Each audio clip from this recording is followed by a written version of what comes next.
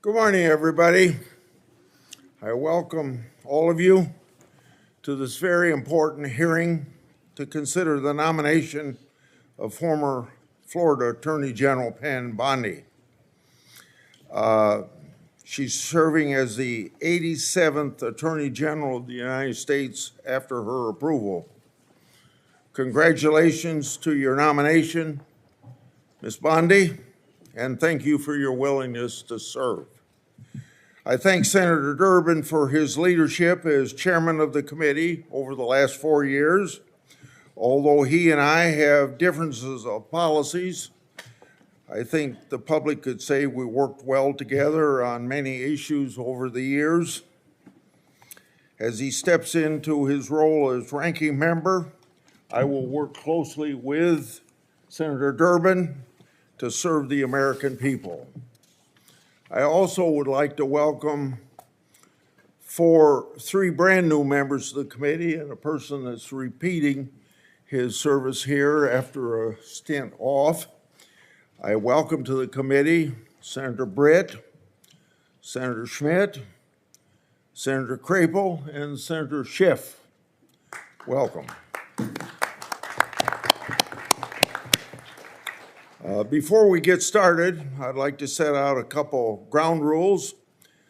I want to handle this hearing using a similar structure to how Senator Durbin handled the nomination hearing of Attorney General Garland.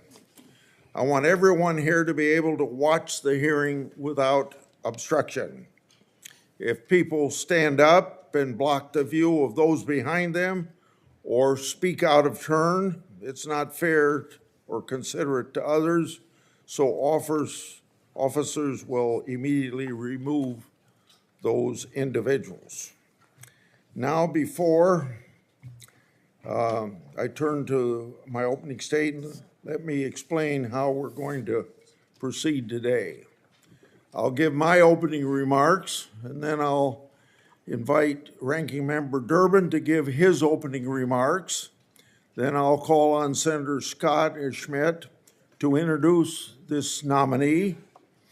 And following those introductions and Ms. Bondi's statement, we'll begin the first round of questioning. Each senator will have an initial 7-minute round for question. After the first round, we'll do a second 4-minute round of questioning. Members should do their very best to adhere to these time limits so that we can proceed efficiently with the hearing. We're here today to considering Pam Bondi's nomination to serve as Attorney General of the United States. Ms. Bondi, for a second time, I thank you for your nomination, willingness to serve, but more importantly, serve the important role of Senate's advise and consent process. You're nominated to one of the most important offices in our country. It took a lot of work on your part just to get here today.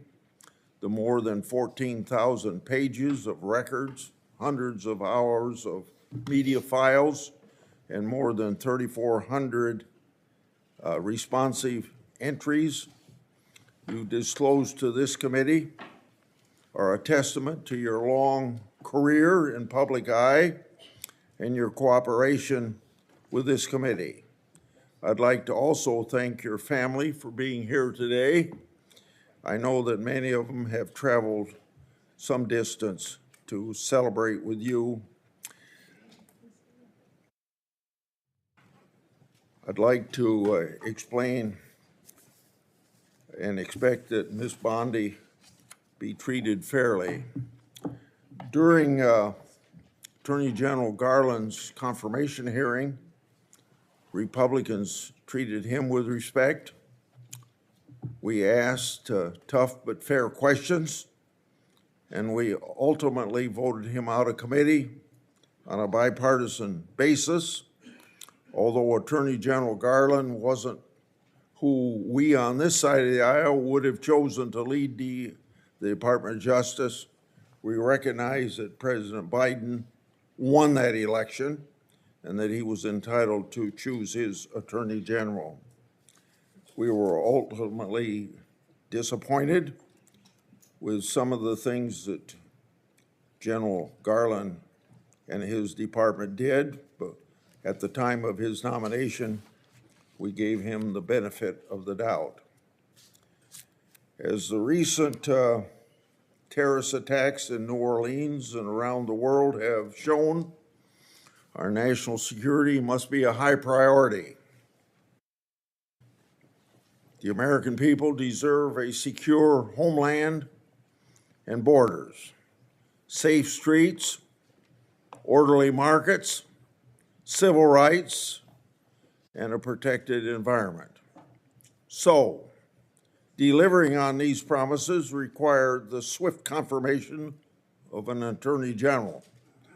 This committee should give Ms. Bondi the same benefit of the doubt that this committee gave to Attorney General Garland.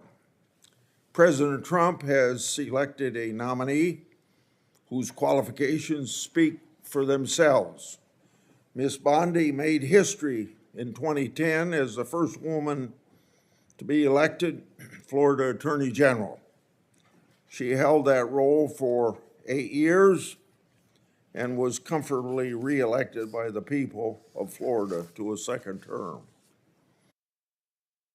8 years of service as Attorney General of the third largest state in the nation is excellent preparation for the role of U.S. Attorney General. As Florida Attorney General, Ms. Bondi was a member of the Florida Cabinet, chief legal officer of the state, and led a large agency that tangibly impacted people's lives. And by all accounts, Ms. Bondi handled her responsibilities well. As the Florida Attorney General, Ms. Bondi achieved numerous successes. She engaged in key initiatives to fight human trafficking, counter the opioid epidemic, and protect consumers and protect the citizens of Florida from violence.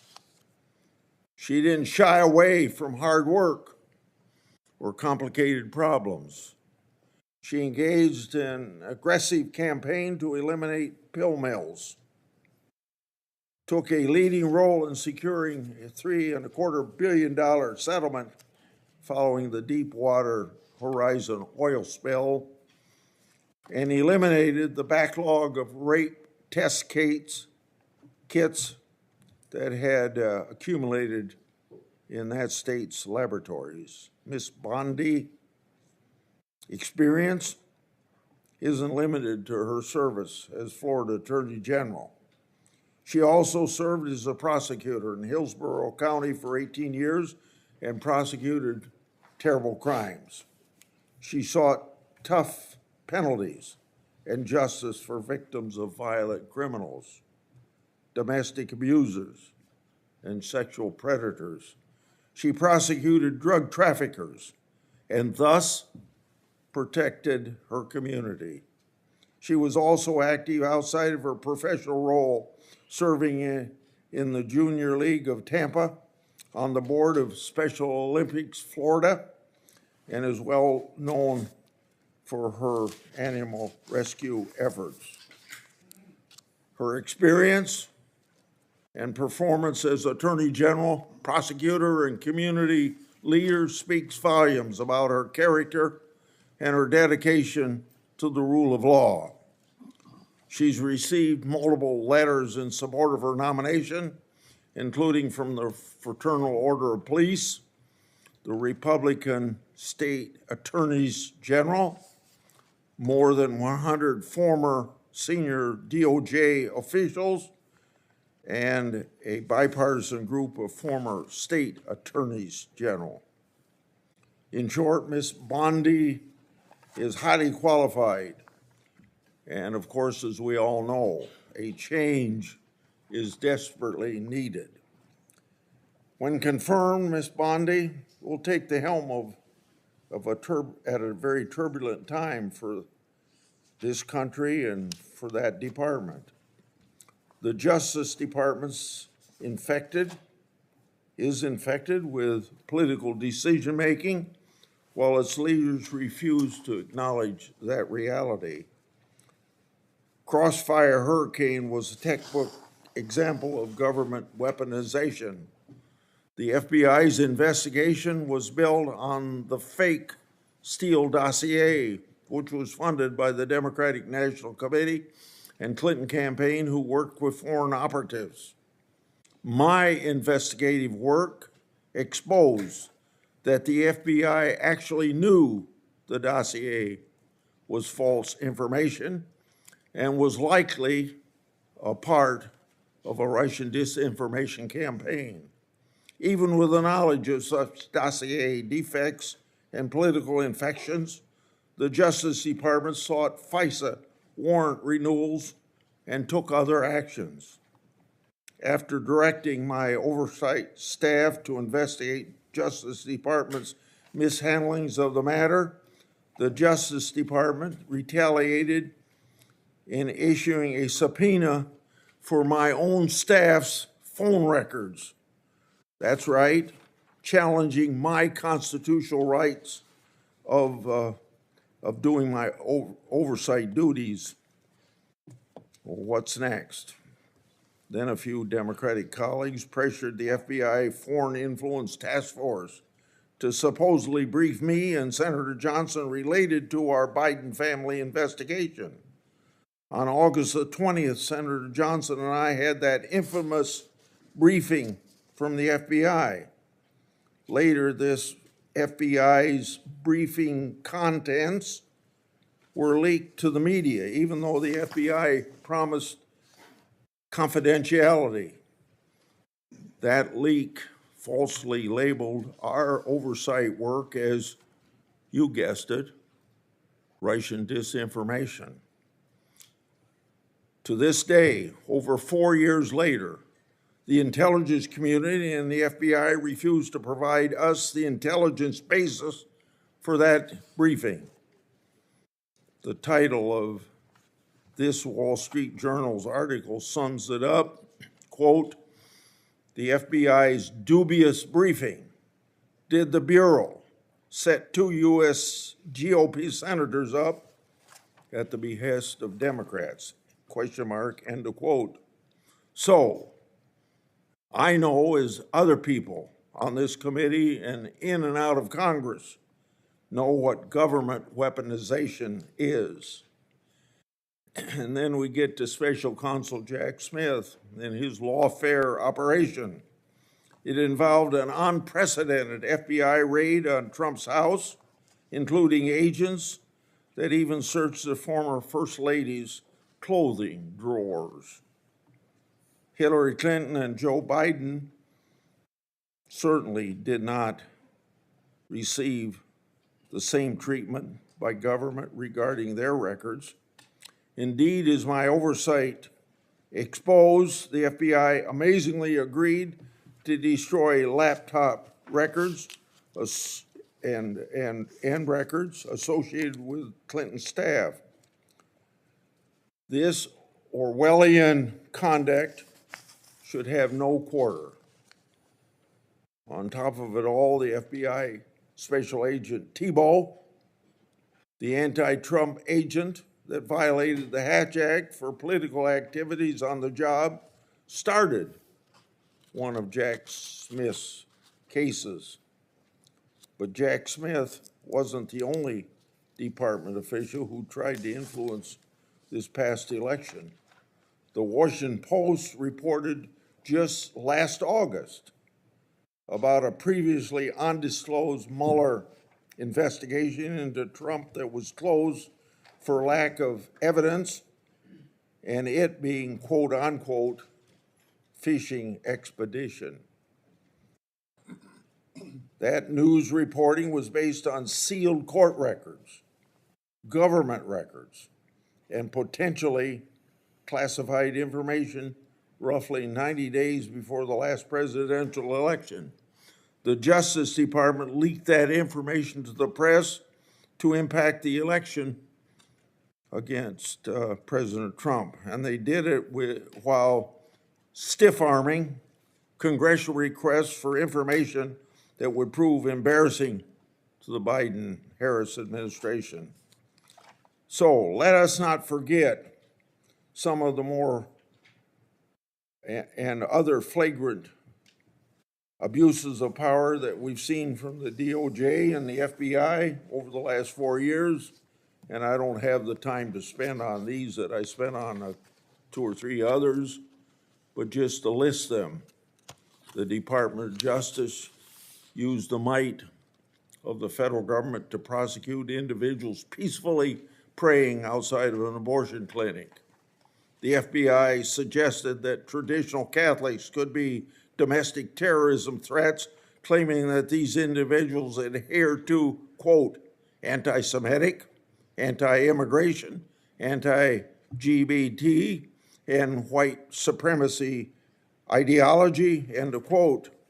The FBI opened dozens of investigations into parents who voiced their concerns at school board meetings regarding curriculum choices and COVID-19 mandates.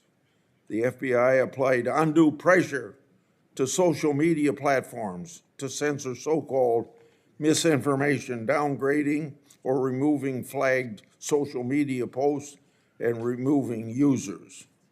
These are only a few particularly egregious examples of rot infesting the Department of Justice.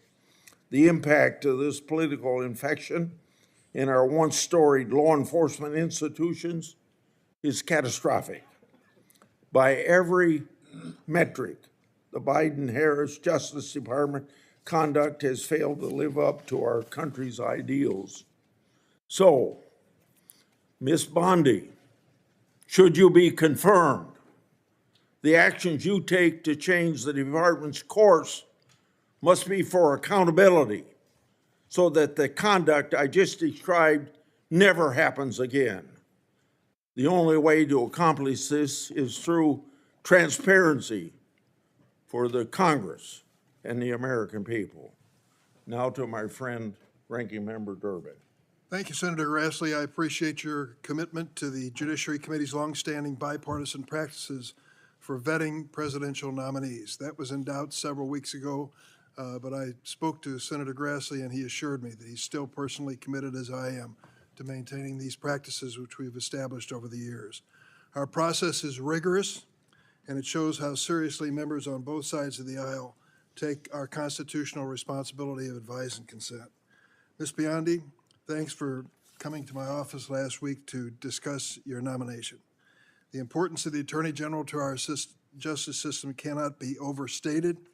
As our nation's chief law enforcement officer, the Attorney General oversees the Department of Justice, which is responsible for protecting the civil rights of Americans, economic freedom and opportunity, public safety, and of course, national security. In short, the Attorney General has real impact on America's everyday life. It is critical that any nominee for this position be committed first and foremost to the Constitution and the American people, not any president or political agenda. But President Trump claims he has, quote, an absolute right to do what he wants with the Justice Department. And that's how he conducted his first term. He interfered with the criminal cases of his friends and allies and successfully pressured DOJ to investigate his rivals. He even tried to use the Justice Department to overturn the results of the 2020 presidential election. The president-elect made it clear that he values one thing above all else, and he said it over and over again: loyalty. Speaking about Attorney General Sessions, Donald Trump said, quote, "The only reason I gave him the job is because I felt loyalty. He was an original supporter." But when then Attorney General Sessions did the right thing and recused himself from the Mueller investigation, Trump said he should never have nominated him, and he fired him. Trump then nominated Bill Barr to succeed Sessions. Barr successfully auditioned for the job in an unsolicited memo to DOJ that sharply criticized the Mueller investigation. Once confirmed, Barr misrepresented and blocked the release of the report. intervened in multiple criminal cases of Trump's political allies, and spread falsehoods about election fraud. But in December of 2020, when Bill Barr finally announced there was no evidence of widespread voter fraud that would change the outcome of the election, Trump dismissed him, fired his second attorney general. This time around, President-elect Trump has vowed not just to use the Justice Department to advance his political interests, but also to seek, quote, retribution against, quote, the enemy within. He has repeatedly threatened to arrest, prosecute, jail, and otherwise punish those he considers his enemies. This includes reporters, prosecutors, judges, poll workers, military officials, and even his own former political appointees. Even before taking office, Trump has forced out his own FBI director that he appointed, Chris Wray, and he's trying to replace Wray with Kash Patel, whose main qualification to be FBI director seems to be his loyalty to Donald Trump. Patel has even compiled an enemies list of, quote, government gangsters to target that even includes former Trump appointees like Director Wray, Attorney General Barr, and Defense Secretary Esper. Trump's approach is a stark contrast with the bipartisan view born out of the post-Nixon era that the Justice Department should serve the interest of the American people, not any one president. For those who need a reminder, Richard Nixon ordered department officials to fire Archibald Cox, the special prosecutor investigating Watergate. Two of those officials, Elliot Richardson and William Ruckelshaus, resigned rather than carry out Richard Nixon's orders. When this committee considered the appointment of Loretta Lynch to be President Obama's Attorney General, a Republican member of the committee emphasized, and I quote, "What we need from our next Attorney General more than anything else is independence." That same member, who now still serves on the committee, said, and I quote, "The job is not to be the president's wingman. The job is to represent all Americans. The Attorney General must be willing to stand up to the president and say no when the office demands it." When Attorney General nominee Merrick Garland came before this committee, another one of my Republican colleagues still serving told Garland, and I quote, "My sole criterion for voting for your confirmation is your pledge to make sure that politics does not affect your job as Attorney General." So the view that the Justice Department must be insulated from political influence should not be weaponized against political rivals has historically been bipartisan, certainly on this committee. At this crucial moment in history, that view, not Mr. Trump's view, must prevail.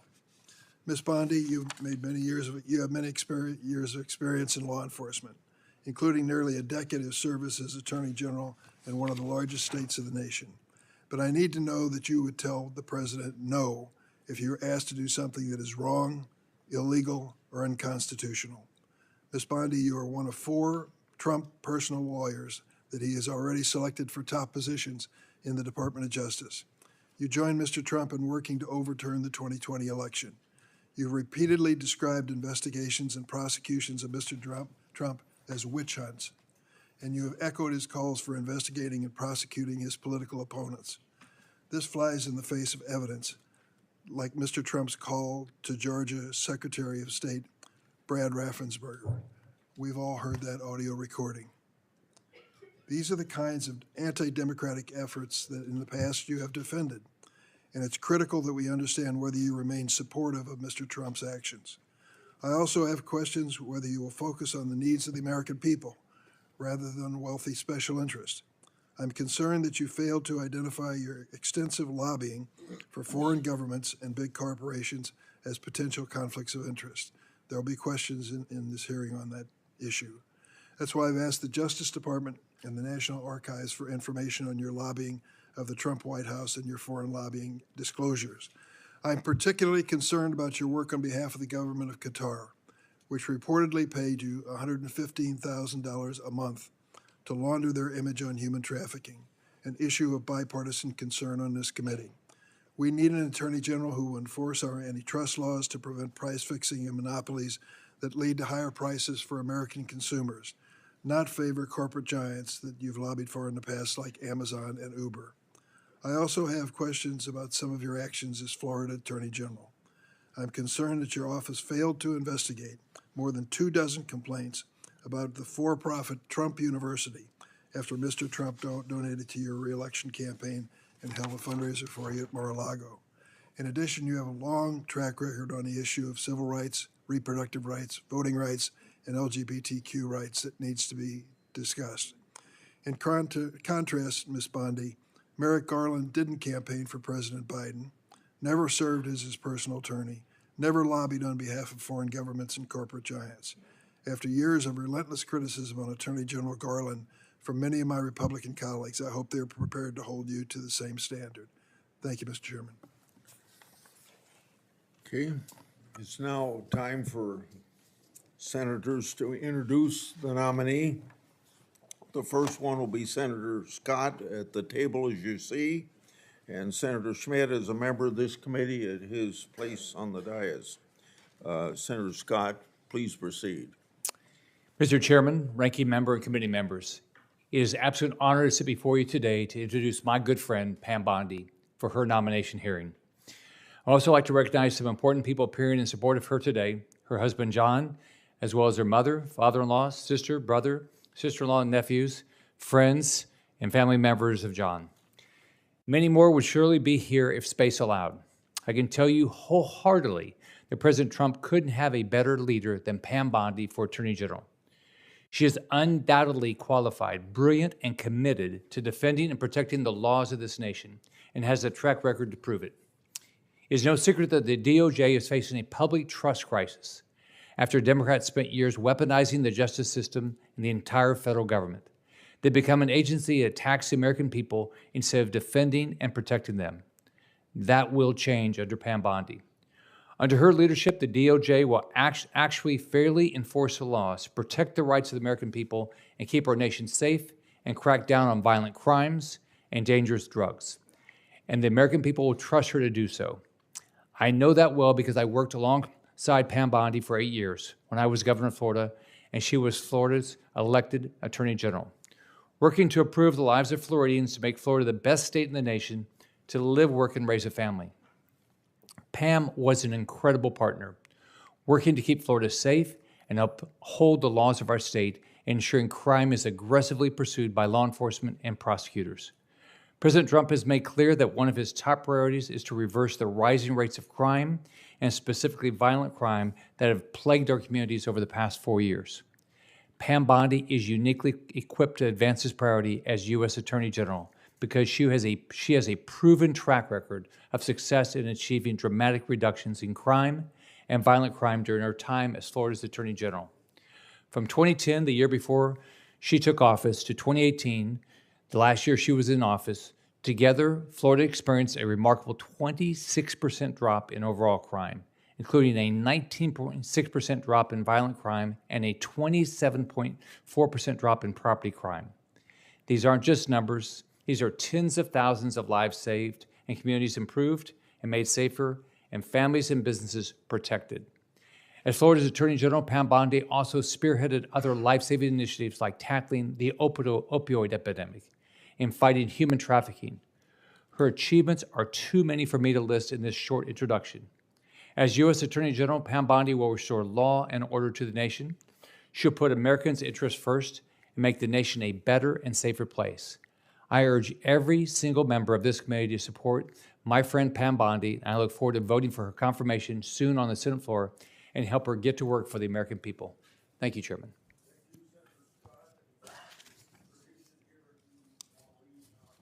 Thank you. Thank you, Mr. Chairman, Ranking Member Durbin, and members of the committee. It is an honor for me and a privilege to introduce Pam Bondi, President Trump's nominee to be the 87th Attorney General of the United States.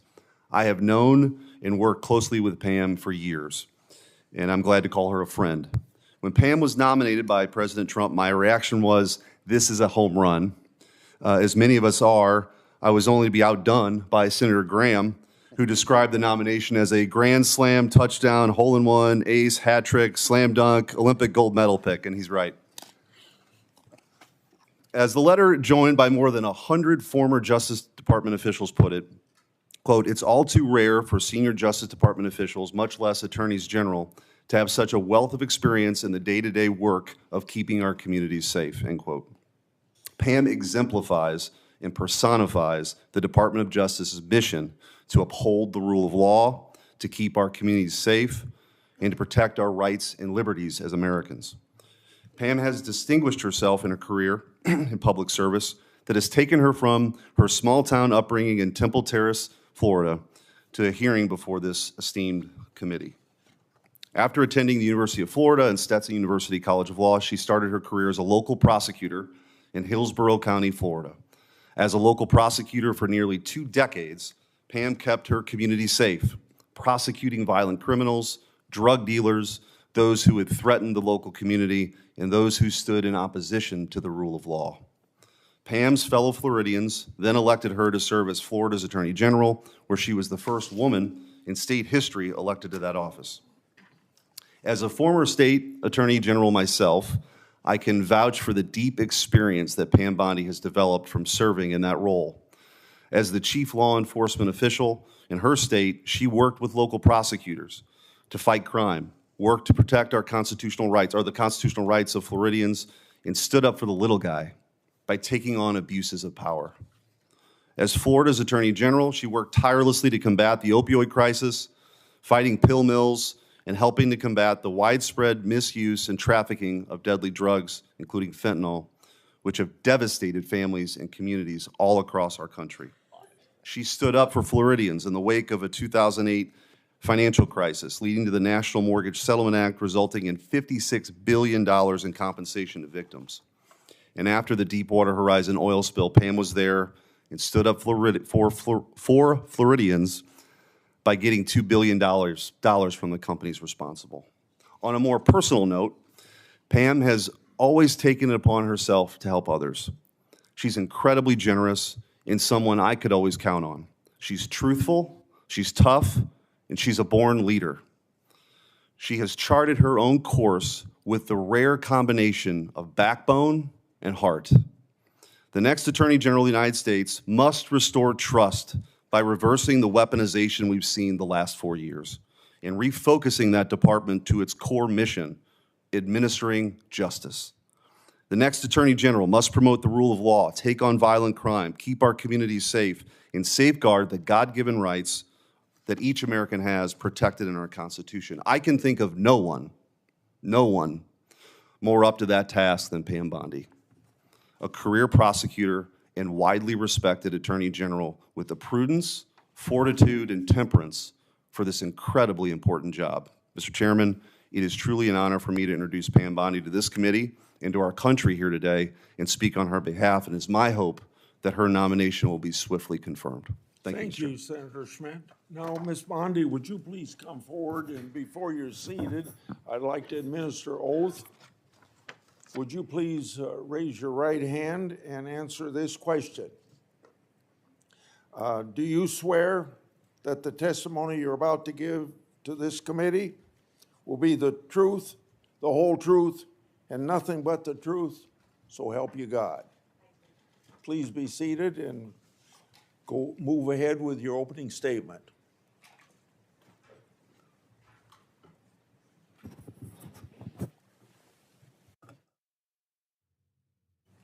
Thank you, Chairman Grassley, Ranking Member Durbin, and members of the Senate Judiciary Committee. I've had the opportunity to meet with almost all of you, and I greatly appreciate that. I'm grateful to President Trump and to this committee for your consideration to be the 87th Attorney General of the United States. I would not be here without my family. And if you can bear with me for just a moment, a lot of them have made a very long trip, and I wrote them all down so I don't forget anyone. My beautiful mother, who I wouldn't be here, a retired kindergarten teacher, would not be here without my mom. As of a week ago, it was 12 years since we lost my dad to leukemia. Feels like 12 days. My amazing husband, John, and his 2 incredible girls, Collins and Finley. Collins is a senior at University of Florida, and I think all of you on this committee will be very happy to know Finley is in cybersecurity. There's a third who is traveling abroad. I wish she could be here. My amazing father-in-law, David, my sister, Beth, My brother-in-law is home with my niece. My nephews, if you could just raise your hand, Evan, Jake, and soon-to-be niece Savannah. My brother Brad, a brilliant lawyer. My sister-in-law Tandy, and my nephews Justin, who just got a 4.0 at UVA.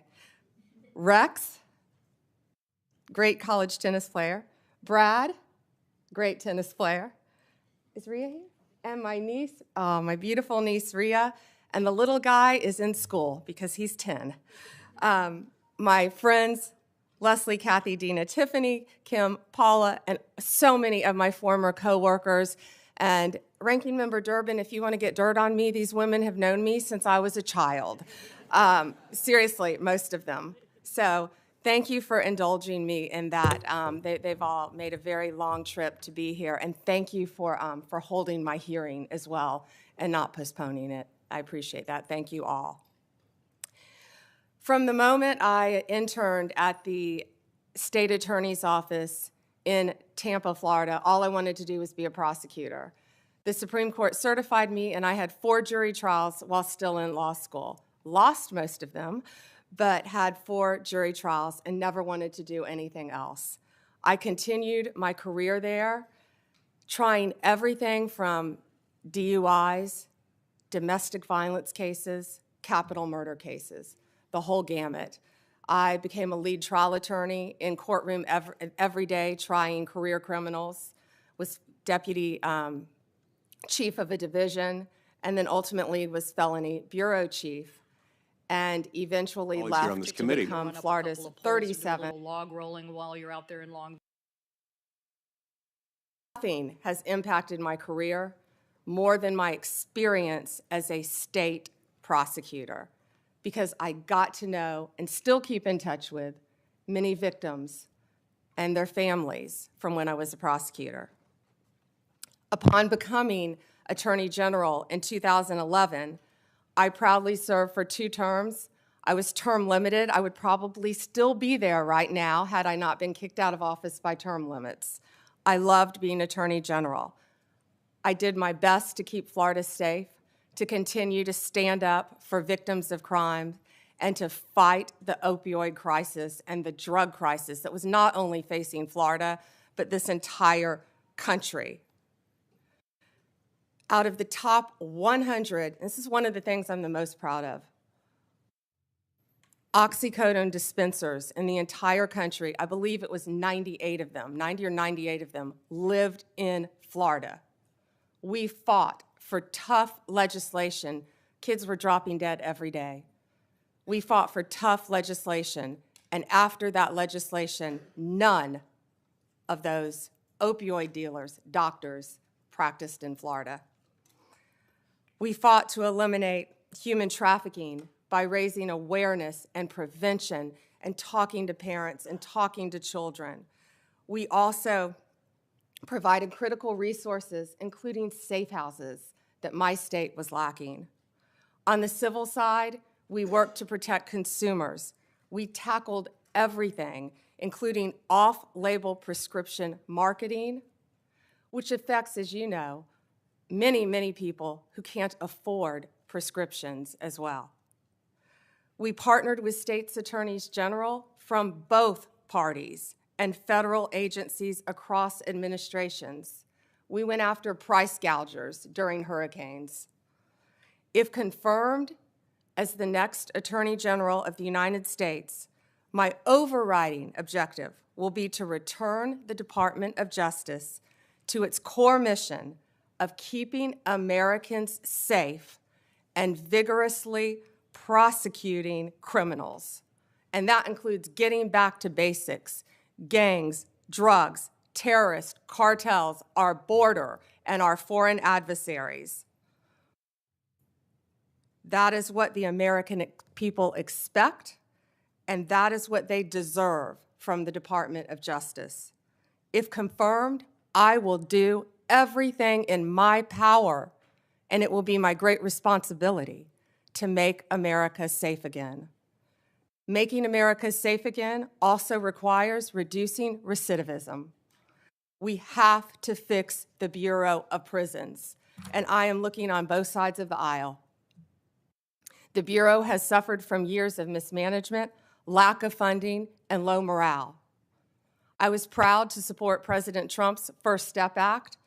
I think more can be implemented and more can be done on that front.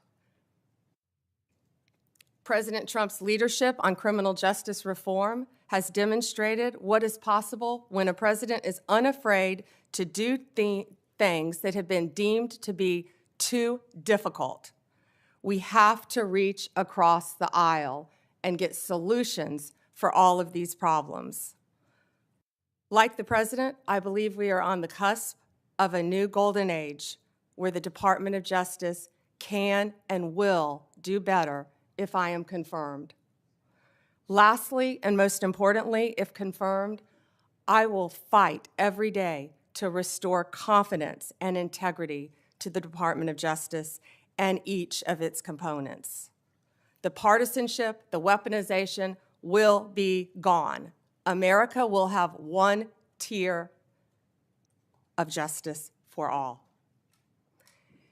In all this work, I'll collaborate closely with this committee. I will work with all of you, as I've committed to do when I met with almost all of you. And I will partner not only with the federal agencies, but with the state and local officials throughout our great country. I look forward to answering your questions today and working together for this country and our Constitution. Thank you, Senators.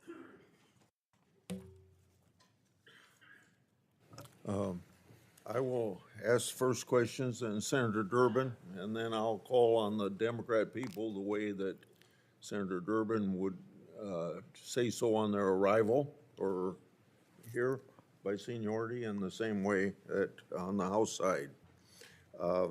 And I'll make sure that I don't abuse the 7 minutes. I want you to have your attention on this binder that I put up here. It gets to a key factor of each senator's role and oversight. It contains 144 oversight letters that I sent to the Biden-Harris Justice Department and its component agencies, with many of those letters in there to the FBI. Adding letters to the Inspector General, that would be about 165 letters. So I've sent more letters since you've been in my office before Christmas. Should you be confirmed, 144 letters will be your responsibility. The responses I have received so far fall in two categories. First, they weren't answered at all. Second, I received a response, but it didn't fully respond. Said another way, the Justice Department merely sent me words on a piece of paper. So, should you be confirmed, you'll have an obligation to respond even to the minority and consider a letter from them, even if my signature's not on it, as they want information. Will you commit to responding to my oversight requests as well as the requests of other members of the committee? Chairman, either I or my top staff will personally review the letters and do everything we can to respond to you. Your tenure as Florida Attorney General was impressive. You fought against pill mills, human trafficking. You eliminated a backlog of rape test kits in state labs. You fought against organized retail theft, and you were known to stand for law and order. With such achievements, it's easy to see why the people of Florida re-elected you in 2014 and why President-elect Trump nominated you to serve as the nation's chief law enforcement officer. So this gives you a chance to tell us on this committee and the people of this country what you're proud of as your record as Attorney General of Florida. Thank you, Chairman Grassley. I was truly honored to serve the people of the state of Florida for 8 years, but it was a team effort. I had great people around me, many of whom are in this room today. And we did a lot. We did a lot to fight crime, and I've been reminiscing a lot since I was asked to take this nomination. Opioids, as I talked about, were a top priority right when I took office. When I was running for office, I went through the entire state of Florida. Parents were walking up to me, handing me pictures of their children who were deceased from opioid abuse. After I was elected, I took those pictures and I framed them in my office as a goal of stopping that fight, which I talked about in my opening statement. And if U.S. Attorney General, I'll bring those pictures back out, and they will be there to inspire me on the further drug abuse we're facing throughout this country. We also learned that something else was happening. Pregnant women were having babies as a result of being opioid dependent. We call it neonatal abstinence syndrome. We fought to educate mothers. We fought that issue as well. Fentanyl was wreaking havoc in our country, but it was just getting started. I actually fought my own party a bit on scheduling fentanyl because at that time people thought it was something you merely got in the hospital on a patch after surgery. Apples and oranges, and boy, do we all know that now, the difference. Fentanyl is raging throughout our country, and I will do everything I can to fight that with the agencies that fall under the Department of Justice. Human trafficking became a top priority for me as Attorney General. I had the opportunity on a bipartisan trip to go to Mexico, and the one thing I found out there, they were doing better than we were. They had safe houses. I saw things I never dreamed I would see, and all of these things in my past have formed the person I am right now sitting here before you. I came back to Florida. We started a human trafficking council, and we partnered with others, and we expanded and added safe houses in the state of Florida. I don't know how many are in this country right now, but I would like to partner with both sides, if confirmed, to continue those efforts. I'd like to interrupt you Yes, sir. and go to another question. And I'll have another round so you can finish on that point. I'd like to ask you about something that's central to fighting government waste and fraud, the False Claims Act. I want you to know that Attorney General Garland calls me once a year. He called me yesterday to tell me the success of the False Claims Act. Since 1986, when I got it passed and President Reagan signed it, it's brought in $78 billion as of yesterday, his report, $2.9 billion for the year of 2024. Most of that's because of patriotic whistleblowers who found the fraud and brought the cases forward at their own risk. The Supreme Court has long upheld the law's constitutionality, but I want you to know your view. Is the False Claims Act constitutional? Before you answer that, one time in the 1990s, one of the attorney generals said it wasn't constitutional, and when that same person by the name of Barr was back 5 years ago to be attorney general, he said it was constitutional.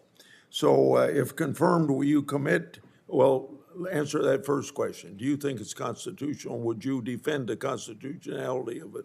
I would defend the constitutionality, of course, of the False Claims Act, Senator. Last question, if confirmed, would you commit to continuing DOJ's defense of the constitutionality of it? And will you assure the entire staff and funding levels to properly support and prosecute false claim cases? Senator, the False Claims Act is so important, and especially by what you said with whistleblowers as well, and the protection and the money it brings back to our country. Yes, sir. Thank you for your answers. Senator Durbin. Thank you, Senator Grassley. Ms. Bondi, if you're successful in your nomination, this Democrat would like to give you 3 words of advice. Answer Grassley's letters. You'll never hear the end of it if you don't. At issue, I believe, in this nomination hearing is not your competence nor your experience. At issue is your ability to say no. More than any other cabinet official, the Attorney General has to be prepared to put the Constitution first and even tell the President of the United States you're wrong. The political danger and personal costs of such a decision are well documented. You have only to ask former Attorney General Jeff Sessions and Bill Barr, whom Donald Trump sacked for lack of loyalty. And so I have three basic questions I'd like to ask you. Most Americans believe that central to the peaceful transition of power in a democracy is the acceptance of the results of an election. To my knowledge, Donald Trump has never acknowledged the legal results of the 2020 election. Are you prepared to say today under oath without reservation that Donald Trump lost the presidential contest to Joe Biden in 2020?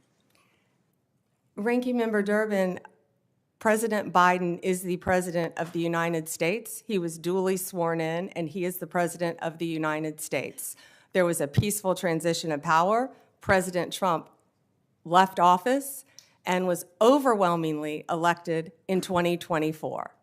Do you have any doubts that Joe Biden had the majority of votes, electoral votes, necessary to be elected president in 2020? You know, Senator, all I can tell you as a prosecutor is from my firsthand experience. And I accept the results. I accept, of course, that Joe Biden is President of the United States. But what I can tell you is what I saw firsthand when I went to Pennsylvania as an advocate for the campaign. I was an advocate for the campaign, and I was on the ground in Pennsylvania, and I saw many things there. But do I accept the results? Of course I do. Do I agree with what happened? And I saw so much. You know, no one from either side of the aisle should want there to be any issues with election integrity in our country. We should all want our elections to be free and fair, and the rules and the laws to be followed. I think that question deserved a yes or no, and I think the length of your answer is an indication that you weren't prepared to answer yes.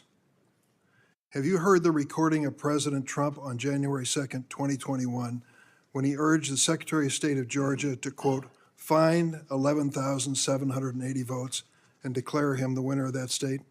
No, I've heard about it through clips, but no, Senator, I've not heard it. What was your reaction to President Trump making that call?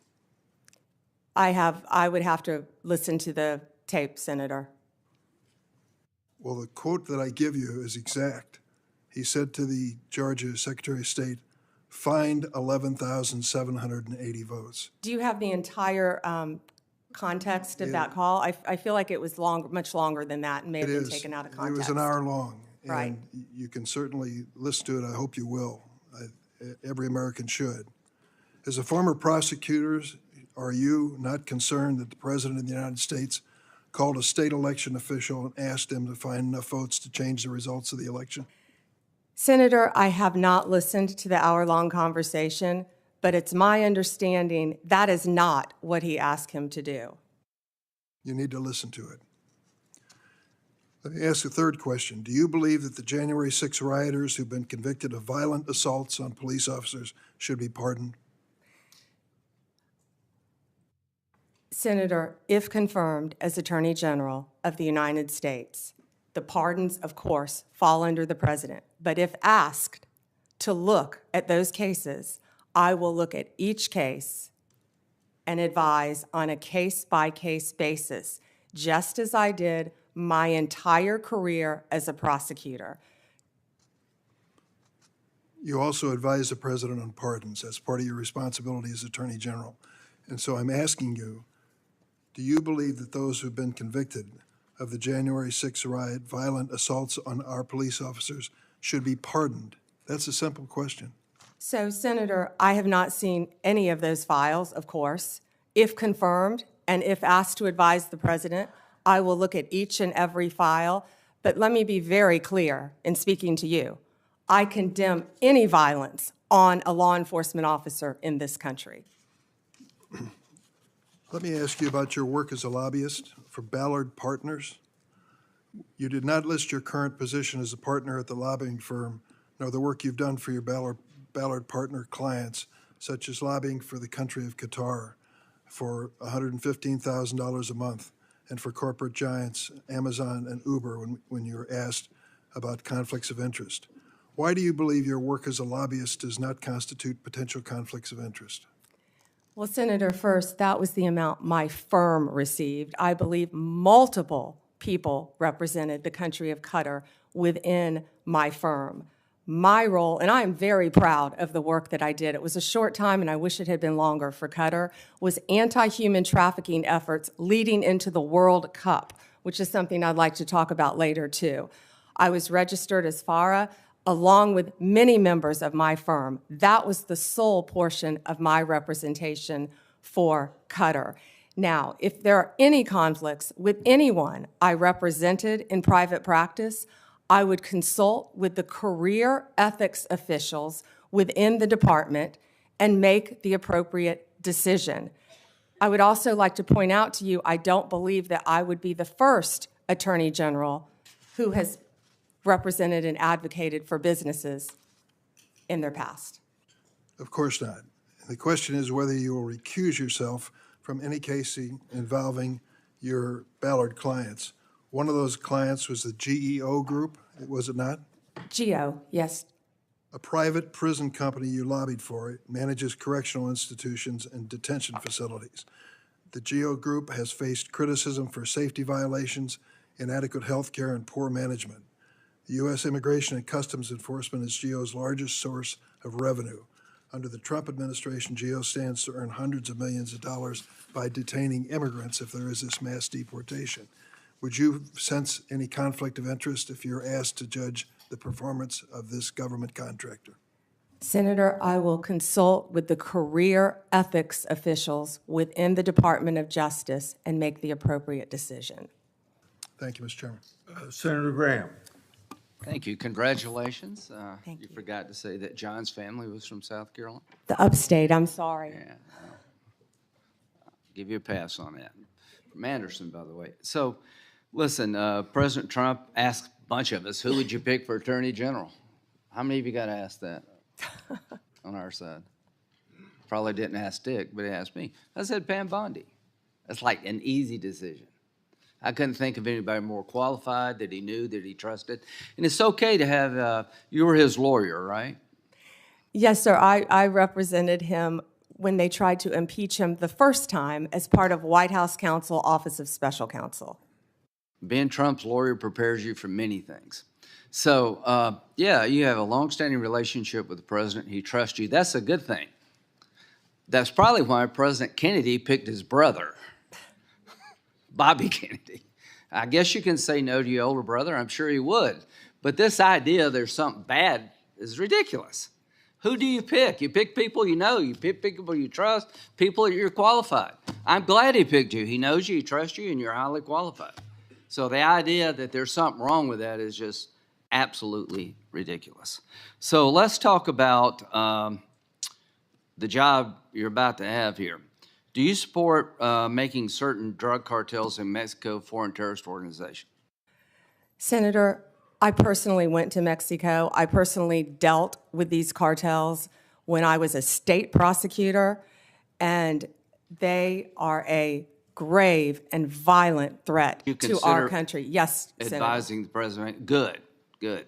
Now, when it comes to Crossfire Hurricane, are those days over if you're Attorney General? Absolutely. Okay. Lake and Riley, are you familiar with that case? Sadly, I am, Senator Graham. Do you know why the man who killed her was released from custody? He was paroled to the detention capacity at the Central Processing Center in El Paso, Texas. Now, that's not your call. You'll be DOJ. But do you agree with me that the statute regarding parole doesn't allow parole to be based on we don't have detention beds? There's nothing in that statute would authorize parole based on lack of capacity. Are you familiar with that statute? Yes, sir, and that's frightening. Yeah, well, it is frightening. Are you going to fix it? I am going to do everything in my power to fix it if confirmed as Attorney You're going to General. advise President Trump we need more beds Tom Holman's the guy that's going to do this, but would you as Attorney General say we need more bed space so Lake and Riley never happens again? Senator, my job, if confirmed as Attorney General, will be to keep America safe. Do you think we And that need more include- detention space? And that includes having enough space for violent criminals, for people that should not be in this country, who Yeah. have committed violent crimes. To And the Lake public. and Riley is, Lake and Riley is one of many. Yeah, but 41,000 beds in this country to detain people. We got like millions of people here illegally. We let this dude go because we didn't have any place to put him. I hope those days are over. And if, Tom, you're listening out there, I hope you'll create enough detention space to make sure we don't find this dilemma ever again. Do you think we're at war? And if so, who with?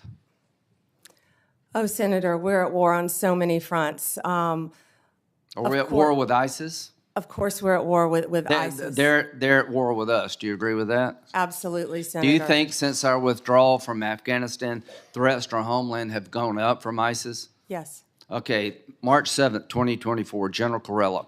I assess ISIS-K retains the capability and will to attack the U.S. and Western interests abroad in as little as 6 months with little or no warning. That's March of 2024.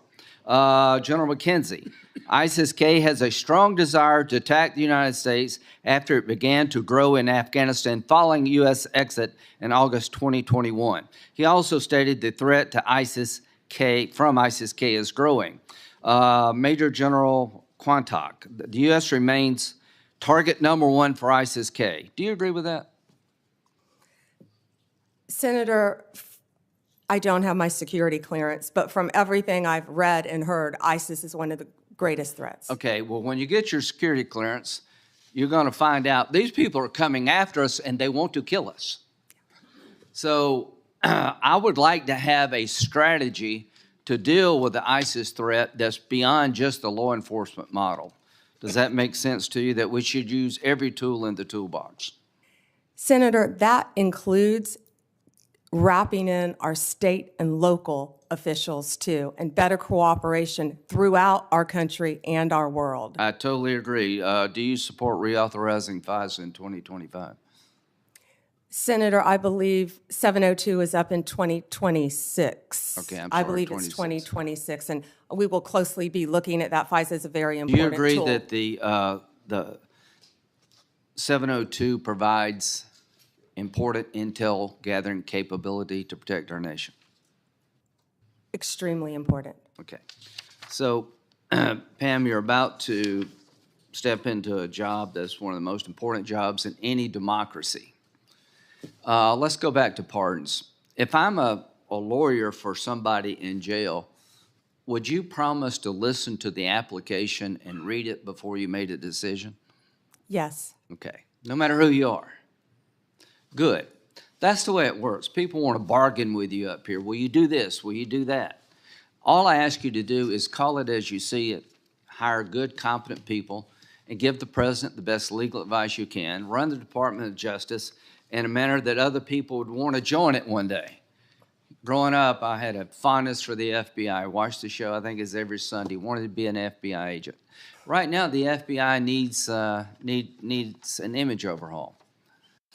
So you have a real task ahead of you in two areas: to restore trust to many Americans who have lost trust in the Department of Justice, and to make sure that this country is safe from drug cartels that are killing 3,000 Americans every 2 weeks for money, to go after these people, and to protect our homeland that's under siege.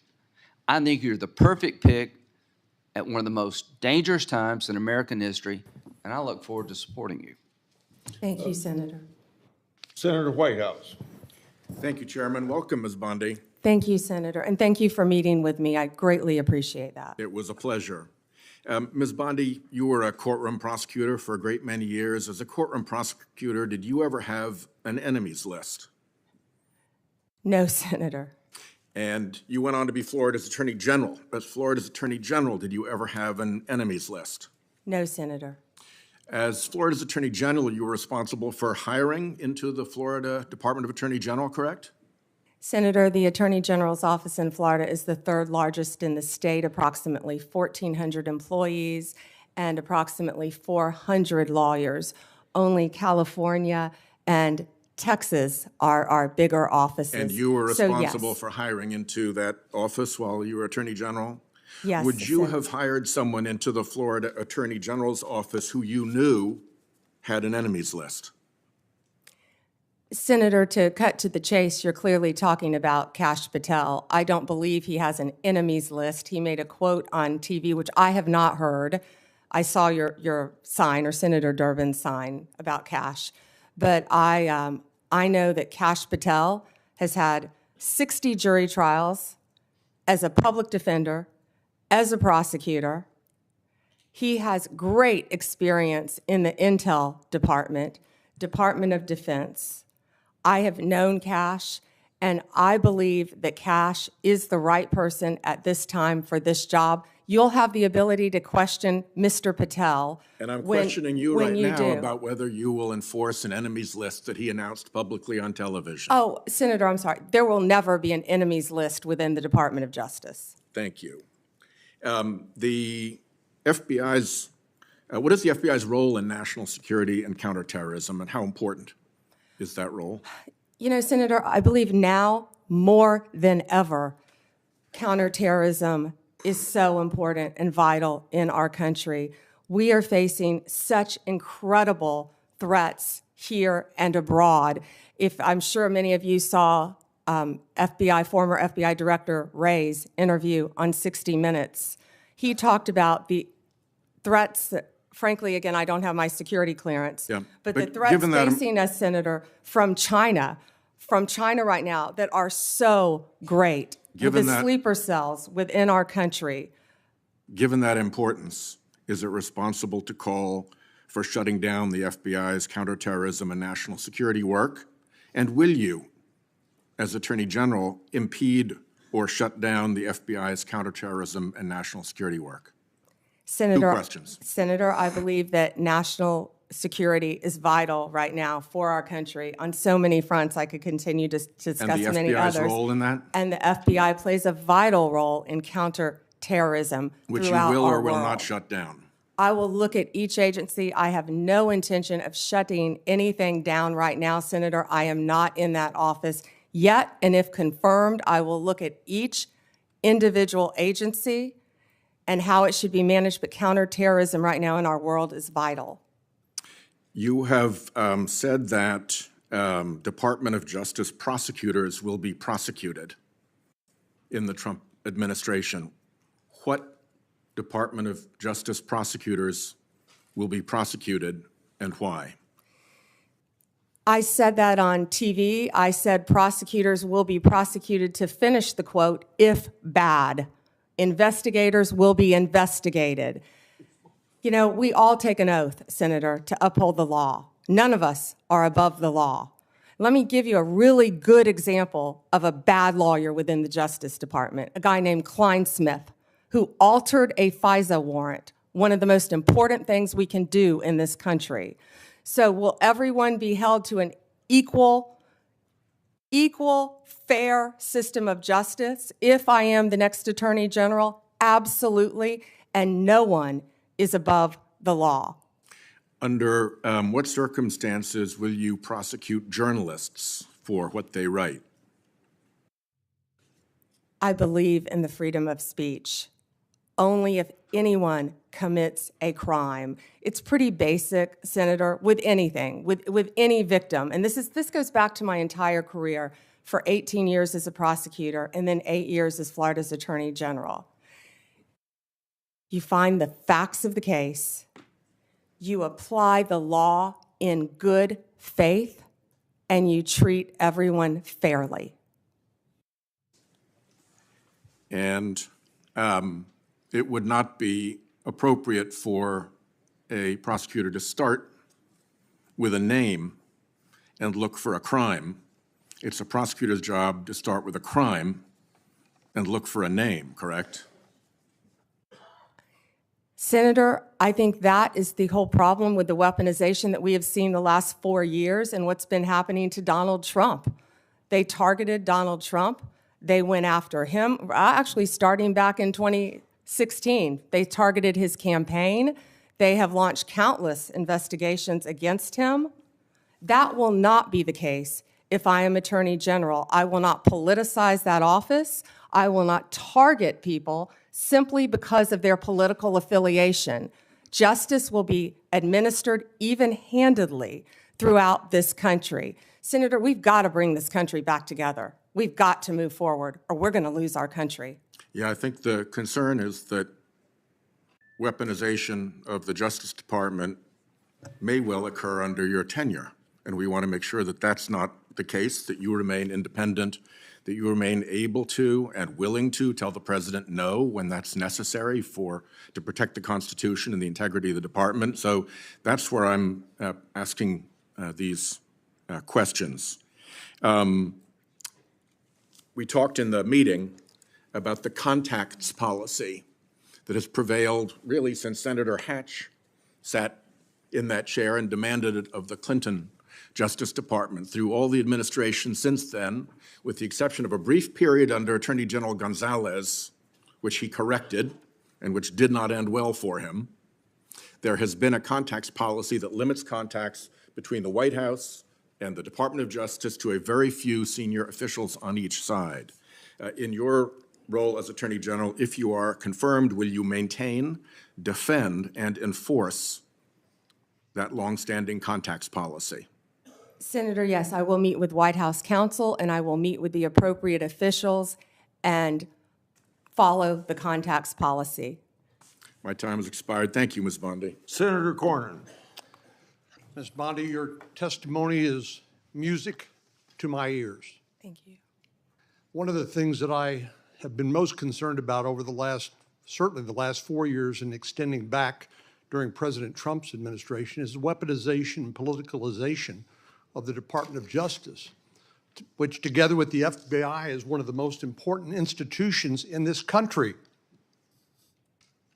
If people don't trust that their elected officials will faithfully enforce the law or administer equal justice under the law, they've lost faith in America. And that disturbs me greatly, and I know it does you too, based on what you said. So I'm delighted to hear you say what you have said.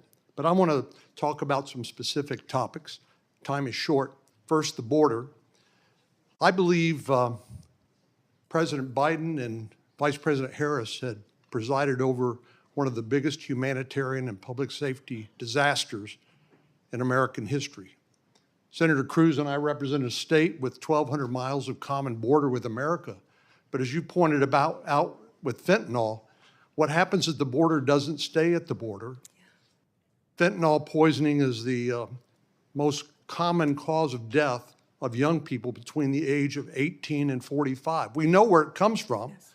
The precursors come from China. They go to the cartels. They mix them up, make them look like innocuous pills. And young people take them and die. It's just that simple and that tragic. So there's just so much that we could talk about with regard to the border, but you know, I know people voted for President Trump in large part because of his promise to restore security at the border. Will you do everything within your power as Attorney General to enforce the laws on the books, including the President's executive orders, which I anticipate he will be signing on January the 20th when he is sworn in, and help do everything you can and the Department of Justice can is to restore security to our southern border? Yes, Senator, absolutely. One example is, of course, if you come here to the from anywhere in the country and you show up at the border under the Biden and Harris administration policies, you'll simply be released into the interior of the country, either to await a trial date, which may never occur due to the enormous backlog, or you will simply be paroled. And I know parole has a special connotation in the criminal law, but in this context, as you know, it's designed to be administered on a case-by-case basis. Yet President Biden and Vice President Harris had granted parole, that is, released people into the United States on a categorical basis, or anybody who shows up, or because they don't have the detention facilities to keep them. So do you believe Lake and Riley would be alive today if President Biden and Vice President Harris had enforced the law and secured the border? Senator, he should not have been in our country. And then Lake and Riley would have been alive. And I don't think it's just Lake and Riley. There are so many victims throughout our country. Not only that, we're all familiar with the violent gangs who are coming into our country, walking into our country freely through the open border. The cartels, the gangs, Venezuela's let people out of their prisons. It's been reported. I don't have the security clearance yet to see what's happening, but I know, we all know, there are criminals throughout our country, and it is my commitment to you on both sides of the aisle that I will do everything in my power with the agencies that fall under me if I am confirmed to make America safe again. We have to do that, Senator. Well, many of us, of course, see classified information on the Intelligence Committee or just generally in our duties as a senator. And so you're not going to feel any better about the blinking lights, the danger that Director Wray has talked about. In my closing moments here, I want to revisit an issue that is of particular importance. 60% of the President's daily brief, which is the intelligence brief that the Director of National Intelligence and the CIA Director delivered to the President, comes from Section 702 of the Foreign Intelligence Surveillance Act. I've called this the most important law that most people have never heard of. I know you have, and you're familiar with it, but I want to ask you a few questions about that. It's been called the crown jewel of U.S. intelligence. And of course, it cannot be legally used to spy on American citizens.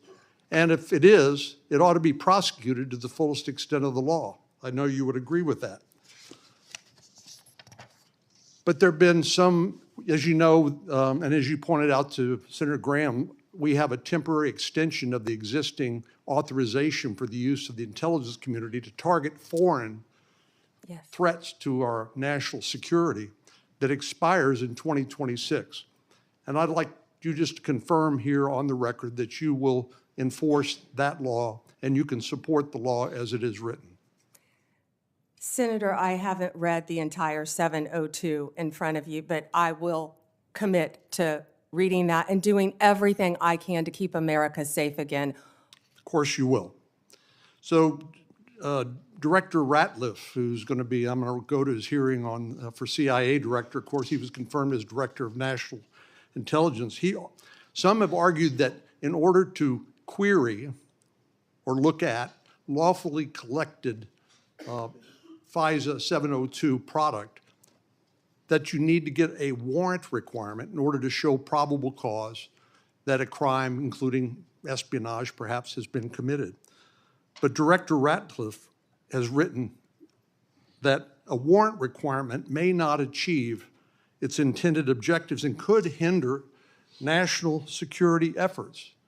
Do you share Director Ratliff's concerns? I would read his memo, and I will speak to you after I read his memo, Senator. Well, we need to have I hope you and I can continue this conversation after this, because I think there's a lot of misinformation with regard to how Section 702 works. I'm happen to be one of the members of the Senate Intelligence Committee. We read that product on a regular basis, and it is not used to spy on American people. I think what's fundamentally missing is a lack of trust in the intelligence community, including the FBI, which I'm hoping you and Mr. Patel can restore. Thank you. Thank you. Senator Klobuchar. Thank you. Thank you, Mr. Chair. We had a good meeting this week. Thank you for that. And I appreciated your priorities on human trafficking that you mentioned today, that work, as well as fentanyl and some of your other prosecution experience. We had some similar backgrounds in doing that. And I want to talk about, first of all, the U.S. Attorney's Office in Minnesota, one of the premier offices in the country. This office has been instrumental in combating violent crime, dismantling street gangs, taking fentanyl off our streets, enforcing civil rights laws after George Floyd's murder, ensuring victims of fraud get justice. Do you agree that it should be a priority to support U.S. attorneys, frontline prosecutors, and case agents who work hard every single day on our streets? Senator, I think that is one of the most important things in our country right now, and there are so many good men and women within the Justice Department throughout our country, as well as all the law enforcement agencies. Yes, they work very hard and they will be supported. I'm concerned about some of the proposals that could put cuts in the COPS program, burn JAG programs. I know you're familiar with those. Senator Murkowski and I lead the COPS reauthorization bill. Will you commit to continue to support those programs? Senator, I will read everything about those programs because that is a top priority of mine, and I would love to meet with you on that and Senator Murkowski to support law enforcement and those programs. Thank you. Independence from political interference is vital to the legitimacy and success of the Department of Justice. I was honestly troubled by some of the answers to Senator Durbin's questions. We will continue that discussion, I'm sure, on the committee about the election. But I want to focus on the investigation, charging decisions. As a prosecutor, I'm sure you had this experience. I would get calls from people, hey, that's just a kid, give him a break. And I remember one answer I gave was, he's 40 years old, he's not a kid. But that kind of interference is attempted all the time. And one of my concerns here, whether it's a call from a friend, a corporate lobbyist, a Whitehouse, it has been very clear that the attorney generals of both parties have established clear policies to ensure the White House doesn't tamper with criminal investigations and prosecutions. At Attorney General Mike McCasey's hearing, he made clear that any attempt by the White House, and these are the words, to interfere with a case is not to be countenanced. Any call to a line assistant or to a United States attorney from a political person relating to a case is to be cut and curtailed. Do you agree with this statement? Senator, yes, I believe that the Justice Department must be independent and must act independently. The number one job is to enforce the law fairly and even-handedly, and that's what will be done if I am confirmed as the Attorney General. So you will provide an assurance to every member of this committee that the Justice Department will only follow the facts and the law, and the White House will play no role in cases investigated or brought? Senator, it will be my job, if confirmed as Attorney General, to make those decisions. Politics will not play a part. I've demonstrated that my entire career as a prosecutor, as Attorney General, and I will continue to do that if you confirm me as the 87th Attorney General of the United States of America. In an earlier question, with some of my colleagues talked about China and the risk, yet you have a nominee from this incoming administration, Kash Patel, the pick to head the FBI, have serious concerns about him, has referred to the FBI's Intel Division, which is responsible for protecting us from foreign adversaries like China, as, quote, the biggest problem the FBI has had, and he said that he wants to, quote, break that component out of the FBI. Do you agree? I have not seen those comments from Mr. Patel. I would review them, but we have to do everything we can to protect our country. Again, Mr. Patel would fall under me and the Department of Justice, and I will ensure that all laws are followed, and so will he. Okay. There are many decisions made by the FBI director, having seen a number of them do their work, that can be made. While I agree you would be the boss of Kash Patel, I'm not sure that you would be able to intervene with every decision or position that he had or know what he's doing. So let's continue. Do you agree it is a duty of the Justice Department to defend the laws Congress passes? And will you commit to do even when the president may disagree with an act campaigned against its passage or called for its repeal?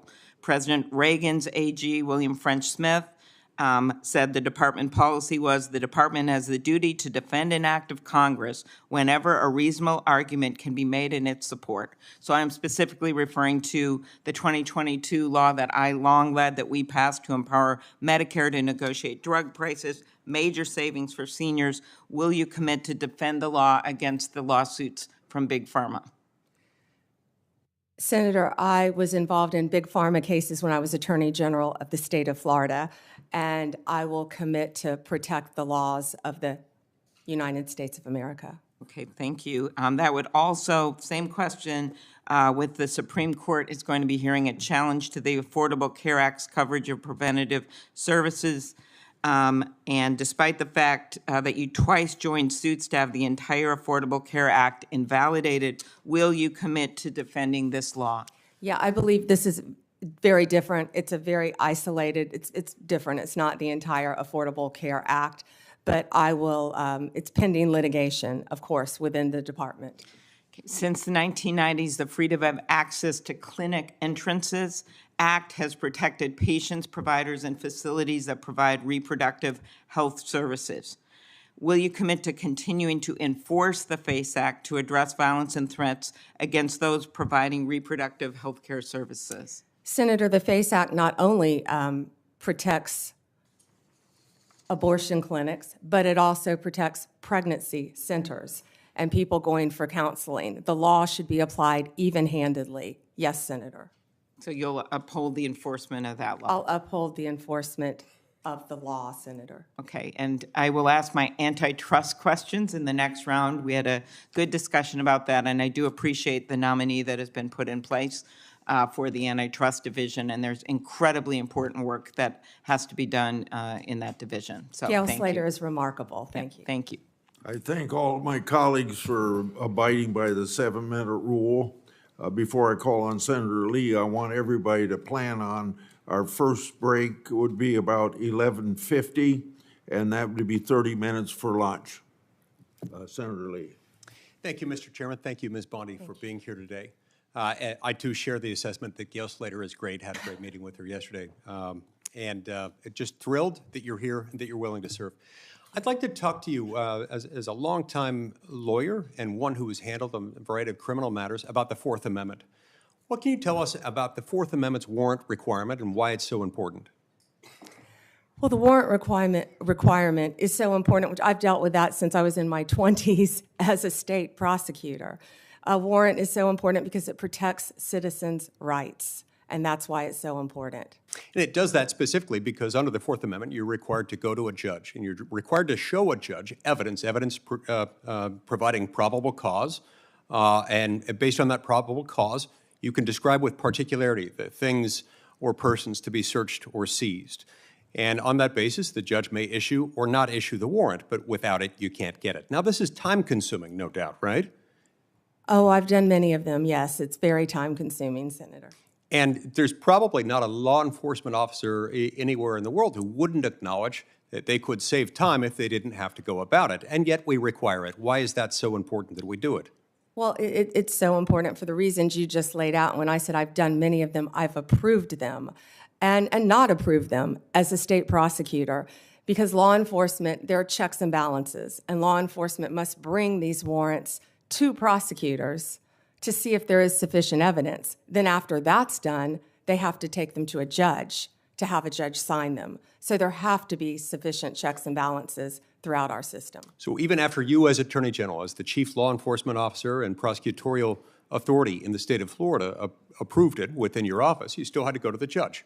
And if it was late at night, early in the morning, didn't matter when, you had to find a judge. All hours of the night. That was more when I was a state prosecutor. As Attorney General, the office of the statewide prosecutor, Nick Cox, would have done that many, many times at all hours throughout the night and woken up many, many judges throughout the state of Florida. Is there an exception to the warrant requirement that exists anytime it would be inconvenient for prosecutors or anytime national security might be involved? I'm not certain about national security, but absolutely no for a state prosecutor. Right. Yeah, there's no exception. There's no catch-all exception that just says this is important or it would be inconvenient for the prosecutor, and with good reason. Right. We've learned through sad experience over many hundreds of years, not only in our own country, but also in that of our mother country, what happens when you don't have this in the loop.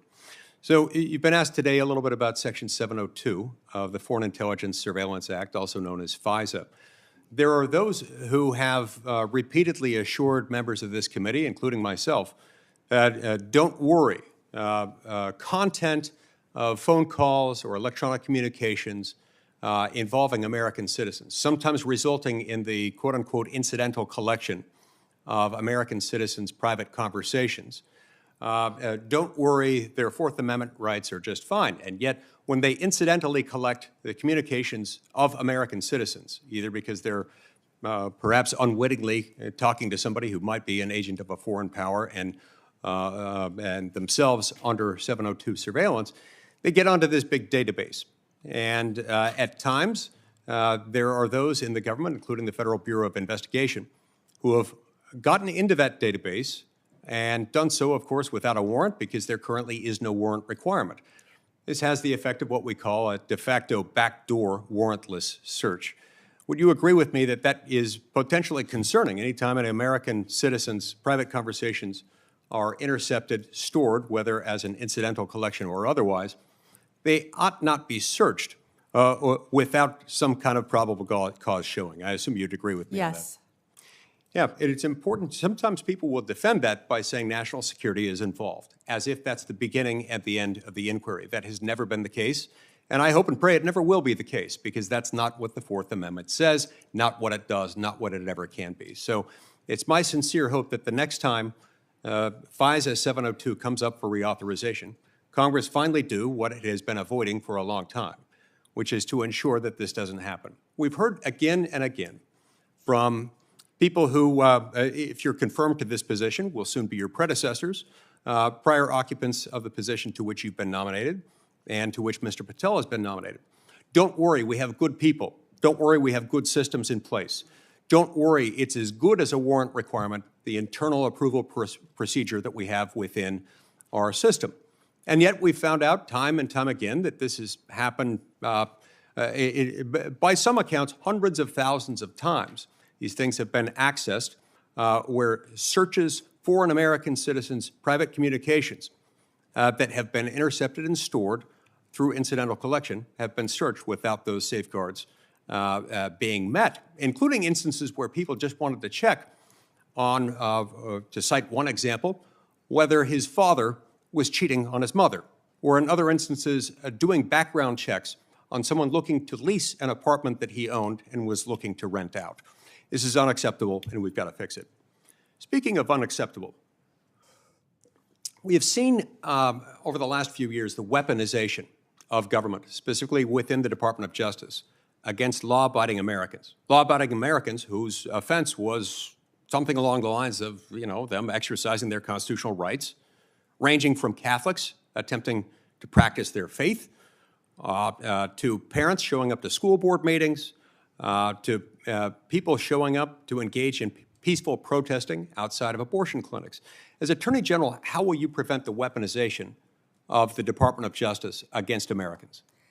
And Senator, you just gave the classic example of what's been happening regarding the weaponization. Going after parents at a school board meeting has got to stop. For practicing your religion, sending informants in to Catholic churches must stop. What about branding parents as domestic terrorists or trying to incarcerate one's political opponent as a sitting president of the United States? Will stop, must stop. Your Senator. It is exactly the sort of answer I was hoping and expecting to receive from you, and I look forward to doing everything I can to help get you confirmed. I've been pleased with your answers thus far. I've enjoyed knowing you, considering you a friend for many years, and look forward to the great things you will do as Attorney General of the United States. You have my emphatic support and my vote.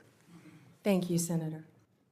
Senator Coons. Thank you, Mr. Chairman. Welcome, Attorney General Bondi, and to your family and supporters. Thank you for your service, and I look forward to our conversation today.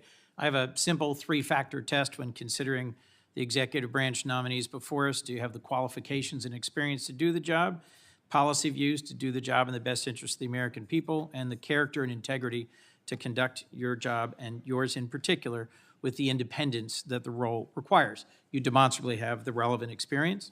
I understand we will not see eye to eye on some or even many policies, but we had a constructive conversation last week about our shared interest in fighting the opioid epidemic, countering human trafficking, criminal justice reform, and supporting law enforcement. But I need to know that you share a core value, ensuring the Department of Justice remains free from partisan or political influence, in particular by the White House. So I look forward to our discussion about that today. As Attorney General, if confirmed, who would be your client? My oath would be to support and defend the Constitution of the United States of America. The people of America would be my client. And it is also my job to advise the president. My client are the people of America. A simple question of constitutional interpretation. Is President-elect Trump eligible to run for another term as president in 2028?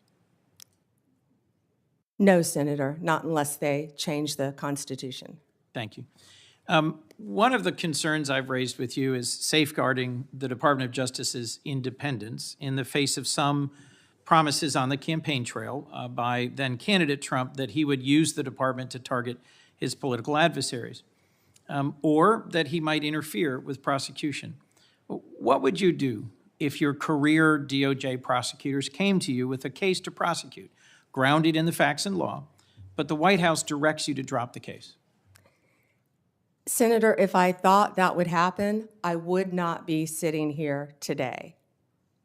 That will not happen, will not happen. Every case will be prosecuted based on the facts and the law that is applied in good faith, period. Politics have got to be taken out of the system. I agree with you. This department has been weaponized for years and years and years, But let and me, it has if to I might, stop. thank you. Let me, if I might, Madam Attorney General, refer you back to Senator Durbin's opening comments about previous attorneys general, our former colleague Jeff Sessions, Bill Barr. I don't think it's credible to say that it may never happen that the president-elect would direct an unethical or illegal act. I think both of those attorneys general found themselves crosswise with the then president by doing things he didn't welcome or approve of. Just answer the question for me, if you would. I know you may not expect it. I know you wouldn't have accepted this nomination if you thought it possible. But let's imagine that once again, President-elect Trump issues a directive or order to you or to the FBI director that is outside the boundaries of ethics or law. What will you do? Senator, I will never speak on a hypothetical, especially one saying that the president would do something illegal. What I can tell you is my duty, if confirmed as the Attorney General, will be to the Constitution and the United States of America. And the most important oath, part of that oath that I will take, are the last four words, "So help me God." Given the importance of that oath, I hope you can understand the importance of repeated questions from some of us about the importance of having independence in the Department of Justice. It has a long tradition of independent special prosecutors, especially to handle high-profile or often political cases. If you got credible evidence of a criminal violation by a White House official, including even the president, would you bring in a special prosecutor? Senator, that's a hypothetical. I can tell you what I do know is special prosecutors have been abused in the past on both sides. We have seen that for many, many years. They have cost the taxpayers countless dollars, countless. And I will look at each situation on a case-by-case basis and consult the appropriate career ethics officials within the department to make that decision. Attorney General, do you think special counsels need to be confirmed by the Senate? I will follow the law and I will consult with the appropriate ethics officials regarding the law. Right now, they do not need to be Senate confirmed, of course. But you did sign an 11th Circuit brief arguing that they should be. I will follow the law, Senator. That's why I said that. Understood, but I was just getting to the clarity about the difference between a Absolutely. position you've advocated and what the current law is. Thank you for that. Look, bluntly, to me, refusing to answer a hypothetical when there is clear and concrete previous history raises some concerns for me. I think Chris Wray has done an outstanding job as FBI director at avoiding political pressure. And although he was chosen by President Trump, he's being driven out so that he can be replaced.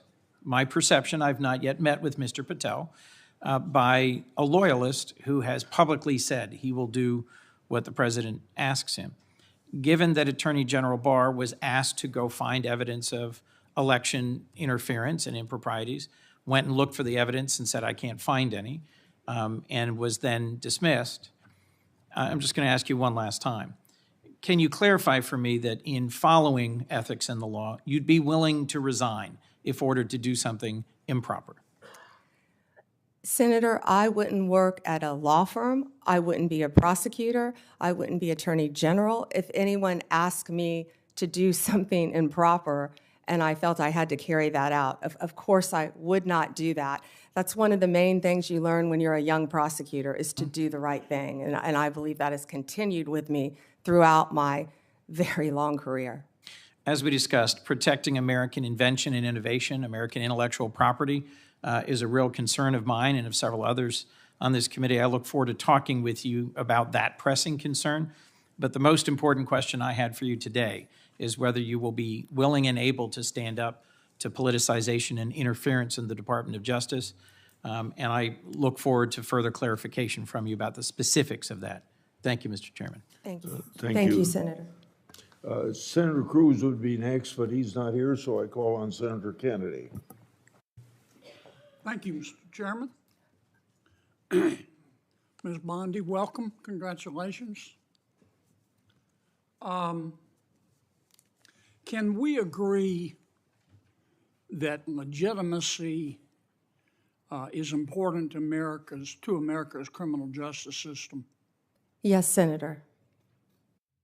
Can we agree that legitimacy is important to the Department of Justice, which in part administers our criminal justice system? Yes, Senator. And if Americans come to believe that our criminal justice system or our Department of Justice is acting illegitimately, that makes Americans less likely to accept the results of that system, does it not? Yes, Senator. And that makes Americans less likely to follow the substantive laws that we pass that are administered by the Department of Justice. Isn't that true? Yes, Senator. And if that happens, we have chaos, don't we? Chaos. And the social contract is breached, isn't it? Yes. Do you remember a person by the name of Michael Avenatti? Yes. Several years ago, he was a media star here in Washington. An attorney, correct? Yes. He was a media star. And many members of our media loved him because he persistently bashed Donald Trump. And he was on TV every day. He was on CNN more than Wolf Blitzer. Do you know where Mr. Avenatti is today? I believe he's sitting in prison, Senator. He's in jail because he was a crook. And the Department of Justice helped put him there, didn't it? Yes, Senator. Do you remember a gentleman by the name of Sam Bankman-Fried? Yes, Senator. Boy genius. So smart and so powerful that he thought he could command the tides. so smart and so powerful and so rich that he would go to meetings with serious people like Bill Clinton, like Tony Blair, looking like a slob, looking like a fourth runner-up to a John Belushi lookalike contest. And he thought it was cute. Where's Mr. Bankman-Fried today? I believe he is in prison, and I believe that's from the Netflix series I saw as well. Because he's a crook. And who helped put him there? The Department of Justice, Senator. Can we agree that there's some really, really good men and women at the Department of Justice? Many, many great men and women in the Justice Department, as well, Senator, as all the law enforcement agencies that fall within the Department of Justice. They're out there risking their lives, especially the law enforcement officers, every single day. Can we agree, though, that there have been and may be today some bad people at the Department of Justice? Yes, Senator. We don't know for sure because for the last 4 years, the curtains there have been tightly drawn. But I think a minority of people there, have delegitimized America's criminal justice system. The most destabilizing act that I saw in the past 4 years, maybe in the history of the department, is when Attorney General Garland decided on the basis of dubious facts and untested legal theories to criminally prosecute a former president of the United States. And not only that, this is the special part. He decided to do it after the former president of the United States had announced that he was going to run against Attorney General Garland's boss, didn't he? Senator, are you referring to going after a political opponent? I think so. Now, this is one person's opinion. That kind of stupid takes a plan. And I say that because, number one, this is America. That had never happened before in America. That's the sort of thing that happens in a country whose Powerball jackpot is 287 chickens and a goat. It doesn't happen here. And I call it stupid because it broke the seal. It broke the seal. It normalized it. There are a lot of ambitious prosecutors in America, Democrat and Republican. And I'll bet you right now there's some prosecutor in a particular state thinking about, well, maybe I ought to file criminal charges against President Biden's inner circle for conspiring to conceal his mental decline. And that's the road we're headed down. And you've got to fix it, Counselor. You've got to fix it. And here's, in my judgment, what I would ask you to do. Find out who the bad guys are and the bad women and get rid of them.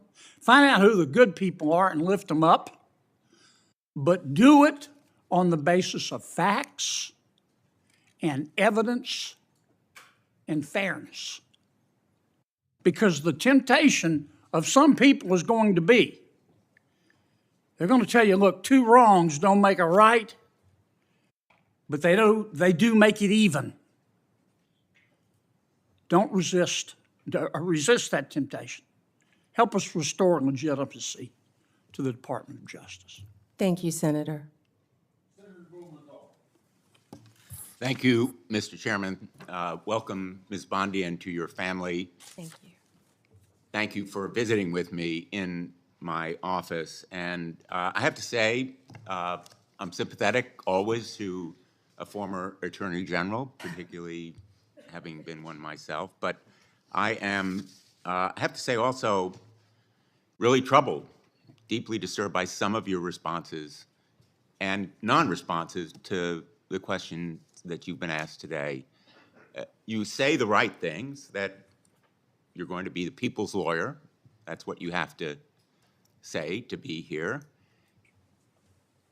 But I believe being the people's lawyer means you have to be able to say no to the President of the United States.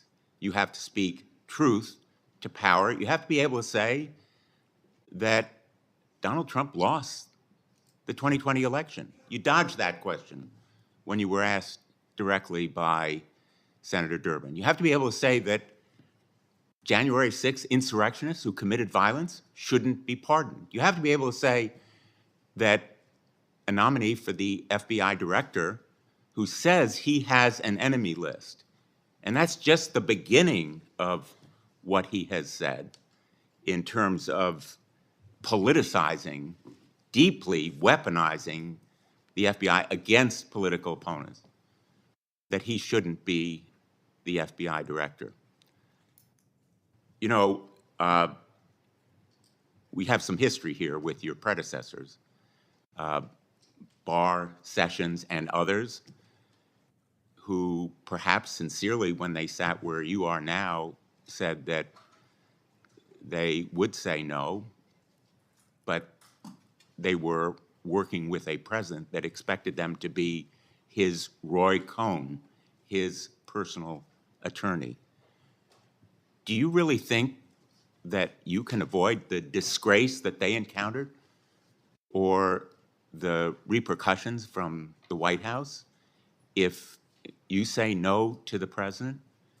And so my question to you is, can you say no to the President of the United States when he asks you to do something unethical or illegal? Senator, first, I need to clarify something that you said, that I have to sit up here and say these things. No, I don't. I sit up here and speak the truth. I'm not going to sit up here and say anything that I need to say to get confirmed by this body. I don't have to say anything. I will answer the questions to the best of my ability and honestly. Let me ask you, an individual who says that he is going to, quote, come after, end quote, people he alleges, quote, help Joe Biden rig the presidential elections, that he has a list of people who are part of this deep state who should be prosecuted, that he's going to close down the FBI building on his first day in office. Is that a person who appropriately should be the FBI director? Aren't those comments inappropriate? Shouldn't you disavow them and ask him to recant them? Senator, I am not familiar with all those comments. I have not discussed those comments with Mr. Patel.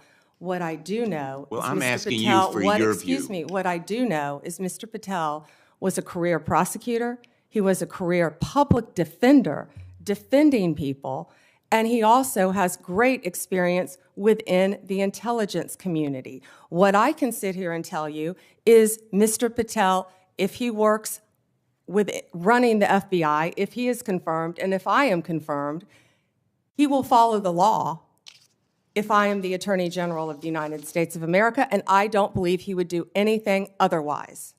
Well, let me just submit that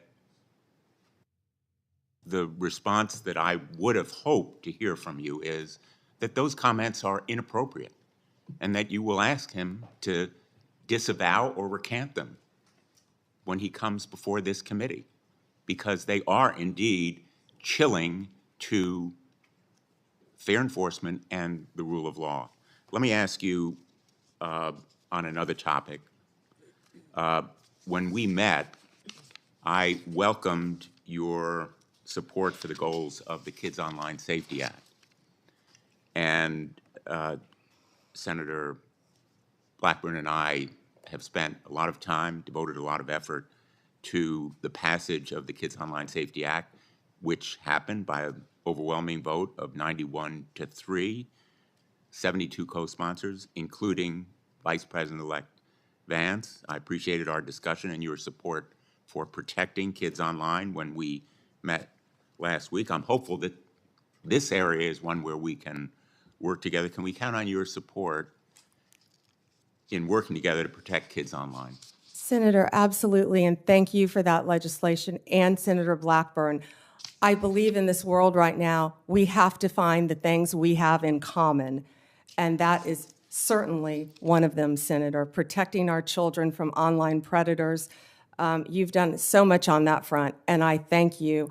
I attempted to do that as well when I was Attorney General, but I am committed to working with you on anything we can do to protect our children throughout this country. When I was Attorney General, we started something called From Instant Message to Instant Nightmare, and educating parents about online predators.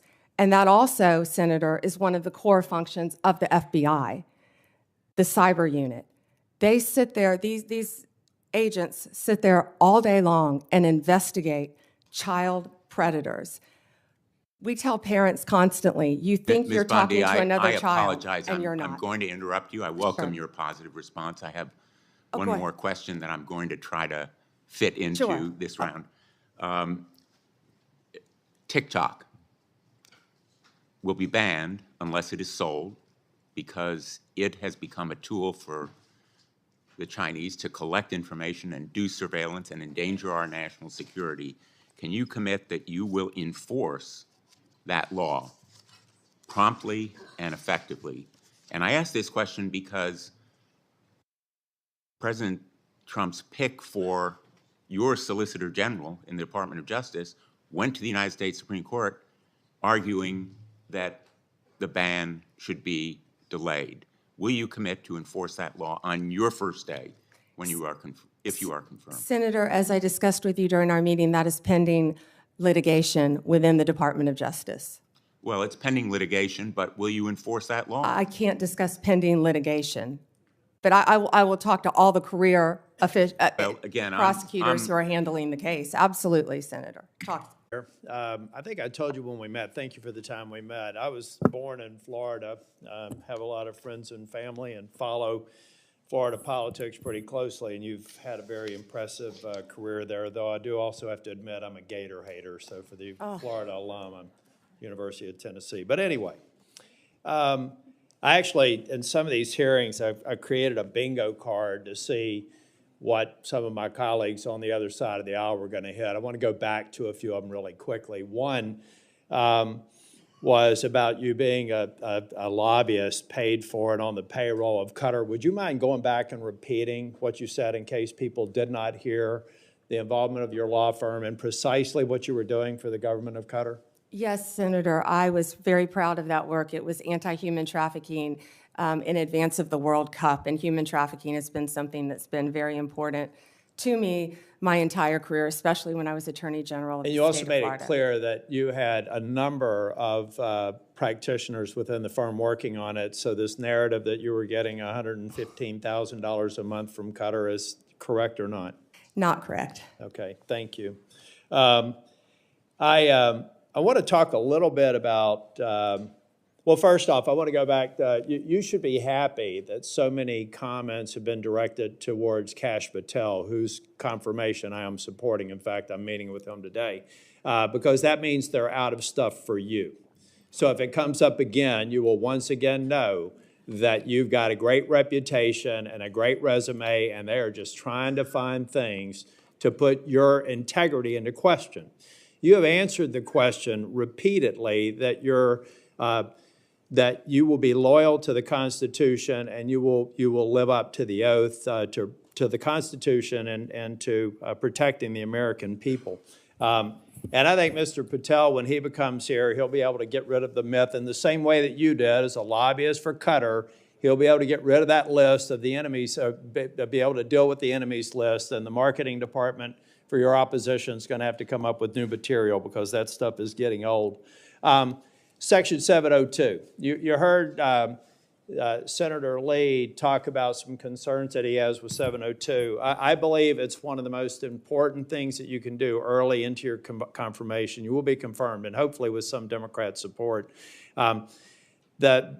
There have been dramatic reforms to 702. I've sat through an extensive presentation to try and make sure that the abuses never occur again and that you have a throat to choke if somebody abuses the protocol that's in place. I believe that we need to codify a lot of that. As a matter of fact, when I went through it, I felt like there were so many blinding flashes of the obvious. How could this not have already been a part of the approval matrix? So can you, after you're confirmed, commit that you or a designate will come back and provide for this committee an update on all of the protocols that have changed and recommended legislation for codifying so that when we do go to reauthorization, we'll have what we need to make sure that that program stays in place? Senator, I or a designee will review all of 702 before it terms, of course, in 2026 and come back and report to you on both sides of the aisle. Thank you. You have a great perspective with your time in the state and working with the Department of Justice. Give me an idea of things that we need to do better in terms of, and I'm talking primarily in the law enforcement role. I think many people don't understand the joint task forces, the law enforcement efforts that are going every single day in every one of our states. What an incredible job out of stuff for you. So if it comes up again, you will once again know that you've got a great reputation and a great resume, and they are just trying to find things to put your integrity into question. You have answered the question repeatedly that that you will be loyal to the Constitution and you will live up to the oath to the Constitution and to protecting the American people. And I think Mr. Patel, when he becomes here, he'll be able to get rid of the myth in the same way that you did as a lobbyist for Qatar. He'll be able to get rid of that list of the enemies, be able to deal with the enemies list, and the marketing department for your opposition is going to have to come up with new material because that stuff is getting old. Section 702. You heard Senator Lee talk about some concerns that he has with 702. I believe it's one of the most important things that you can do early into your confirmation. You will be confirmed, and hopefully with some Democrat support. There have been dramatic reforms to 702. I've sat through an extensive presentation to try and make sure that the abuses never occur again and that you have a throat to choke if somebody abuses the protocol that's in place. I believe that we need to codify a lot of that. As a matter of fact, when I went through it, I felt like there were so many blinding flashes of the obvious. How could this not have already been a part of the approval matrix? So can you, after you're confirmed, commit that you or a designate will come back and provide for this committee an update on all of the protocols that have changed and recommended legislation for codifying so that when we do go to reauthorization, we'll have what we need to make sure that that program stays in place? Senator, I or a designee will review all of 702 before it terms, of course, in 2026 and come back and report to you on both sides of the aisle. Thank you. You have a great perspective with your time in the state and working with the Department of Justice. Give me an idea of things that we need to do better in terms of, and I'm talking primarily in the law enforcement role. I think many people don't understand the joint task forces, the law enforcement efforts that are going every single day in every one of our states. What an incredible job they do. So can you give me some sense of things that you would look at to say maybe we could do it better from your perspective of having been a prosecutor in Florida? Yes, thank you, Senator. Yeah, having been a career prosecutor, I think I have a unique perspective because I was a state prosecutor, of course, prior to becoming Attorney General. So I worked on a daily basis with local law enforcement and state and federal, not daily with federal, but I worked consistently with state, local, and federal. Then when I was Attorney General, I worked with all three as well. I feel like we have to have better coordination among all our agencies, especially given all the terrorism issues that we've discussed earlier in this hearing. We have to wrap in and communicate better with our local and state law enforcement officers throughout this country. There are so many great men and women in law enforcement, and we have to, I don't know exactly how yet, but we have to figure out a better way to work together with the federal authorities. Thank you, and I'm going to do a second round as well, but I think I also checked the bingo card for election denier. There were some people, that seemed to suggest that you were denying the election. I think that you said that President Biden is our president. President Biden is the President of the United States of America, and President Trump will be the 47th president. But I think you made a point that or at least I inferred from a comment that you made, a very important point. Folks, there are election improprieties in every election. The question is a matter of scale and whether or not you can prove it. We've seen it in North Carolina and seen it in other places. It's one of the reasons why I support voter ID, because we want to make elections easy to vote and hard to cheat. But the fact of the matter is people are cheating. So if anybody on this dais suggests that there aren't irregularities in every election, then they need to spend more time at home and really studying the facts. I don't think, though, that you've said that Biden is an illegitimate president. In fact, I think you said just the opposite. He is the president of the United States, and President Trump will be the next president, right? Yes. Okay. Last thing before the second round, January 6th. A lot of people are going to say you're going to have a rubber stamp for letting people have pardons or recommending a pardon for people who did violence to law enforcement. I'm not going to ask you a hypothetical because I want you to be consistent in not answering them. But I have to believe, as a member, I was the last member out of the Senate on January the 6th. I walked past a lot of law enforcement officers, who were injured. I find it hard to believe that the President of the United States or you would look at facts that were used to convict the violent people on January the 6th and say it was just an intemperate moment. I don't even expect you to respond to that, but I think it's an absurd and unfair hypothetical here, and you probably haven't heard the last of it. Thank you, Mr. Chair.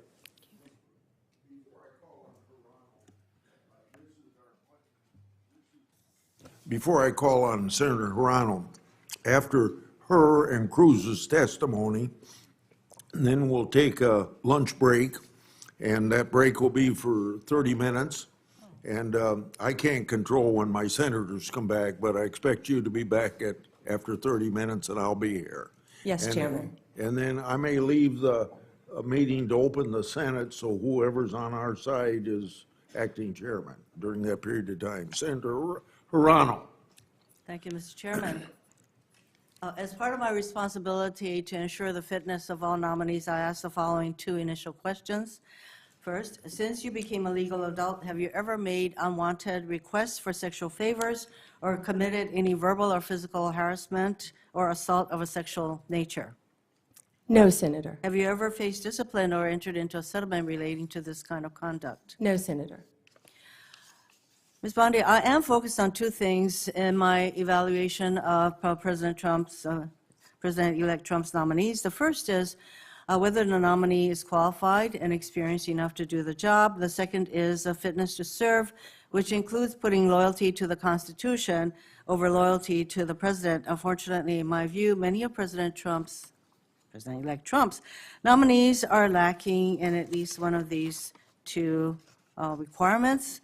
Ms. Bondi, your experience as a prosecutor is the kind of thing we would expect to see in a nominee for Attorney General, but I do have questions and concerns about potential conflicts of interest, about whether you will keep DOJ's law enforcement responsibilities independent of the president's political whims, and about whether you will let facts and evidence guide your decisions. So let's start with the importance of facts, which you say is important.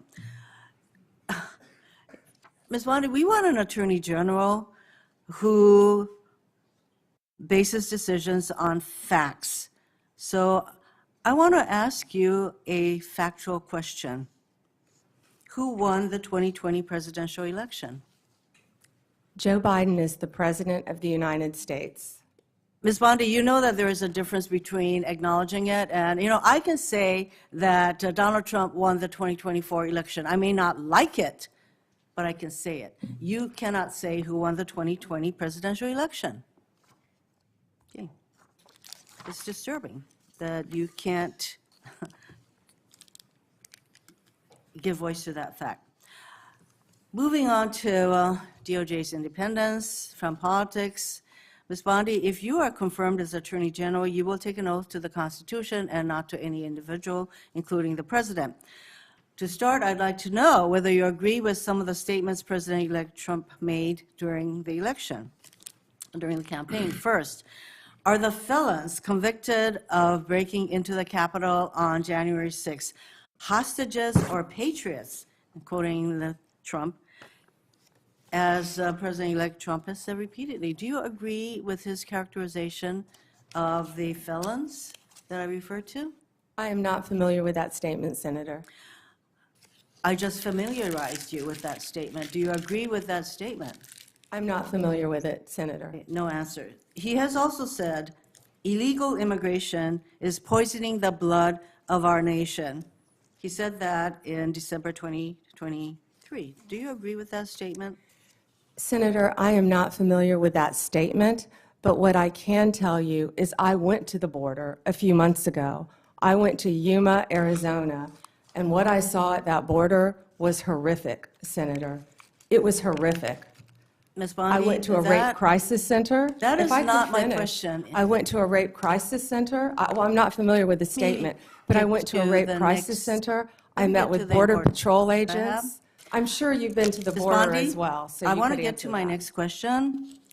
So, I believe that you responded to a question from Senator Whitehouse, and let me get your response again.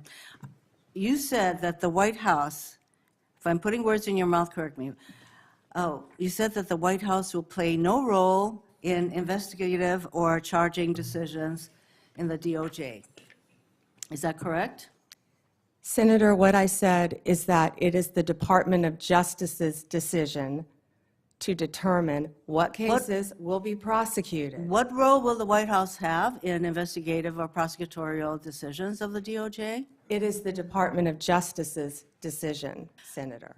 So that sounds to me that you're saying that the White House will not have any kind of role. Meanwhile, though, you have an incoming president who said, I have the absolute right to do what I want to do with the Justice Department.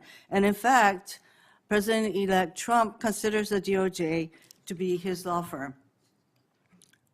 I ask you this. If President-elect Trump asks, suggests, or hints that you as Attorney General should investigate one of his proceedings, would you do so? Me, had you met with gotten to now know me,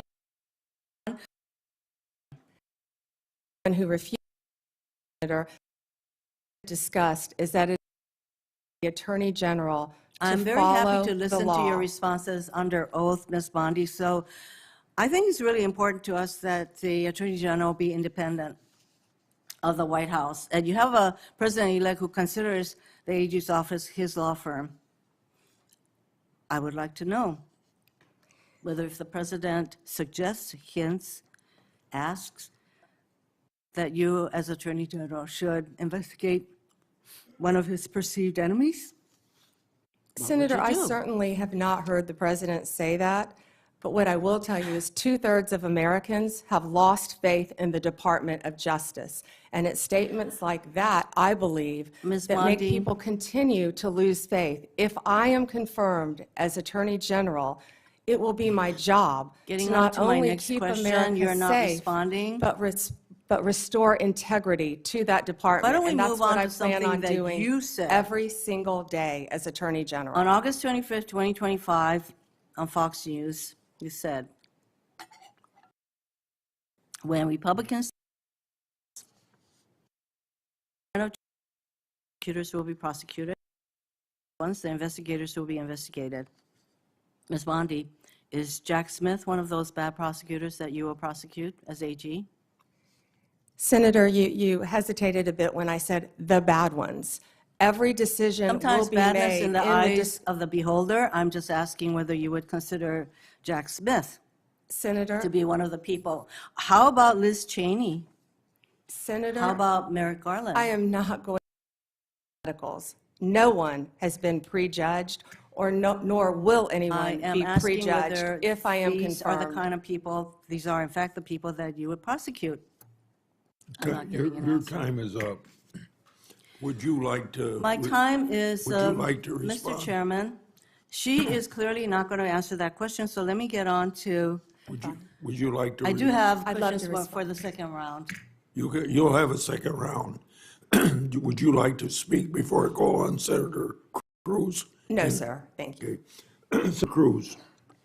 Thank you, Mr. Chairman. General Bondi, welcome. Thank you for Thank you. your long career in public service, and thank you for your willingness to take on this incredibly important office. You know, I have to say, I don't know that there is a more important position in this new administration than the position to which you have been nominated, Attorney General of the United States. I thought the exchange just a moment ago with Senator Hirono was illustrative. She asked you how you would respond if the president asked you to target his political enemies. It's rather striking because it's not a hypothetical. It has happened over the last 4 years. And I think perhaps the most tragic legacy of the Biden-Harris administration has been the politicization and the weaponization of the United States Department of Justice.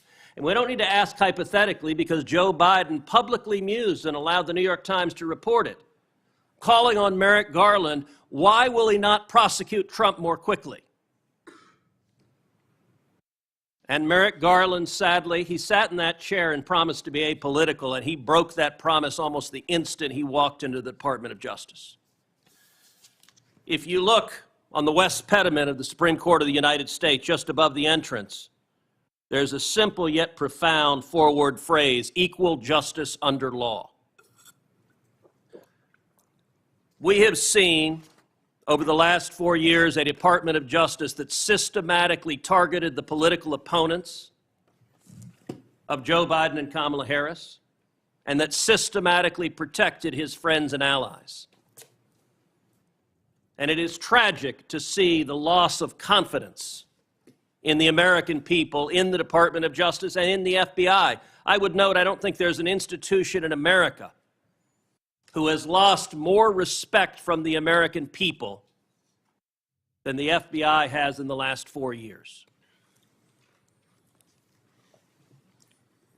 That is a grotesque violation of the obligation of the Department of Justice and the FBI. So I want to start with just a very simple question. If you are confirmed as Attorney General, will you pledge to fairly and faithfully uphold the law regardless of party? So help me God. Amen. Look, and I want to be clear for folks at home. I don't want a Republican Department of Justice.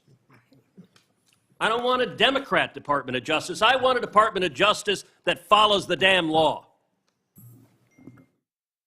And I think the American people do too. That shouldn't be too much to expect. Now, I'm grateful to President Trump for nominating you. I think on any objective level, you're clearly qualified for this position. You have been a prosecutor for decades. You have been the elected Attorney General of the state of Florida, the third largest state in America, for 8 years. Let me ask you, in terms of your practice, how many criminal cases over the course of your career have you personally handled? Handled thousands. How many of those were before a jury? Hundreds. I don't want to overstate, but hundreds. I was in a courtroom for many years. I tried 4 when I was an intern, jury trials. I think you had to try at least 20 in misdemeanor before you went to felony. Then you were in court every day, and I was also lead trial attorney for many years trying many cases. So. And how many of those cases would have been before a judge? Oh, hundreds and hundreds as well, but hundreds before a jury, I would assume. And as Attorney General of Florida, how many lawyers did you supervise roughly? Approximately 400, Senator. Now, I also want to clarify something. During the course of this hearing, several Democrat senators have referred to you as President Trump's, quote, personal lawyer. Now I don't believe that is an accurate characterization. As I understand it, you represented President Trump as a White House special advisor during his first impeachment trial. Is that correct? Within Office of White House Counsel, yes, Senator. And is working within the White House counsel's office different than representing Donald J. Trump individually as his personal lawyer? Absolutely. How's it different? You're working for the government. You're working for the Office of White House Counsel. You're not representing him in his personal capacity. And so you have not represented him in his business affairs, in his personal life, or in any of the criminal trials he has faced? No, Senator. And you know, when it comes to weaponization, it's worth noting that in more than 2 centuries of our nation's history, no president had previously been indicted, no president had previously been prosecuted until the Biden-Harris White House came along. Trump indicted and prosecuted not once, not twice, not 3 times, but 4 separate times. And 2 assassination attempts, Senator. I have to say, Javert from Les Mis would be chagrined at the efforts of Democrats to do anything possible to take him down. And I believe the real target in this was not President Trump, but it was the American people, that these prosecutions were brought because partisan prosecutors were terrified that the American people would do exactly what they did in November of 2024 and vote to re-elect Donald J. Trump. By 77.3%. Million Americans, 77.3 million Americans. Will you commit every day as Attorney General to follow the law, to follow the Constitution, to uphold the rule of law without favor and without regard to the partisan position of any criminal defendant? Yes, Senator. That's what we should all expect from an Attorney General. Thank you. We'll now recess for 30-minute lunch break. That means we'll be back at 12:25. And when we resume, Senator Booker will be recognized to ask his questions.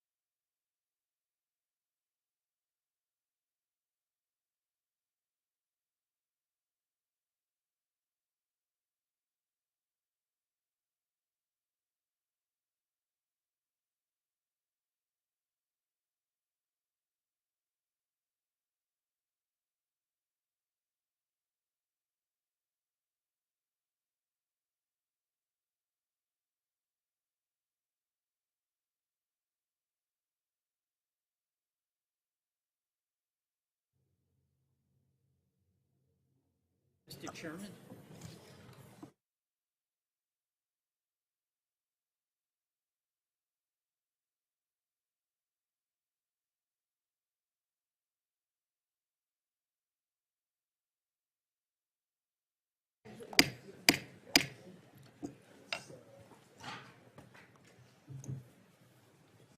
Since senators that would have been called on before the senator from Vermont, I'm going to ask him to start the questioning so we don't waste any time. Mr. Chairman, thank you very much for this hearing. Ms. Bondi, thank you so much for the visit to my office. A couple of things. First of all, congratulations on the nomination. And number two, a couple of Vermont things that we talked about. We're going to have a new U.S. attorney in the state of Vermont. And in the last Trump administration, the Justice Department in the Trump administration worked closely with Senator Leahy, Democrat, and with Governor Scott, Republican, and came up with a consensus choice. And I seek your assistance in helping make sure that we are successful in getting a very competent U.S. attorney in Vermont, and hopefully with the cooperation of Governor Scott, our Republican, as I mentioned, and Senator Sanders and me. And Senator, as I discussed with you in our meeting, I look forward to working with you and cooperating with you and learning about many of the issues you have in Vermont. And thank you. And then on that, by the way, one of the issues we talked about, we are one of 2 states that does not have a residential reentry program. That is outrageous in my mind. I know you worked on the First Step Act, but our federal judges, our federal prosecutors, our federal public defender are all in support of a residential reentry program. Our state and Hawaii are the only 2 states without it, and our justice system and officials believe that we need it. And I seek your energetic assistance in helping us get that residential reentry program. Can I address that, Senator? Yes, I'd like you to. Thank you. Senator, I didn't realize that you were the only 2 states without a reentry program. We started that when I was a prosecutor, and those are so vitally important. One thing that I just learned is the Bureau of Prisons, 98% of people in the Bureau of Prisons will be released. They're not serving life sentences. So we must do everything we can when people are in prison to help rehabilitate them for when they get out. And that's why reentry is so that's really vital. helpful. But we tell people, get out of prison and become a productive member of society. Go get a job. Yet people don't know how to go find a driver's Well, I license. appreciate They your don't help know how on to that. get to So work. thank you very Yes, much. Senator. And I have confidence that you will do that, given your history on the First Step Act and other things that you did. The next, I do have some concerns, not so much about you, but what President Trump has said about a desire on his part to go after what he considers to be political adversaries. You know, he's his own words, for instance, says that if he's elected, he'd seek to appoint a special prosecutor to go after Joe Biden. I assume you've had no discussion with President-elect Trump about that? Absolutely not. And he... Nor has against Senator Schiff. I'm looking at your next one. Well, my colleague, Senator Schiff, who I think did an incredibly good job, President Biden had different points, or pardon me, President Trump had different views about that, where he said on a number of occasions that he should be prosecuted, that everybody on the January 6th committee should be prosecuted for their lies and treason. No discussion about that. No, Senator. And Liz Cheney also, he's said that she should be prosecuted for lies and treason as well. We have had no discussions about Liz Cheney. All right, and you've satisfied me that this is not an agenda you have. President Trump has satisfied me that when he says things that are pretty provocative, he's often serious. And as Senator Cruz wants, I want, and that is to have a Justice Department that is not going after people on the basis of them being political opponents. And my understanding, in listening to your answers to the questions along this line, is that you have no intention of pursuing people on the basis of them being a political opponent. No one will be prosecuted, investigated because they are a political opponent. That's what we've seen for the last 4 years in this administration. Well, People will be prosecuted based on the facts and the law and fairly, All Senator. right, that's good. You I have my word. disagree about the characterization of the past 4 years, but we don't have to discuss that, with your assurance that the next 4 years, there'll be no effort on the part of the Justice Department to pursue political adversaries, right? Every case will be done on a case-by-case basis. No one should be prosecuted All right, for just political purposes. Thank you. Absolutely I not. just have a couple of other things. One is the False Claims Act. Senator Grassley, thank you for that False Claims Act. In Vermont, there are incredible challenges for folks trying to get health care. It's really expensive.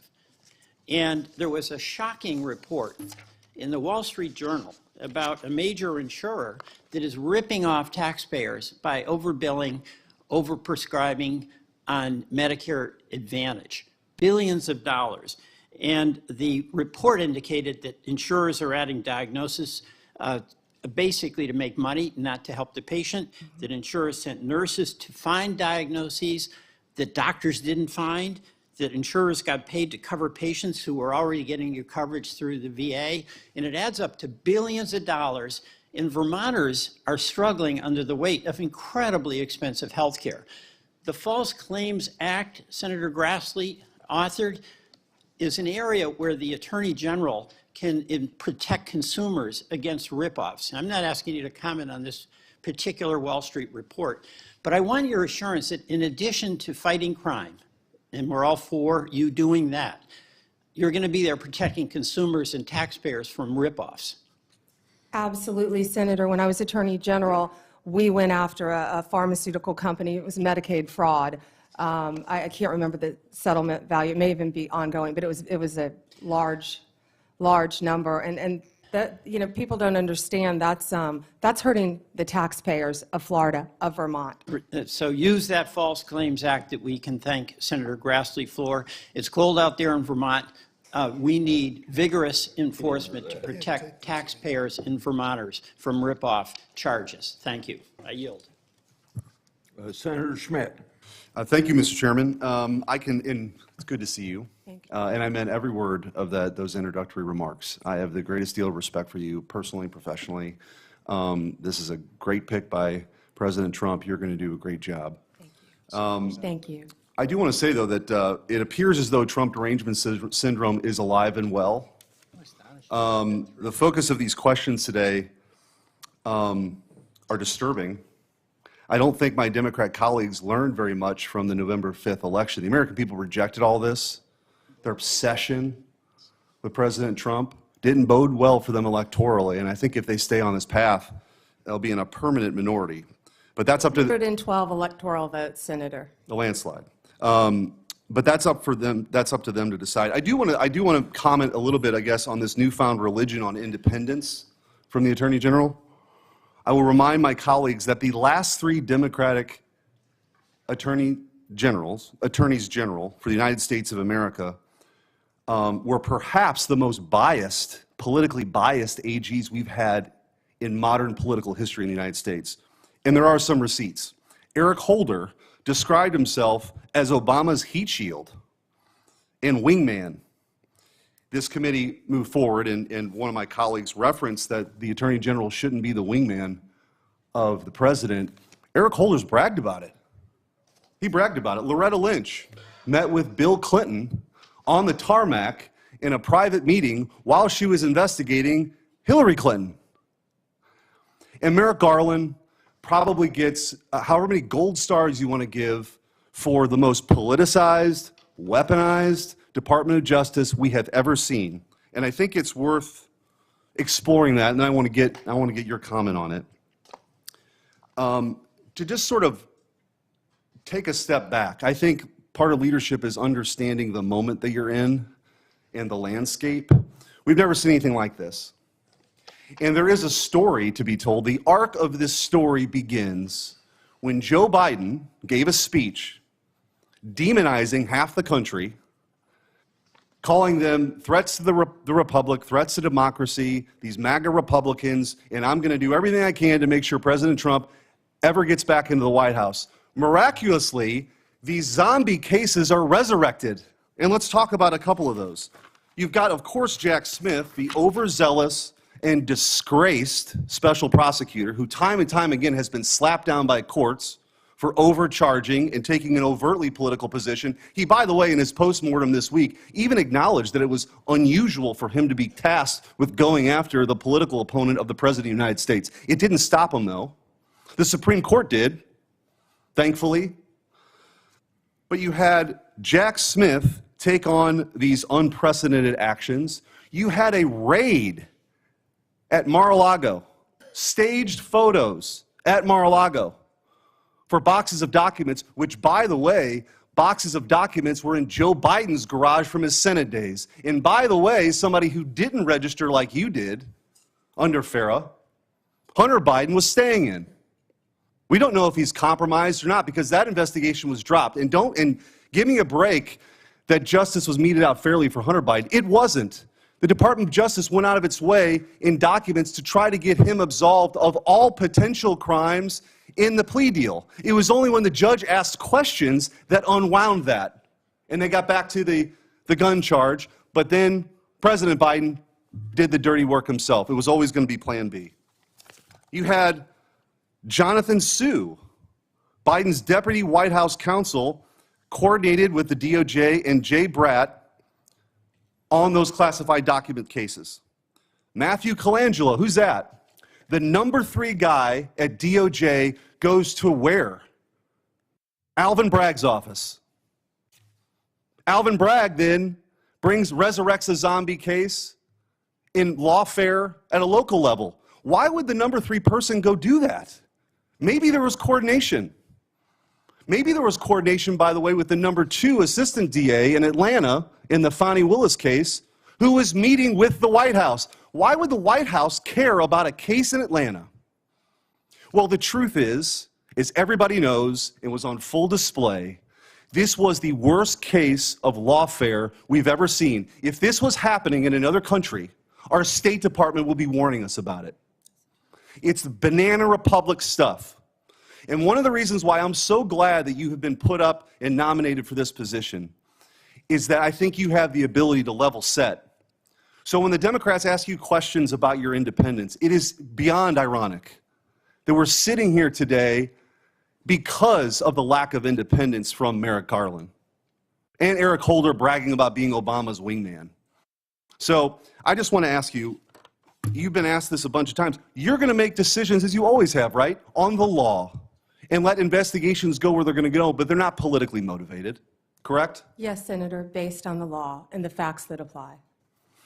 And in my limited time, I do want to give you an opportunity to talk about some of your experience working with law enforcement as Florida's Attorney General. This is something that, you know, as you and I talked about over the years, you were known for this, the collaboration you had. And I think getting the Department of Justice back to its core function of taking on violent crime, protecting the constitutional rights of Americans, but taking on violent crime is really important.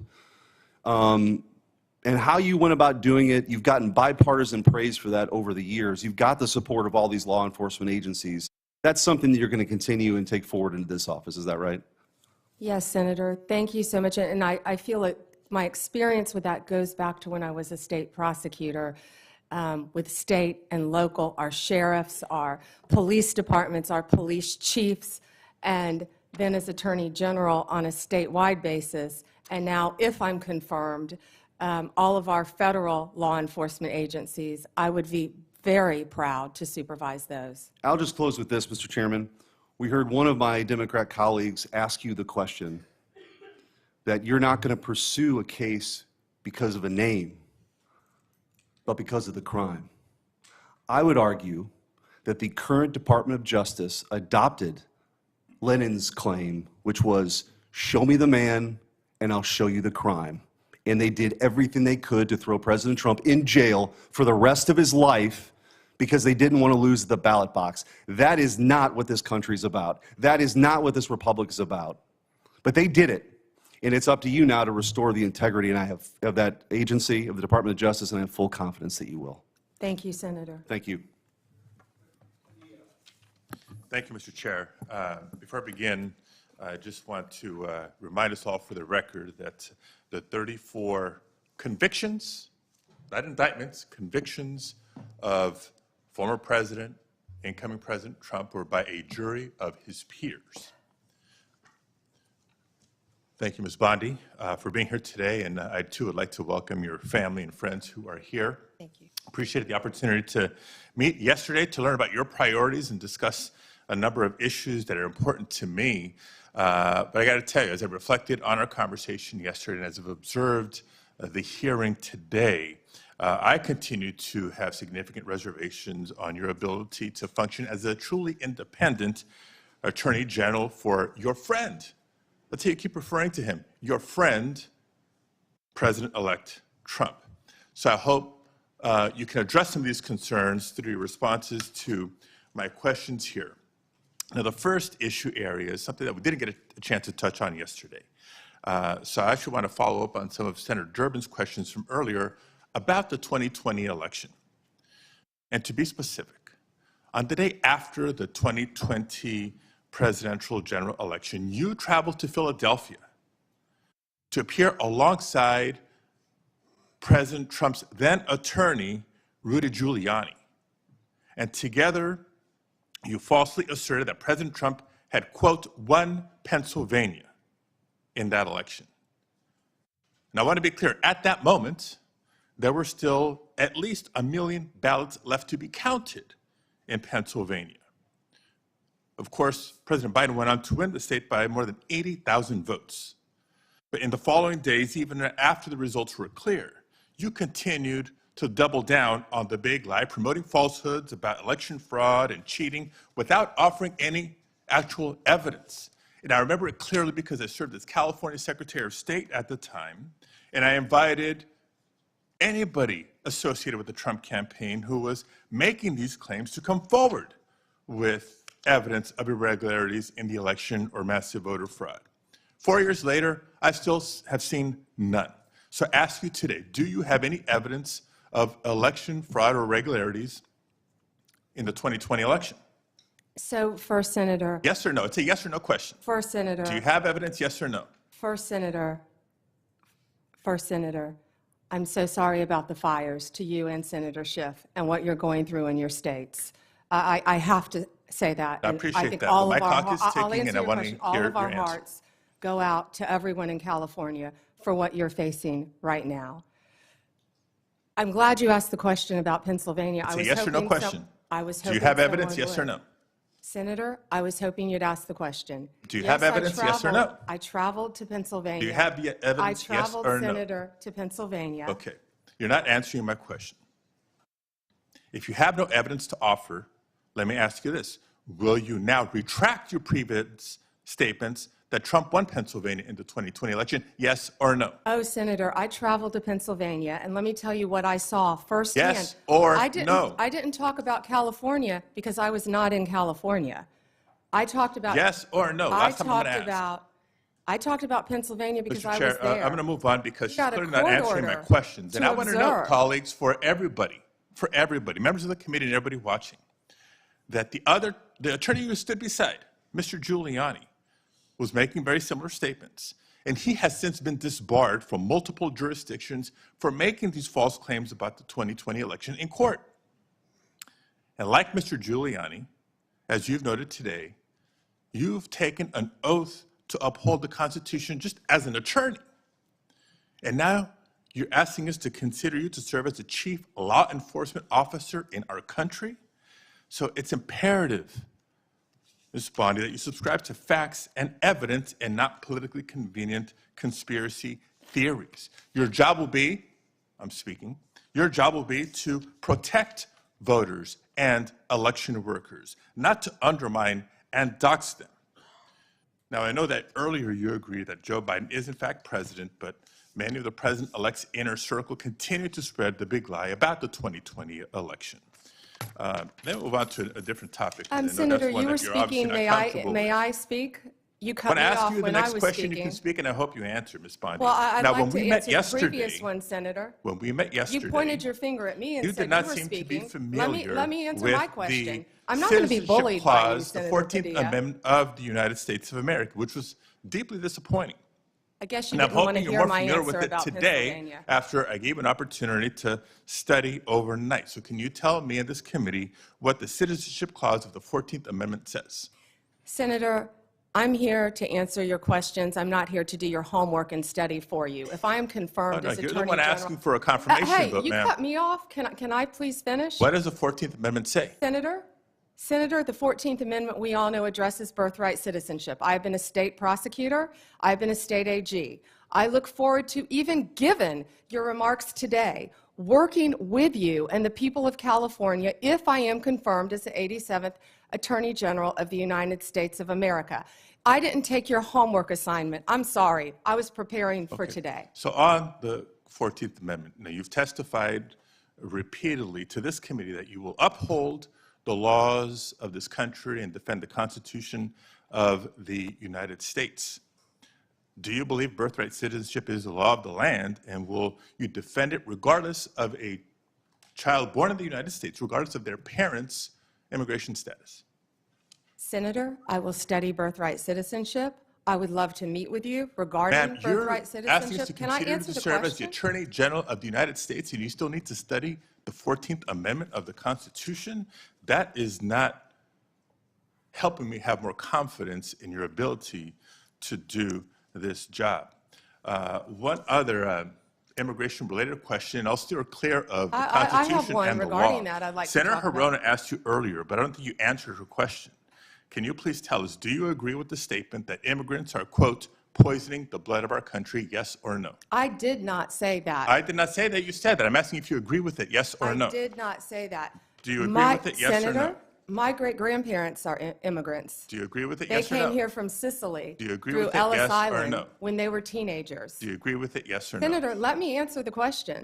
Yes or no? It's My real simple. great-grandparents came here, immigrated to this country from Sicily, recently went and found each of their birth certificates. We are a nation made up of immigrants. Do I believe immigrants are poisoning our country? No, Senator. Thank you very much, Mr. Chair. I can't wait for the second round. Same, Senator. Thank you. No, sir. Thank you.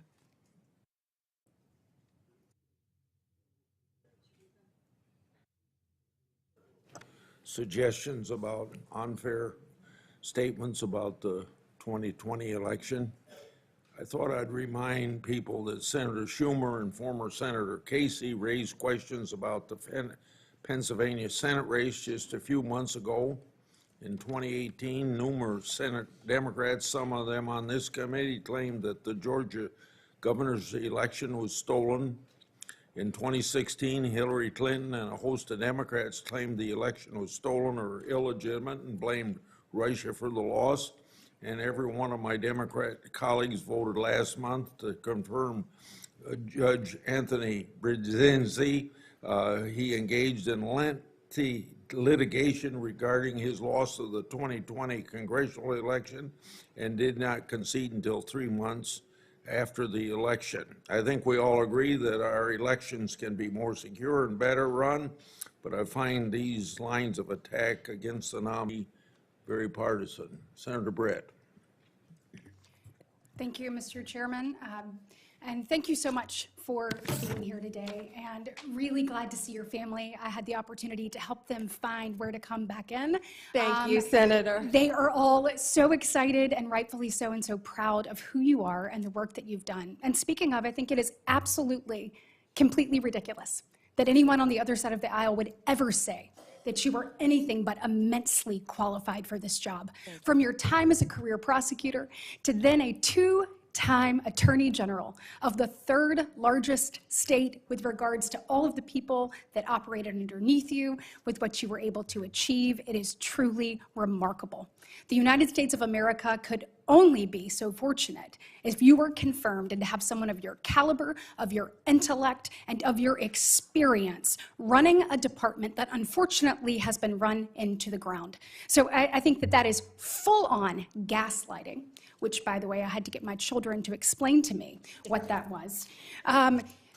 Not only that, but to act like you would be the one that would weaponize the Department of Justice. What I have heard you say time and time and time again is that you will follow the law.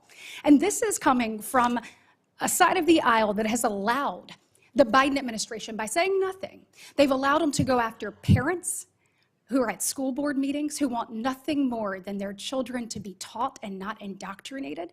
They have allowed them to go after people who are trying to practice their faith.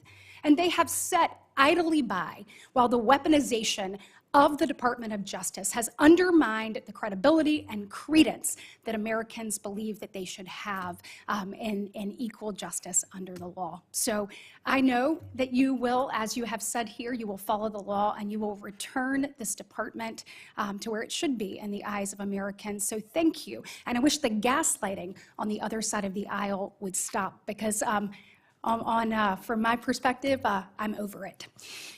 And I believe that's exactly what the American people have said too.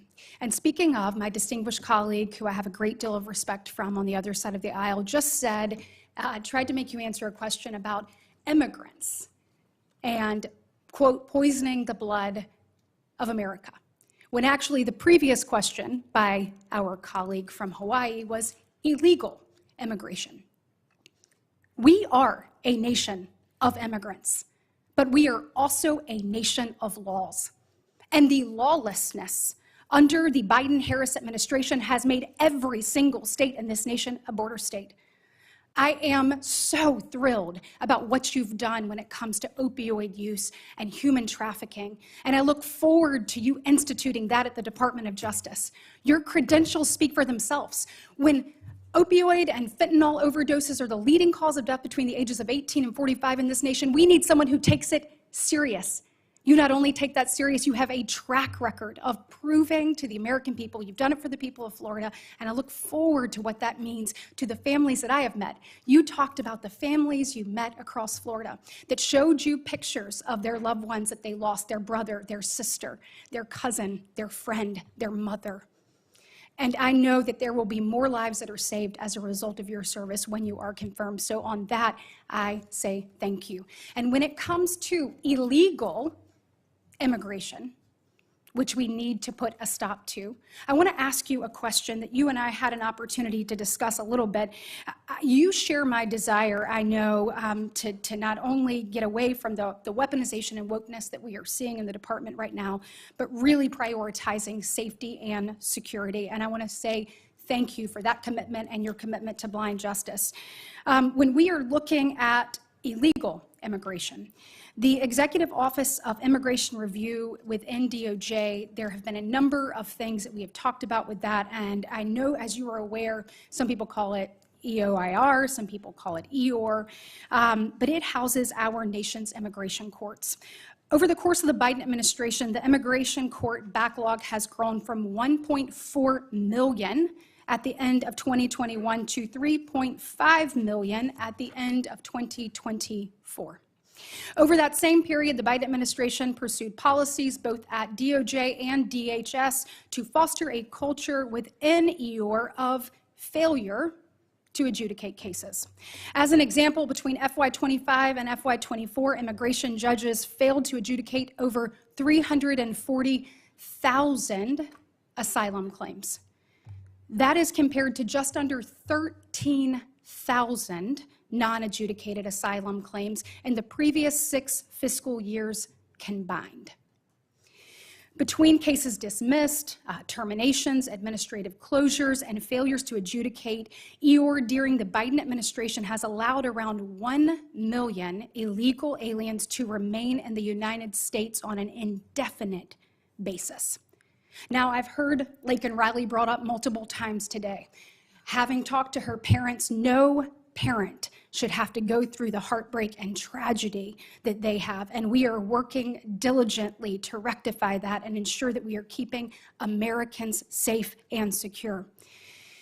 But a House Judiciary Committee report on this issue appropriately called it, quote, quiet amnesty, what we're talking here with Eeyore. Will you commit to me that if confirmed, you will make it a priority to reform the way that Eeyore operates and put in place measures to ensure that immigration judges actually adjudicate these claims and cases? Yes, Senator, thank you for meeting with me in advance, and I learned so much from you about this topic, and I look forward to learning more and working with you to do everything we can to make sure that functions properly. Thank you. If I am confirmed, Senator. Thank you. Well, you are going to be confirmed because America needs you. As a part of this effort, I hope that you will consider a number of things, including reinstating the performance metrics for immigration judges, similar to that were in place during the first Trump administration, and a reevaluation of the Biden administration's decisions and policies that have encouraged the use of administrative closures. And I assume I have your commitment to examine those issues thoroughly. We'll closely examine those, Senator. Thank you. Thank you. Senator Booker. Mr. Chairman, thank you very much for the time. Ms. Bondi, thank you very much. Thank you, Senator. And thank you for being willing to meet with me in my office. I really value that time that we had together. If there's anything that's been demonstrated in this hearing thus far, is there is a serious crisis of faith in our judicial system in America. And we are at a time where, as Judge Learned Hand reminded us in his writings and speeches, that the power of the Constitution is only strong as long as it is believed in and had faith by the American people. And that faith is shaken by so much of the political tumult.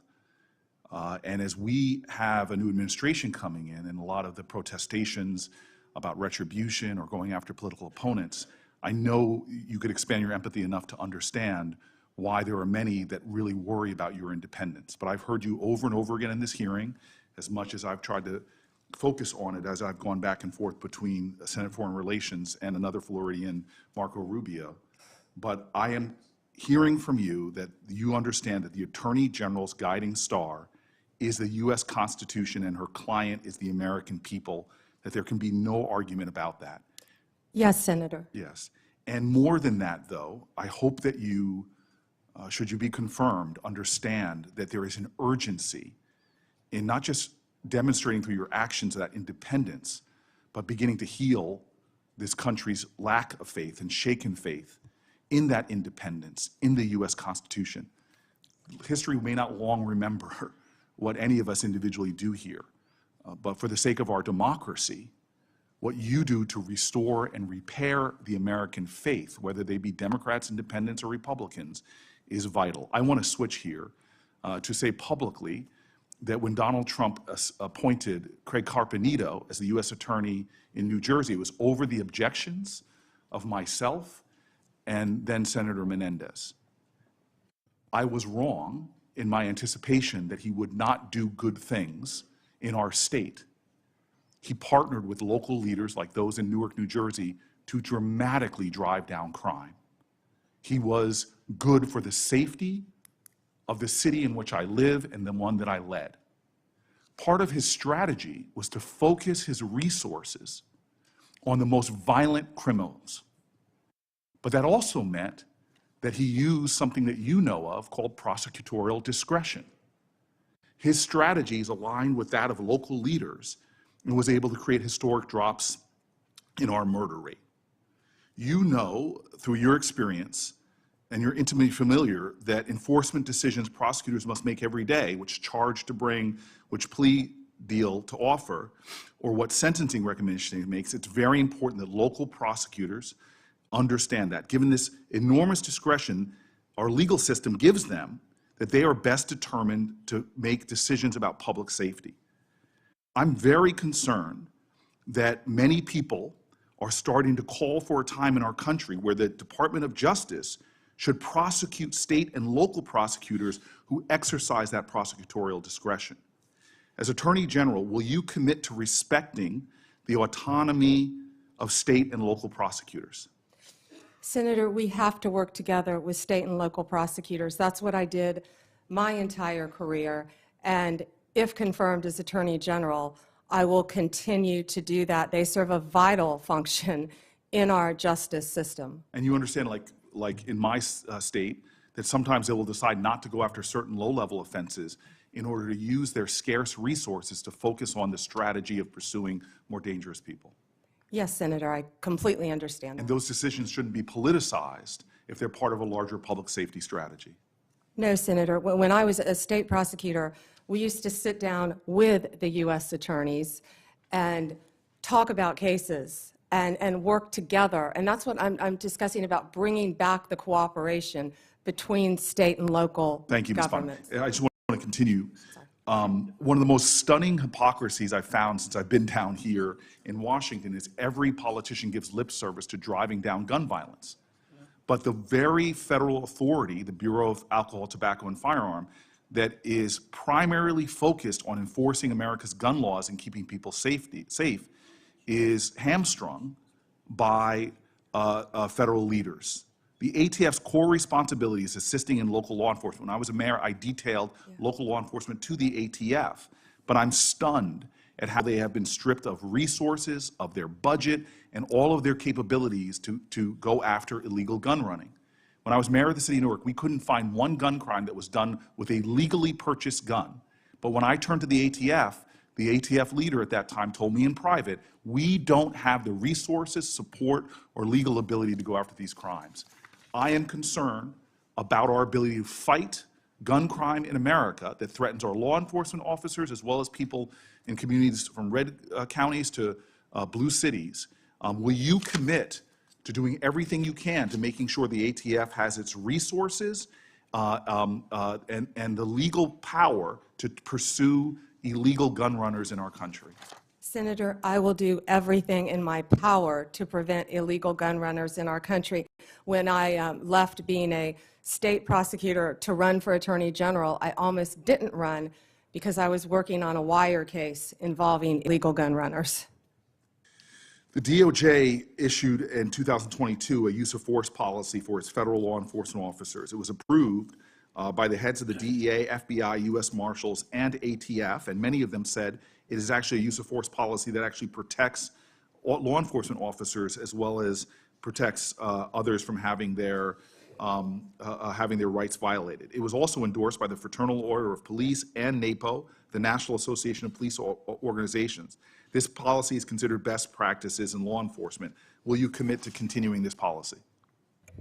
Senator, I have not read the policy. I will review the policy, and I will report back directly to you if I am confirmed as Attorney General, and consult with law enforcement, absolutely. And I would appreciate if you looked at the policy and I submit questions for the record, hoping that you can elucidate maybe more of your thoughts on this. Certainly. And then I will also say, as my last question, because I see my time has run out and I look forward to a second round, the DOJ issued a policy regarding chokeholds, which limited the use of no-knock warrants and chokeholds.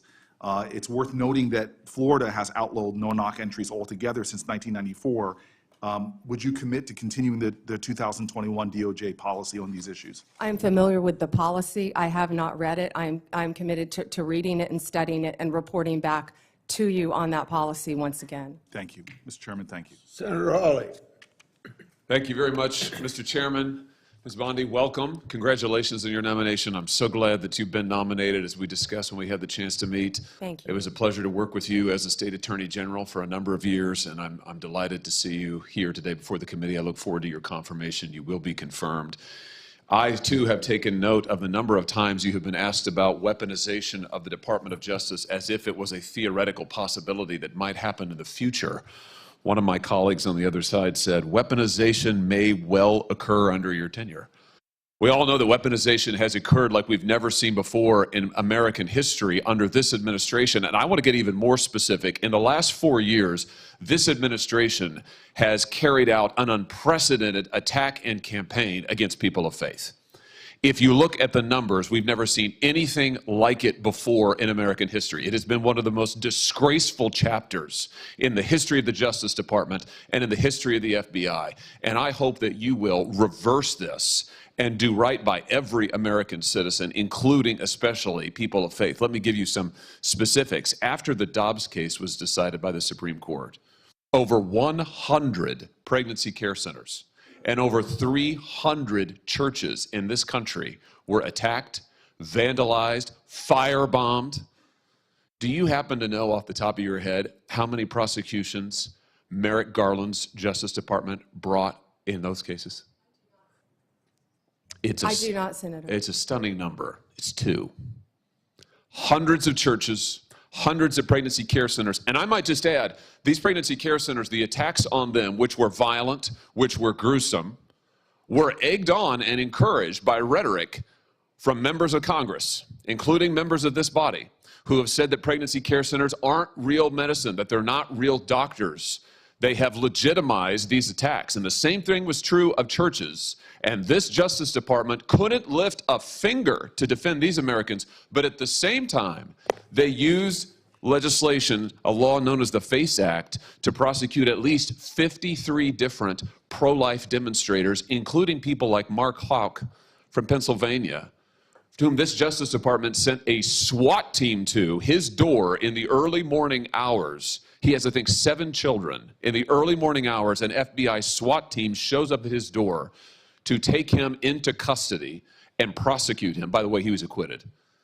This kind of outrageous, disparate treatment has to end. So here's my question to you. Will you protect churches and pregnancy care centers when they are targeted for violence, when they are targeted for intimidation, when their members or parishioners are threatened with violence or other acts of illegal behavior? Yes, Senator. Will you stop the disparate treatment of Americans on the basis of religious faith? Yes, Senator. Will you stop the deliberate persecution of pro-life Americans for nothing more than their pro-life beliefs? Yes, Senator. Will you ensure that nothing like the Mark Houck case happens again, that Americans do not have SWAT teams arriving on their front doors with armed weapons to terrorize their children and their spouses, only in the end, of course, to have the case lost because there was nothing to it? Will you put an end to that kind of deliberate intimidation of the good American citizens on the basis of their religious beliefs? Yes, Senator. I'm glad to hear you say that because we need it.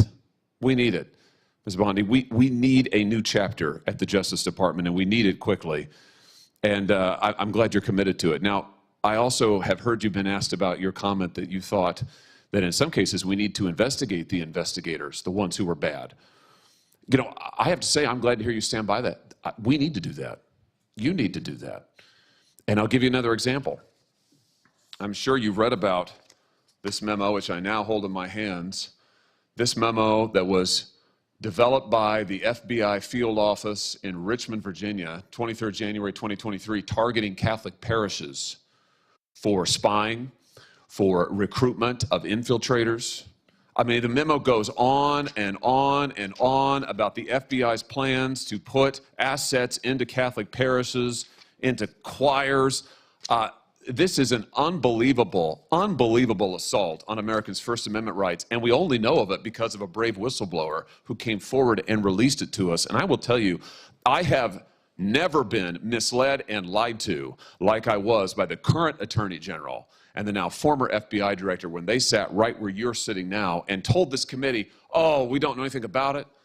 Oh, only one field office was involved. It was the single work of a single field office and a very few individuals. As it turns out, that's not true. Multiple field offices were involved. Multiple individuals were involved. Under your leadership, will you put a stop to the use of FBI or Department of Justice resources to try and recruit informants and spies into Christian churches or any church or house of worship in this country on the basis of nothing more than faith? Of course, Senator. Let me just say this. To our knowledge, no one who was involved in the writing and performance, execution of this memo has been disciplined or fired. Will you conduct an investigation like you talked about, Ms. Bondi, that will get to the bottom of abuses like this? And to be clear, this is an outrageous abuse. It is an outrageous abuse. One of the worst abuses of Department of Justice and FBI authority in our history. Will you conduct an investigation to find out who signed off on this, who approved it, who advocated for it within the Department of Justice? Will you open the books on these abuses so that the American people can have confidence in their DOJ?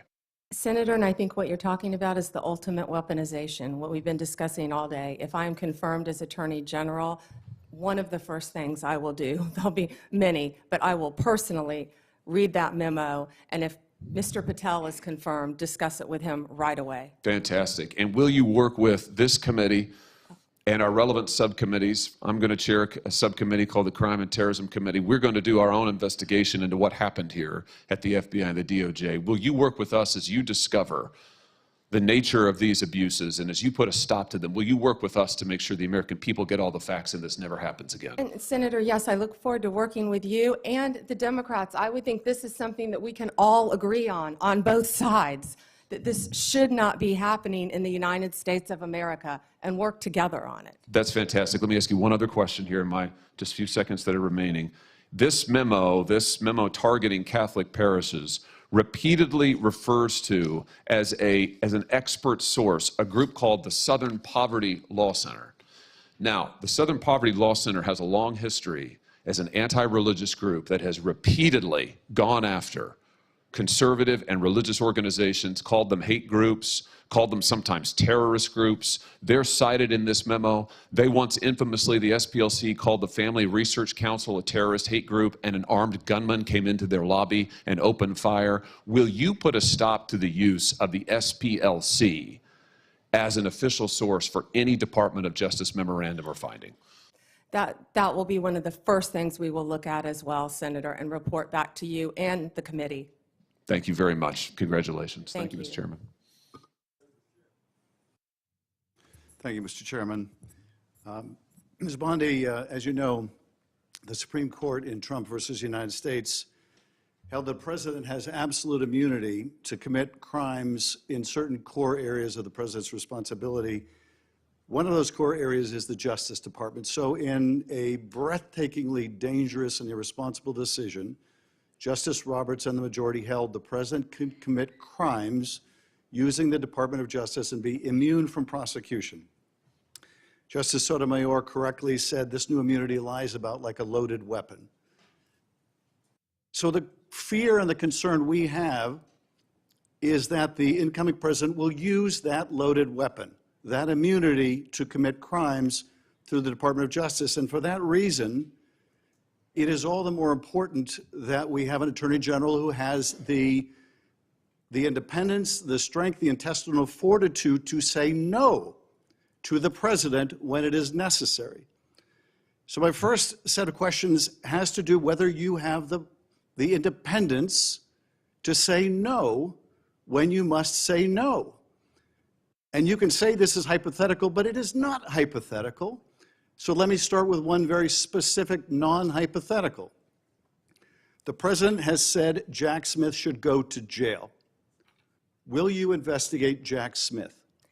Senator, I haven't seen the file. I haven't seen the investigation. I haven't looked at anything. It would be irresponsible of me to make a commitment regarding anything without, you're a long practicing attorney, without looking at a file. So you would need a factual predicate to open an investigation of Jack Smith, is that right? Not a summary by you sitting here. Yes, sir. And not a summary by the president either, right? Absolutely.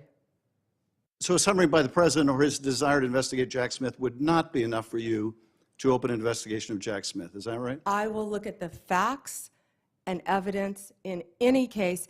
You know, and sitting here today, Senator, 72% of Americans please, I only have have 7 lost minutes. faith in the Department of Justice. Sitting here today, are you aware of any factual predicate to investigate Jack Smith? Sitting here today, yes or no? Senator, I will look at the facts and the circumstances. You can't answer that question.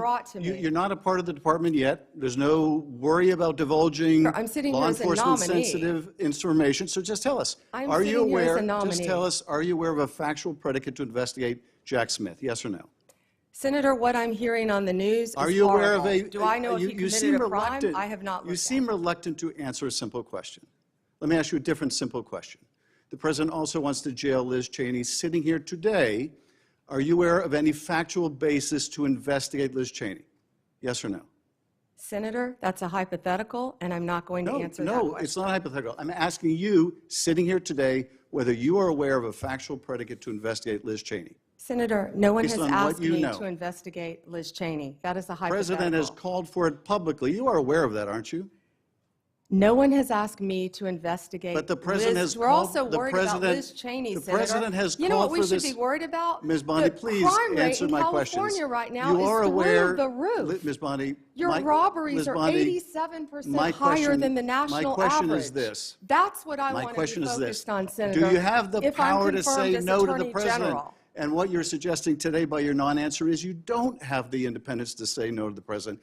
So let me ask you a different question. It also requires you, if you're going to be a good attorney general, to be able to tell hard truths to the president. So my questions now are, can you tell hard truths to the president? So let me start with an easy truth that you could speak to the president. Can you tell us, can you tell him that Donald Trump lost the 2020 election? Can you say that? Do you have the independence to say that? Do you have the gravitas, the stature, the intestinal fortitude to say, Donald Trump, you lost the 2020 election? Can you tell us that here today? Senator, what I can tell you is I will never play politics. You're trying to engage me in a gotcha. I No, won't I'm just do it. asking you a simple I question. won't play If you can politics speak truth with any to ongoing power. So let me ask you investigation, another. like you did let leaking me- your let me ask colleague you- Devin Nunes's if- memo. If you can't answer the question, let me ask you a different, what should be a simple truth, not a hard one. Was there massive fraud affecting the result of the 2020 election, yes or no? Senator, I'm glad you asked that question, if you'll let me answer what I saw in Pennsylvania. No, I asked a simple question about massive fraud. I can only tell you what I saw in No, I know you want to Pennsylvania. answer a different question, but my question is, can you tell us whether there was massive fraud affecting the results of the 2020 election, yes or no? Was there I or can was there tell not? you what I saw when I went That's as an not my, advocate that's to not the my campaign. question. So you can't answer that question. You can't speak that even easy truth to us, let alone to the president. So let me ask you a different question. It will also be important that you give good advice to the president. Are you prepared to advise the president not to pardon people who beat police officers? Senator, as I said, the pardons are at the direction of the president.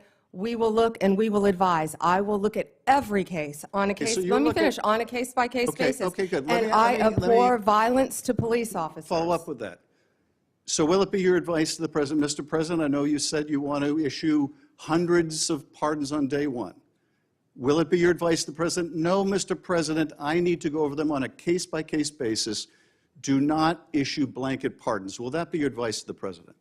Senator, I have not looked at any of those files. If confirmed, I will look at the files And for will the you be able to pardons, as do, well will as you the be able to ongoing review investigation. hundreds of cases on day one? I will look at every file I am Of course asked you to won't. look So at. will you advise the Hey, president? can I will answer you- the question? Well, my question I is- would have plenty of staff. You said, of course you want. You'll be able to review Listen, I'm hundreds not of going to cases on the first day? mislead this body.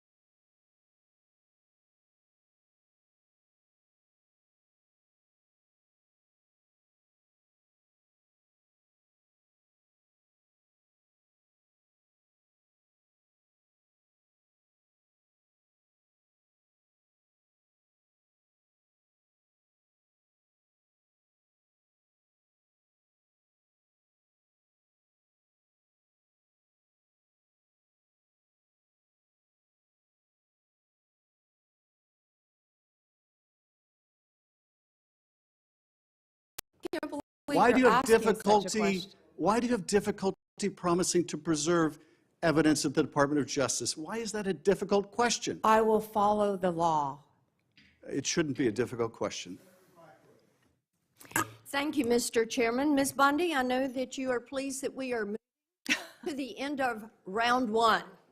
And we appreciate your being here. And I appreciate that you told my California colleagues you were willing to work with them, even in light of the manner in which they have approached you.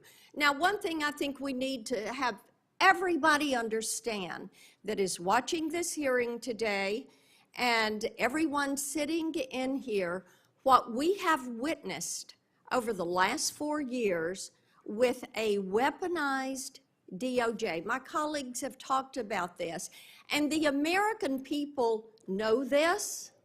They know what was carried out against President Trump and his administration, and in November, they voted to see an end to 2 tiers of justice, 2 tiers of treatment, 2 tiers of access, because they have absolutely had it with the lies, with the accusations, and with the attacks that have come against so many people who were just seeking to live their lives.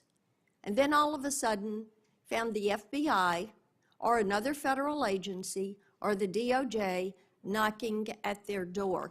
You know, Ms. Bondi, it would make you believe that my colleagues have learned nothing from the elections in November. They don't see this as a movie script that someone may have liked to write. What they see is this is real life. And they want a restoration to equal justice, equal access, equal treatment, abiding by the rule of law. Many of us have talked today about making America safe again. And in Tennessee, I hear a good bit about this. And as we've discussed your nomination, one of the things I've mentioned to people is your career as a prosecutor. And you have touched on that some today. And you are bringing that insight of being a prosecutor to bear. And I do appreciate that.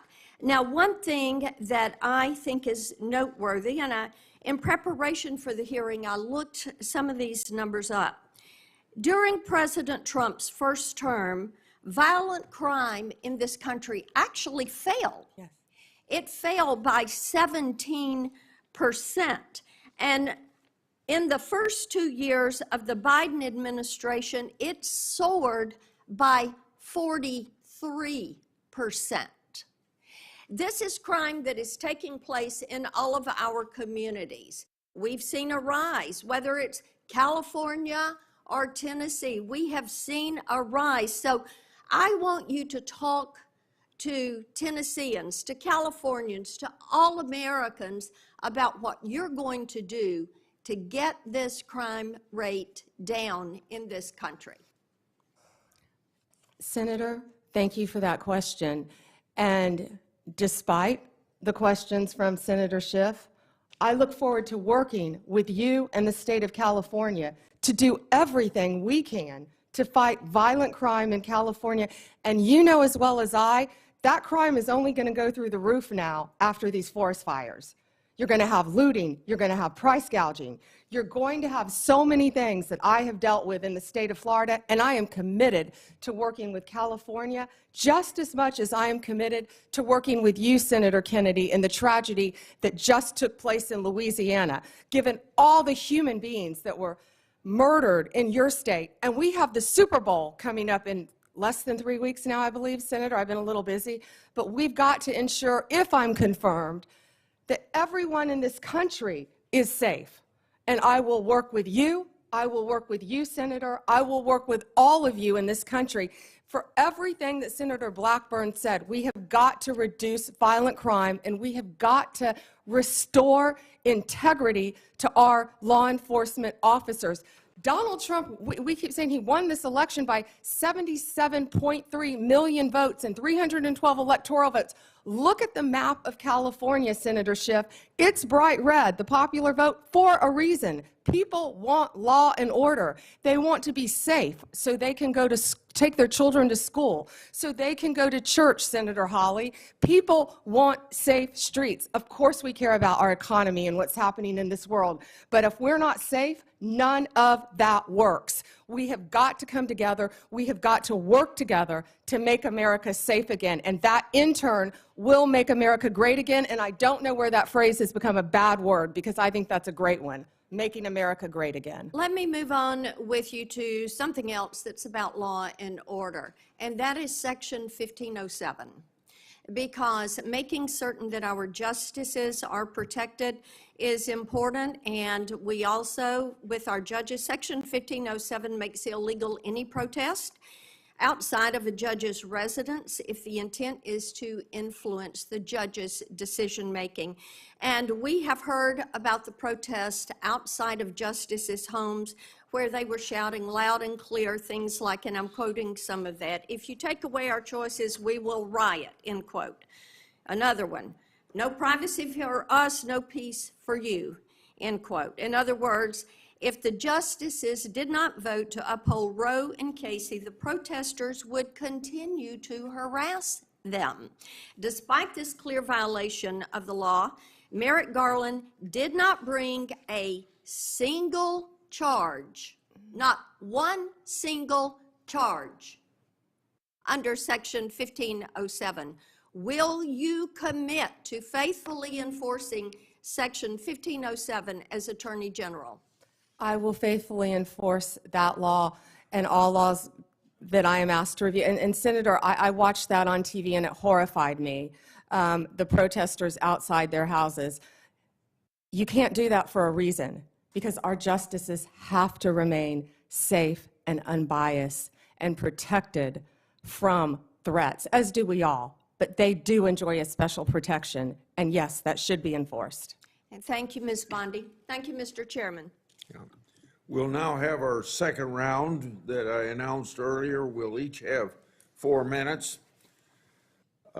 When we were talking in my office, I brought up the importance of your listening to whistleblowers.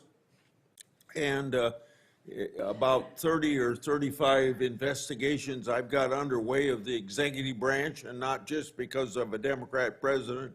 Some of them are probably carryovers from Republican presidents.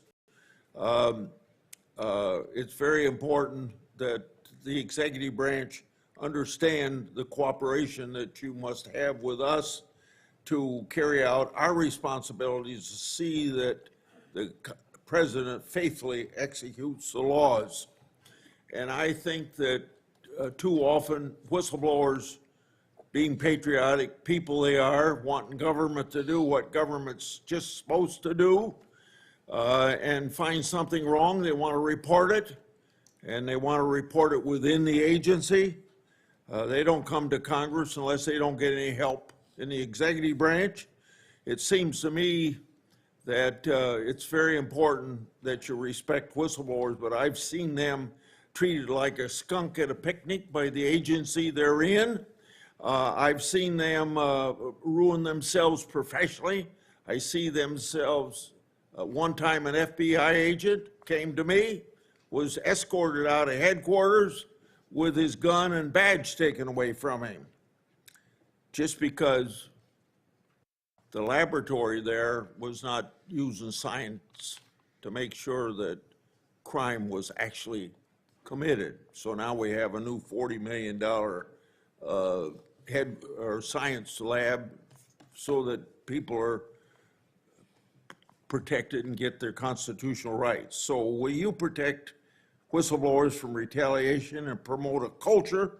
And I think that last thing, promote a culture, is more important, that values the important contribution of whistleblowers. Yes, and Senator, I think so people fully understand the importance of whistleblowers. They have to be able to tell the truth and come forward without fear of retaliation. And that's the purpose of the whistleblower statute. When there's retaliation, the taxpayers' money's paying for that retaliation in most cases. The Biden Justice Department issued guidance telling prosecutors to stop charging mandatory minimums and ignore laws setting penalties on drug type. It also allowed folks to pay civil and criminal fines to politicize non-government organizations instead of the government treasury. I put together a list of their guidance. I find it very concerning and unfair to the taxpaying public, and I'd like to have you review those policies very soon after you're confirmed. Absolutely, Senator. In regard to antitrust, enforcing antitrust laws is extremely important to ensure that markets are fair and that consumers are protected. I've been active in making sure that the Justice Department and the FTC carefully scrutinize mergers and that they look out for anti-competitive behavior and predatory practices. I keep a close eye on these issues as they impact my state of Iowa, and particularly agriculture, healthcare, and technology industries, and I'm interested in your commitment to make antitrust enforcement a priority. Antitrust enforcement was a priority when I was a state AG, and it will be a priority if I am confirmed as Attorney General. And again, I am so proud to have Gail Slater handling that. She is do you agree that? Loved by both sides Okay. of the aisle. Well, my time's up. Go ahead, Senator. Go ahead if you want. Okay. This the Civil Rights Division in your department, if you're head of it, supposed to enforce laws against race and sex discrimination, but under the Biden administration, the Justice Department has arguably promoted discrimination and turned a blind eye to racist hiring practices. Do you agree that race and sex discrimination by employers is illegal, even if the discrimination is called diversity or equity? No one should be discriminated against. Okay, go ahead. I'm done. You owe me 44 seconds. Ms. Bondi, I'd like to say something, and I hope you agree with it. Violence is never acceptable when it comes to political expression. Period. I think I said that initially. Yes, I do agree. Of course I agree. I abhor that sort of thing happening when it comes to conservative Supreme Court justices, and I abhor it when it comes to Nancy Pelosi's husband being attacked in his home. That was horrible. Which we should all say unequivocally both are unacceptable. I think you agree, correct? Horrible. All right. I guess as I reflect on what you've said today, a couple things surprised me. I did not expect you to be as outspoken as you are about Kash Patel. He's been characterized as a professional career defense attorney and a career prosecutor. That's a pretty amazing achievement in his life. But he also has said and done some things which are impossible to understand and justify. For example, are you familiar with something called the QAnon conspiracy? I have heard of it, but I do not know what it is, but I've heard of it many times, Senator. So let me tell you what I've learned about it. Its core belief is that a cabal of satanic, cannibalistic child molesters are embedded within our government and are conspiring against President-elect Trump. They asked Mr. Patel about it, and he said, quote, "I agree with a lot that the movement says," end of quote. Does that sound like a good preparation to run the FBI? Senator, I don't know anything about, I had heard of QAnon, but I've never heard that definition attached to it at all. You're going to have to ask Mr. Patel about those statements. We will. And I'll tell you, until we get answers to those questions, I don't know many people on this side of the table will give him an unequivocal endorsement. This and his enemies list, what he calls his government gangsters, this is what you expect of Stasi. This is what you expect of secret police. It is not what you expect of justice in America, as you've even described it at the table today. So I would say this unequivocal support of Mr. Patel should at least have some reservation until he explains some of these outrageous positions he has taken. I look forward to hearing his testimony about QAnon in front of this committee. You will. Let me say another word about January 6th and what happened. We lived through it, many of us. We'll never forget it. To think that the United States of America's Capitol building was desecrated by an insurrectionist mob that came in and did horrible things particularly to our police force that keeps you safe as you sit there and keeps us safe every single day. Over 100 of them were attacked by these demonstrators. One, Kenneth Bonowitz, a member of the so-called Proud Boys, another alt-right group, assaulted at least 6 officers, placed one in a chokehold and lifted him up by the neck. Bonowitz injured one officer so severely he had to retire. Kyle Fitzsimmons, convicted for 5 separate assaults against law enforcement, including one that caused a career-ending and life-altering injury to U.S. Capitol Police Sergeant Aquilino Ganell. Can you understand why when Donald Trump says, the day I am inaugurated as president, I will issue a blanket pardon to these, quote, political prisoners? We view this with an outrage on our side. These men and women risk their lives for us every day, and they almost died. Some of them did die in the course of this attack. Why aren't we treating them as such, and why do you have to reserve judgment? Vice President Vance didn't when he was asked this week. He said pardon should not be extended to those who were guilty of violence against policemen. Yeah, and Senator, I do not agree with violence against anyone, but especially police officers. And every time I've been walking through these halls, meeting with all of you, the men and women of the Capitol Police Department are incredible. They do a great job. They deserve to be safe. And I do not agree with violence against any police officer. I would hope. I never have, Senator. You weren't able to answer my question affirmatively earlier, but I would hope that if this moves forward in a positive way on your nomination, you will speak up at some point on behalf of these police officers who are keeping you safe today and your family safe. I yield. Okay. Before Senator Graham, I want to enter into the record without objection from the members of this committee letters from law enforcement groups who support Ms. Bondi's nomination. These groups include the Fraternal Order of Police, the National Sheriff's Association, the National Association of Police Organizations. They praise her, quote, support for law enforcement, crime prevention, and public safety, end of quote, without objection. So ordered. Senator Graham. Thank you. Well, I've been gone for a while, so they're asking you about Kash Patel. It must be going pretty well. You didn't miss anything, Senator. So that's just an observation. So anyway, thanks to my colleagues on the Democratic side. It's been a good hearing. And a couple things. Pardons. If somebody applies for a pardon, you'll give the president legal advice as to whether or not he should grant it. Is that the way the system works? Yes, Senator. Okay. So rather than prejudging what you would do, you would look at the application and give him your best advice, and you don't like people who beat up cops. Correct. I hope no one does. Yeah, okay. Fair enough. So let's just get back to the process. I'm not going to speak for the president, Yeah. but the president does not like people that abuse police officers either. Yeah, well, the hope is that through this pardon process, you'll make a rational decision based on the applicant rather than deciding the outcome in a Senate hearing. That's all I'm asking.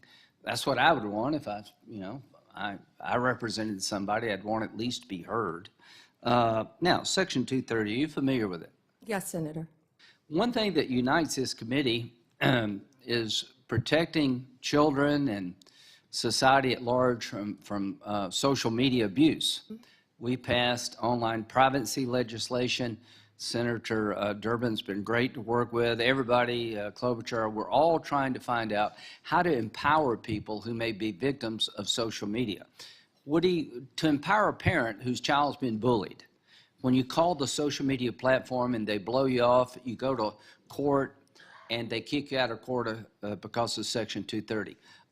Sexual exploitation of children on the internet, we've heard stories that make us just break our hearts. We're united of trying to give people a say. If they take your content down, you're appealing to the people who made the decision to take your content down. So what I want to do, along with Senator Hawley, everybody, is repeal Section 230 or replace it with a system that empowers consumers who may have been hurt. Do you agree with that? Senator, I would love to look at that with you. I'm not familiar with what you want to do on the issue. I've talked to Senator Klobuchar. I think Senator Durbin and I may have even discussed it, but I'm committed to looking at that with you. There are so many issues online that's one of the things. We have to find things that can bring us together now, and this has to be one of them. Well, just protecting our children. Here's what FBI director said, Ray, where you agree with him not, I agree with this. I see blinking lights everywhere I turn regarding the national security threats. Does that make sense to you? Yes, Senator. I was looking at that, the date of that. That was a year ago. Yes, Senator. I also heard about, I haven't seen it yet, his 60 Minutes interview that was very troubling to me for our country. Right. We know we found 8 guys from Tajikistan that were released, caught again because they were tied to ISIS. So the point I'm trying to make is, January 20th, we own this. I just urge you, to the extent you can, to urge the president to secure that border. We need money. The idea of moving money around from defense is not going to cut it. We need a lot of money for bed space, to finish the wall, do technology, hire ICE agents to accelerate deportation of people who are criminals and gang members. We don't have time to waste. I hope you'll make that an urgency because the threat is real. Are you worried about an attack on our homeland being generated from ISIS or their affiliates, and what should we do about it? Senator, I don't have a security clearance yet, but only from the public reporting that I've seen, I'm terrified. Senator Whitehouse. Thank you, Chairman. I'm going to try to fit in 2 questions in my 4 minutes. Lindsay, stick around because I'm going to say something nice about you. First, yes to 230. We've got to really work on that. There's a lot of support for fixing 230, in fact, outright repealing 230 in this committee. First question. Presumably, your commitment to fairly enforcing the law based on facts and evidence would also apply to environmental cases. Yes, Senator. I'm concerned because, you know, under Trump, criminal prosecutions for pollution dropped sharply in his first term. And you will be running an Environment and Natural Resources Division that has things like, for instance, a methane task force that big polluters who spent big money to get President Trump reelected don't like. And they're going to be coming to you to say, hey, we don't want a whole lot of enforcement on this. Methane leaks, carbon dioxide leaks, it's a pollutant, polluting our water, polluting our air. Will you be strong when that happens? Senator, if you haven't learned yet, I'm pretty strong and I'm pretty independent. And I will, I think you and I spoke about this in your office a bit. I don't know a lot about that issue, but I am committed to meeting with the ENRD division and talking to you about it. I wish I knew more about the issue you faced, but I don't. But I'm committed to absolutely looking at it and doing what I can to help you in your state. I don't want environmental prosecutions to be an ignored stepchild subset. It's law just like any other law. The second question that I'd like to get to goes back to Chairman Grassley's opening comments, that it's going to be really important for the Department of Justice, under your leadership, to answer questions from senators, both Republican and Democrat, and to give us real answers. Sometimes the best oversight comes from the other party. And indeed, sometimes the best oversight comes from one senator who sticks to one issue and persists at it without necessarily support from the rest of the committee. And that oversight has been really consequential in the past, and it's really important. So Chairman Grassley has been very good about trying to enforce that rule. And I want to tell you just a quick story about something that went the wrong way, I believe. Crossfire Hurricane was mentioned by Senator Graham. There was a committee investigation into Crossfire Hurricane. During that Crossfire Hurricane investigation, box loads of material was provided by the department and the Bureau to Senate Republicans. They got files, they got investigative reports, they got internal memos, they got stuff that would not be FOIA-able. They really were able to do a deep dive because they got everything they asked for, even stuff that the FBI would ordinarily not produce. That was happening on that side of the aisle. For me, I had questions about Justice Kavanaugh's supplemental background investigation. And I asked for things like, what is the Department of Justice policy for how tip lines work? That's a FOIA-able question. I didn't get a single piece of paper. I asked for things like, what are the ground rules for investigations of supplemental background investigations? I didn't get a single piece of paper. Senator Graham called the Deputy Attorney General up into his office to say, will you guys please knock it off and give this guy some information? So, you know, I have lived the example of, if you're a Republican on this committee in a Republican administration, you get everything you ask for and more, and if you're a Democrat, you get zero. That was not a great moment for me, and not a great moment for the department. And so I will take the chairman at his word that he wants the department to be responsive to requests from all of us, and I would ask you, will you be responsive to all of us, irrespective of our party affiliation, if we are asking legitimate questions that you have the power to answer? Senator, I think I've said that from the beginning. Yes, especially on Freedom of Information Act, I will follow the laws that apply to the Freedom of Information Act. I believe in that.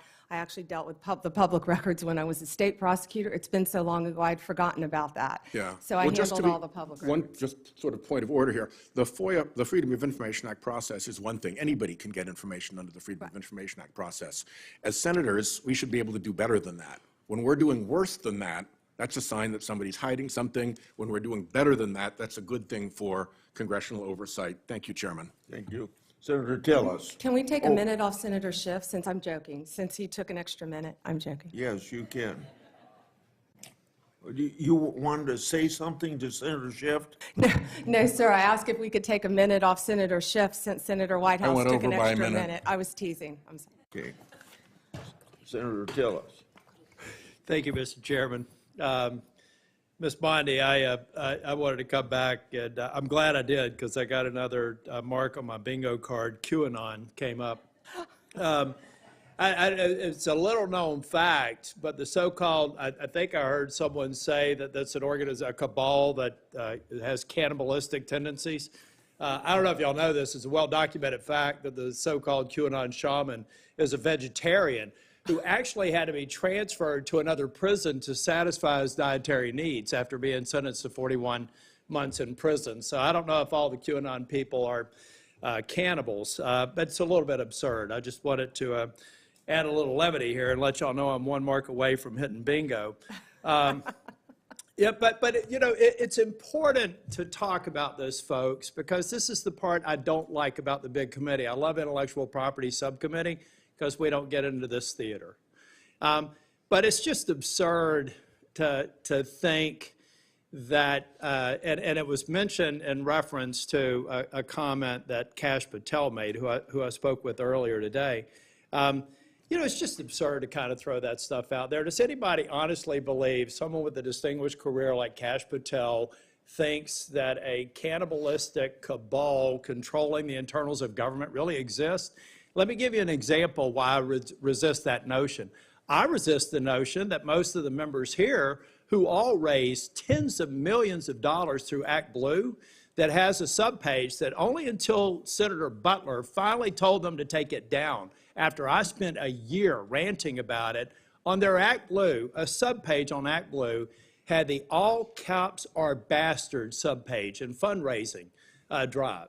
I came to this committee for a year and try to encourage my members to say, this is absurd. So would it be fair for me to say that President Biden is embracing an organization that thinks all cops are bastards and you should have a fundraising run for 13.12 miles and protest outside of police departments and put pressure on them? Saying that President Trump or you or anybody else or somehow or Kash Patel have an allegiance, it's so absurd to think in a big hearing like this, we actually just talked about that we actually think someone of the stature and the experience that would come before this committee would actually think a bunch of people-eating cabals controlling the innards of government was real. That's just being, I get the theatrics, I get the marketing department thought it'd be really cool if it was said, but guys, that's not us at our best. And I just thought it was kind of funny that he's a vegetarian too. But I want to go back to, this is a narrative that people are going to force, and I'm going to trust you to do what you do as a prosecutor. Like you said earlier, you're going to examine the facts of a case. You're going to give the president your best advice.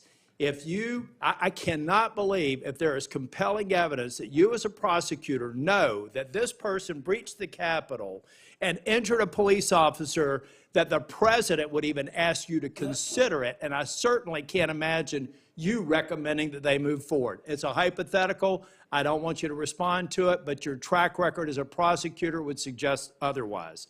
Last question.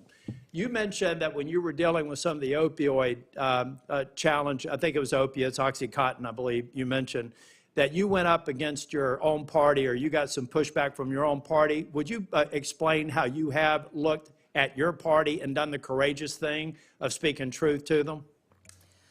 Oh, I remember when that started. Several of my former colleagues are behind me. They're probably smiling, but I remember when that started, I said, "Ooh, I'll never get elected to a second term," because yes, I fought for what I believed in based on meeting these victims' families and seeing the need, and I fought the industry. Whew, that was a and big you were in an industry, elected position. and the doctors. You were in an elected position with a lot of people with a target on you, and you stood firm. Thank you. More than once, Senator. Thank you. Senator Coons. Thank you, Chairman Grassley. Attorney General Bondi, in our previous conversation, we talked about criminal justice reform, and in particular, your contribution to the enactment of the First Step Act in the previous Trump administration. And I just want to talk with you about a couple of bipartisan initiatives in this area. Senators Cornyn, Lee, Durbin, Tillis, Booker, and I have introduced a bipartisan bill called the Safer Supervision Act. It focuses on the fact that federal probation officers have a massive caseload, often more than 100 folks they are supposed to be closely supervising. And this bill would work on focusing supervised release resources on those who really need it and creating positive incentives for those who are willing and able to be rehabilitated and leave prison much less likely to reoffend. What's your experience about the need to support people when they get out of prison and to provide them with positive incentives rather than just leaving them to their own free will and the very high likelihood they may reoffend and thus violate public safety concerns? Yeah, and Senator Coons, that's why reentry, we call it, halfway houses, what you need, Senator Welch, are so important, because many people deserve to go to prison, but many people are going to get out of prison. And Almost all. We don't want a revolving door. We want to do everything we can to make productive members of society. And when someone goes to prison, I mean, I saw this every day. You saw this as a revolving door. People get out, and first of all, I back up. We need drug programs. I could go on. We need drug programs, more drug programs in our prison. We have to. Mental health, we would be here for another 2 days. We have to get more mental health in our prison system, counseling to help people. I think our local jails actually do a better job of it, at least in Florida. But we've got to work on that, because when people get out, we expect them to do well. Many people don't even know how to go get a driver's license, yet we're telling you, go get a job, have a place to live. So we have to do everything we can to help. If I could move to the driver's license question. I've also led a bipartisan bill with Senator Wicker. Senator Grassley is also a co-sponsor. It's called the Driving for Opportunity Act. And it recognizes that in many states there is a practice of suspending driver's licenses where someone is too poor to pay their court-related or public safety-related fines and fees, but where the driver's license isn't suspended because they're dangerously driving. It's just because they haven't paid their fines and fees. And then without a driver's license, they lose their job or they're not able to get a job. Would you be willing to work with this bipartisan group of us on these two bills, Driving for Opportunity and the Safer Supervision Act? I would love to read both of them, and I was unaware of that happening with driver's license. Last two questions. Clemency, as we discussed, often near the end of an administration, there's a rush to consider pardons.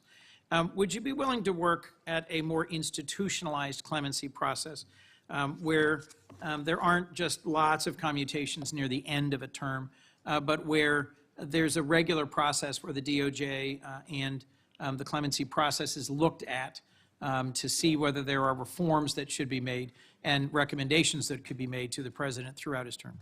I would love to look at that process. I can tell you that the pardons, the commutations that Joe Biden just made were abhorrent to me, absolutely abhorrent, taking people off death row. I looked at the facts of many of those cases, and they were so troubling to me. I don't know what process you intend to implement, but I would love to study that with you. Well, we talked positively about your experience and mine with drug courts, veterans courts, mental health courts. There are some things we will continue to disagree about and other things I hope we can work on together. Thank you. Thank you, Senator. Senator Lee. Thank you, Mr. Chairman. Ms. Bondi, as you're aware, criminal justice reform has been an important part of my role on this committee. I worked for the better part of a decade with Senator Durbin, Chairman Grassley, Senator Whitehouse, Senator Cornyn, Senator Booker, and a bunch of others to eventually pass the First Step Act, which President Trump signed into law in December of 2018. The First Step Act, as the name implies, was intended to be the first of multiple steps. Much remains to be done, including with the implementation of the First Step Act. The credits available under the First Step Act are still being implemented and need more. I assume you'd be willing, if confirmed, to help us continue to implement the First Step Act. Yeah, yes, Senator. And also, I just learned, it's my understanding, I don't know for fact, but it's my understanding that a lot of those beds for halfway houses, for reentry, have not been filled under the First Step Act. So if that's true, I want to look at that right away and figure out why. Right. And I think other reforms like the Safer Supervision Act, of which I'm a co-sponsor, can also be helpful on that front. It's always important to make sure that we're running, although ours is not the largest criminal law enforcement institution in the country, meaning the states themselves have far more criminal cases, far more prisoners under their jurisdiction collectively than the United States government does. And nonetheless, it is a significant presence. And states often look to the federal government, sometimes for good, other times for ill, on leadership as to where they should take their own criminal justice system. And so it's important that we get this right, especially given that we've been wrong at times in the past. I also think it's important to address the topic of overcriminalization. A few years ago, a few of us on this committee decided that we wanted to find out how many federal crimes are on the books. We reached out to the Congressional Research Service, the CRS, whose job it is to answer such questions like this when members have these questions. The answer that came back was stunning. The answer that came back was to the effect that the answer is unknown and unknowable, but at least 300,000. A lot of the reason for this is that there are a lot of instances in which federal regulations impose criminal penalties.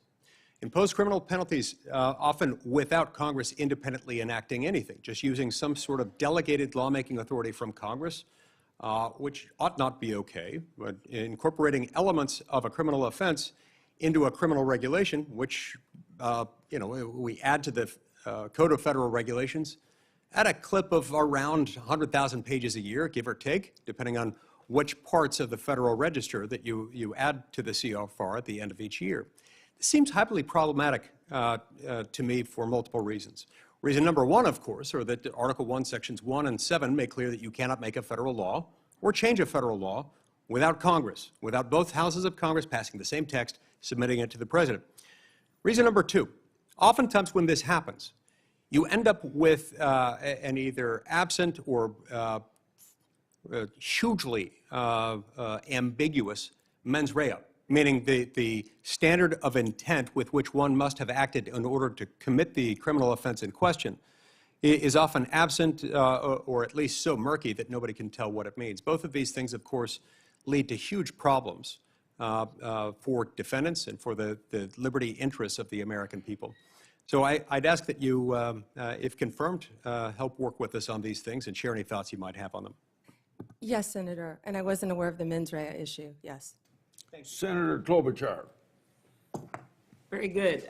Thank you very much, Mr. Chairman, and thank you for mentioning antitrust. I'm really proud of the work you and I have done together, as well as Senator Lee and I. And I know we discussed with you, Ms. Bondi, the work on allowing state AGs, a bill that Senator Lee led, and I was the Democratic lead on letting state AGs keep the antitrust cases involving tech in their states. And Senator Grassley and I successfully passed our bill to finally update the merger fees, which have allowed larger mergers have to pay in more, smaller mergers less, and that has led, along with other reasons, to beef up the antitrust division of antitrust during the last few years, and I want to make sure that you are committed to continuing a strong antitrust division with adequate personnel. And if I am confirmed, I intend on bringing in Gail Slater. She is amazing, and I think bipartisan support for her, and did a lot of antitrust. Well, I had someone who knew antitrust much better than I when I was State Attorney General, and it's very important. But how about the resources for the division? It has been under this administration, the current outgoing one, they have added lawyers and others to it. And my question was is if you'll continue that. Yes, I was actually looking at the structure of that unit, and if I am confirmed, I've been a little busy, I plan on working with Gail Slater and all the lawyers in that unit. Okay. And then just you and I discussed some of the important cases, the Google case, Live Nation, Ticketmaster, the Apple case, I don't know if we talked about that one, but RealPage. And will you commit to continue these cases and to pursue remedies that will fully protect consumers from anti-competitive conduct? I'm not asking what the result will be. I can imagine you couldn't answer that, but I'm just asking that under if you are confirmed that you will continue the work on these cases. Yes, Senator, I haven't looked at those on a case-by-case basis, but I'm committed to that type of case and protecting consumers. And I will look at that and have that unit look at that right away. Thank you. At its founding in 1870, the Justice Department's priority was to enforce civil rights. That's what was founded, the reason guaranteed by the 13th, 14th, and 15th Amendments during Reconstruction. Today, civil rights enforcement is led by the Civil Rights Division. Do you believe it is a critical mission of the Justice Department to vigorously enforce our nation's civil rights laws? Yes, Senator. Okay, thank you. Voting rights. Will you commit to properly enforcing federal laws that protect the right to vote that are critical to ensuring free and fair elections like the Voting Rights Act? Yes, Senator. Okay. We're back to the FBI nominee. Again, I express my deep concern, Kash Patel. He has vowed to retaliate against the president-elect's enemies, quote, not just in the government, but in the media, end quote. As we know, the president-elect has already sued a pollster in Iowa whose predictions turned out to be wrong, which happens with pollsters all over the place, as we all know. But a free press is essential to our democracy. Reporters must be able to do their job without fear of being investigated or prosecuted. Will you commit that the Justice Department, under your leadership, if confirmed, will respect the importance of a free press? Absolutely. And if the president or the, depends on who the FBI director is, I have some strong views on that, tries to push to go after the media, how would you respond to that? I have not, clearly he's made some statements, but I haven't talked to Mr. Patel about those statements. But going after the media just because they're the media is wrong, of course. All right, thank you. Senator Kennedy. Thank you, Mr. Chairman. General, I admire your spunk. Coming from you, Senator, that is a huge compliment. Well, you know, I learned the hard way up here. You may know it already, but up here, if you turn the other cheek, You just get it in the neck. Oh. You're friends with President Trump, are you? Yes, Senator, and I spoke to him this morning. You're not enemies. No, Senator, I don't think I'd be sitting here if I was an enemy. He'd be crazy to have me sitting here if I was an enemy. So you're friends. Yes, Senator. I find otherworldly this suggestion by some of my colleagues that that somehow disqualifies you. Have you ever seen a president of the United States appoint his enemies to his cabinet? Exactly, Senator. I think many presidents, including President Obama, were friends with his attorney general throughout the years. Okay. I want to also ask you about one of the suggestions of my colleagues. I wrote it down. He said he was concerned that, quote, you would start with a name to prosecute and then look for a crime, unquote.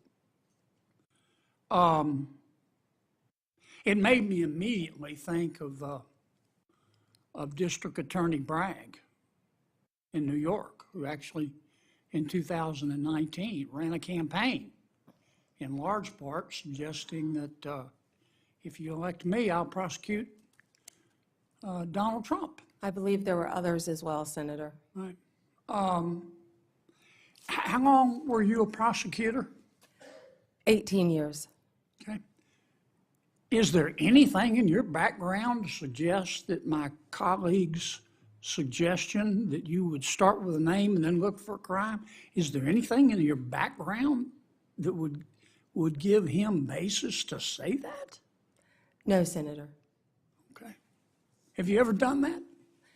No, Senator. And I Ever think I have a plan- lot of former colleagues sitting behind me who would back me up on that as well. Do you plan to do that as Attorney General? Of course not, Senator. I hope no Attorney General going forward would ever do that. Well, I thank you for your time today. One need not be clairvoyant to see that you're going to be confirmed. And you talked a lot about bringing us together today. I'll make this suggestion. Senator Durbin talked about it. You can bring us together if you will just answer Grassley's letters. That will be a really good start, because you'll never hear the end of it, nor should you. The man is, he's like a dog on a bone. Thank you, Senator.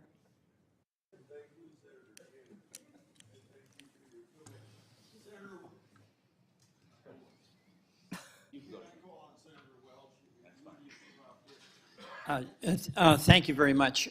Thank you, Ms. Bondi. Three things. One, I do have some concern that whoever is the Attorney General, you or anyone, is going to be presumably, will be under a significant amount of pressure at some point from the President. Attorney General Barr was, Attorney General Sessions was. And you've made it very clear your client is the Constitution. I think that's very reassuring to us. But the President does have now a Supreme Court provided immunity. And I just want to express to you my concern, and it really does align with what Senator Schiff said. You have what I regard as a very bad decision by the Supreme Court. The President should not be above the law, never has been. And my concern, on the basis of statements that President-elect Trump has made, is that he does identify people as political enemies, including Senator Schiff, and there may come a day where there is pressure on you. And I'm just going to express my hope that that independence that you've had throughout your career when it comes to the Constitution or pressure from a higher official, that you're going to choose the Constitution. So you don't even have to answer that. But it's a concern I share, I think, not just with colleagues here, but with many Americans. My colleagues have made the case about weaponization in this administration. We can have a debate about that. but there's been a universal statement here that we want the rule of law to be the basis of going forward. So thank you for allowing me to say that. Second, I'm really interested in your focus on how do we cut down on recidivism. I was a public defender. That's how I got started. You started prosecutor. In Vermont, prosecutors and defenders were good friends. We each had a job to do. But my experience with my clients, and I'm accepting folks who just, they're really dangerous. You've got to lock them up. You've got to throw away the key. But the vast majority of people had a substance abuse problem, oftentimes had very limited education, oftentimes face these incredible dilemmas that Senator Coons was talking about, where they get fines and they get their license suspended, so the job they had now they lose. So can you just elaborate a bit on what you want to do to inject some energy into dealing with cutting down on recidivism?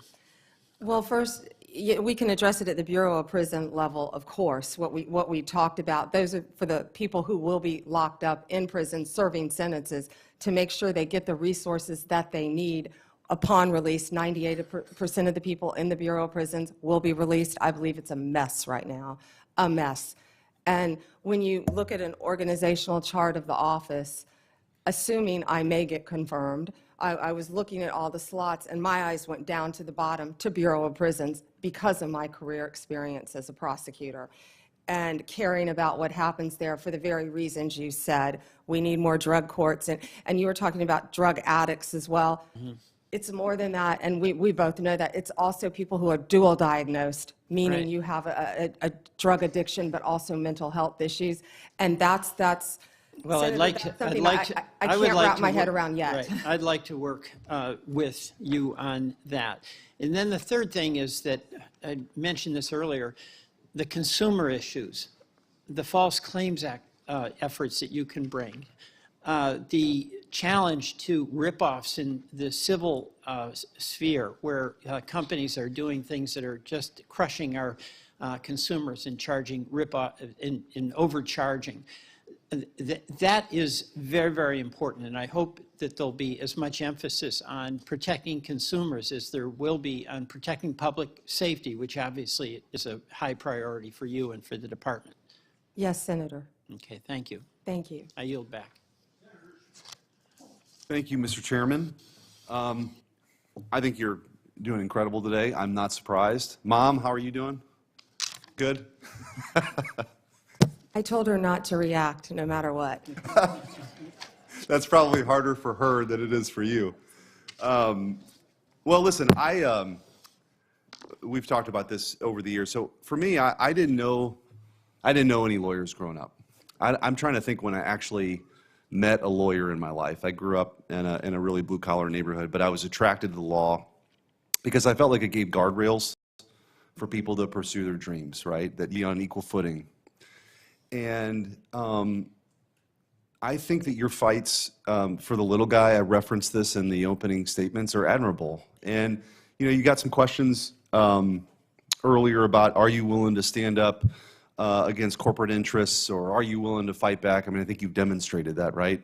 I think we did it together when we were attorneys general as well. Yeah, your client is the people, and it's your job to fight for them. Because in these jobs, especially even a local prosecutor, I think is even more appropriate scenario. There's only one local prosecutor. There's only one prosecutor in that county. So it's interesting when we have these discussions about some of these prosecutors across the country, and Senator Hawley and I know there's been a couple in Missouri, and they're all around. When they decide not to charge violent criminals, there's nobody else who can do that. There's nobody else that can do that. One of the things that when I was Attorney General we were able to do when President Trump was in office, sadly the Biden administration dropped this effort, was we had assistant AGs deputized as assistant U.S. attorneys to help fight violent crime, to add capacity. And when, there was a surge to take on some of the most violent criminals on the streets, we were there to help. Those are the kind of partnerships I'm guessing that you'll look towards, right? To get back to the core mission of taking on violent crime and fighting for the little guy. So I wanted to give you a little bit of an opportunity to talk about that. And also, sort of what's your vision? You're answering a lot of questions. What's your vision for the department? I mean, How do you see your role? How do you want to go do that? I think you're incredibly qualified to do it, but just in your own words, what are the things that you're going to focus on? You know, Senator, it's truly overwhelming when you look at the volume of that department. The Department of Justice, it is the largest law firm in the world and manages the largest law enforcement agencies. And that's why, first and foremost, what I did when I was Attorney General, you surround yourself with great people. And that includes Gail Slater, that includes my Chief of Staff, if I am confirmed, my deputy, and so on and so on, and work from there, but look at each and every department. And I don't know if one department is more important than the other, but I will work very hard every day. And as Senator Welch had said, it's not only fighting crime. I think that's just first and foremost on Americans' minds right now. But that's why there is an entire huge civil division that falls under the Department of Justice to protect consumers, to do the antitrust cases, to do all the Medicare cases, to do all of the other cases. So it's multifaceted. But first and foremost, of course, to keep America safe and restore integrity to that department. I don't think I can stress enough that 72% of Americans have lost faith in the Department of Justice. Yeah, and I think that the belief that the American people need to have, again, is that people are going to be treated the same. As you said earlier, there's only one tier. There's not two tiers of justice. And I think that's, when you really dig down to some of the comments you've heard and questions, on, at least on this side, that's the big concern. I don't want it tilted in anybody's direction. You just want it to be fair. And you want certainly the top law enforcement official in the country to view it that way. I think you do. And I think your history, your qualifications, your demeanor, your character warrant a bipartisan vote. I hope you get it. I really do. You deserve it. Thank you, Senator. Senator Blumenthal. Thanks, Mr. Chairman. Again, thank you, Ms. Bondi, for answering our question. I want to come back to TikTok. And we ran out of time when I was asking you before about the importance of the law that was passed overwhelmingly bipartisan majority here in the United States Congress. As you know, last year, a Chinese hacking group, it was called Salt Typhoon, broke into several American phone companies, reportedly used that access to spy on the White House, the FBI, other sensitive government targets. The threat of Chinese communist espionage goes beyond just watching. It also involved potentially shutting down our grids, other critical infrastructure targets. I assume you agree with me that Chinese cyber warfare, espionage, malign influence is an existential threat to America.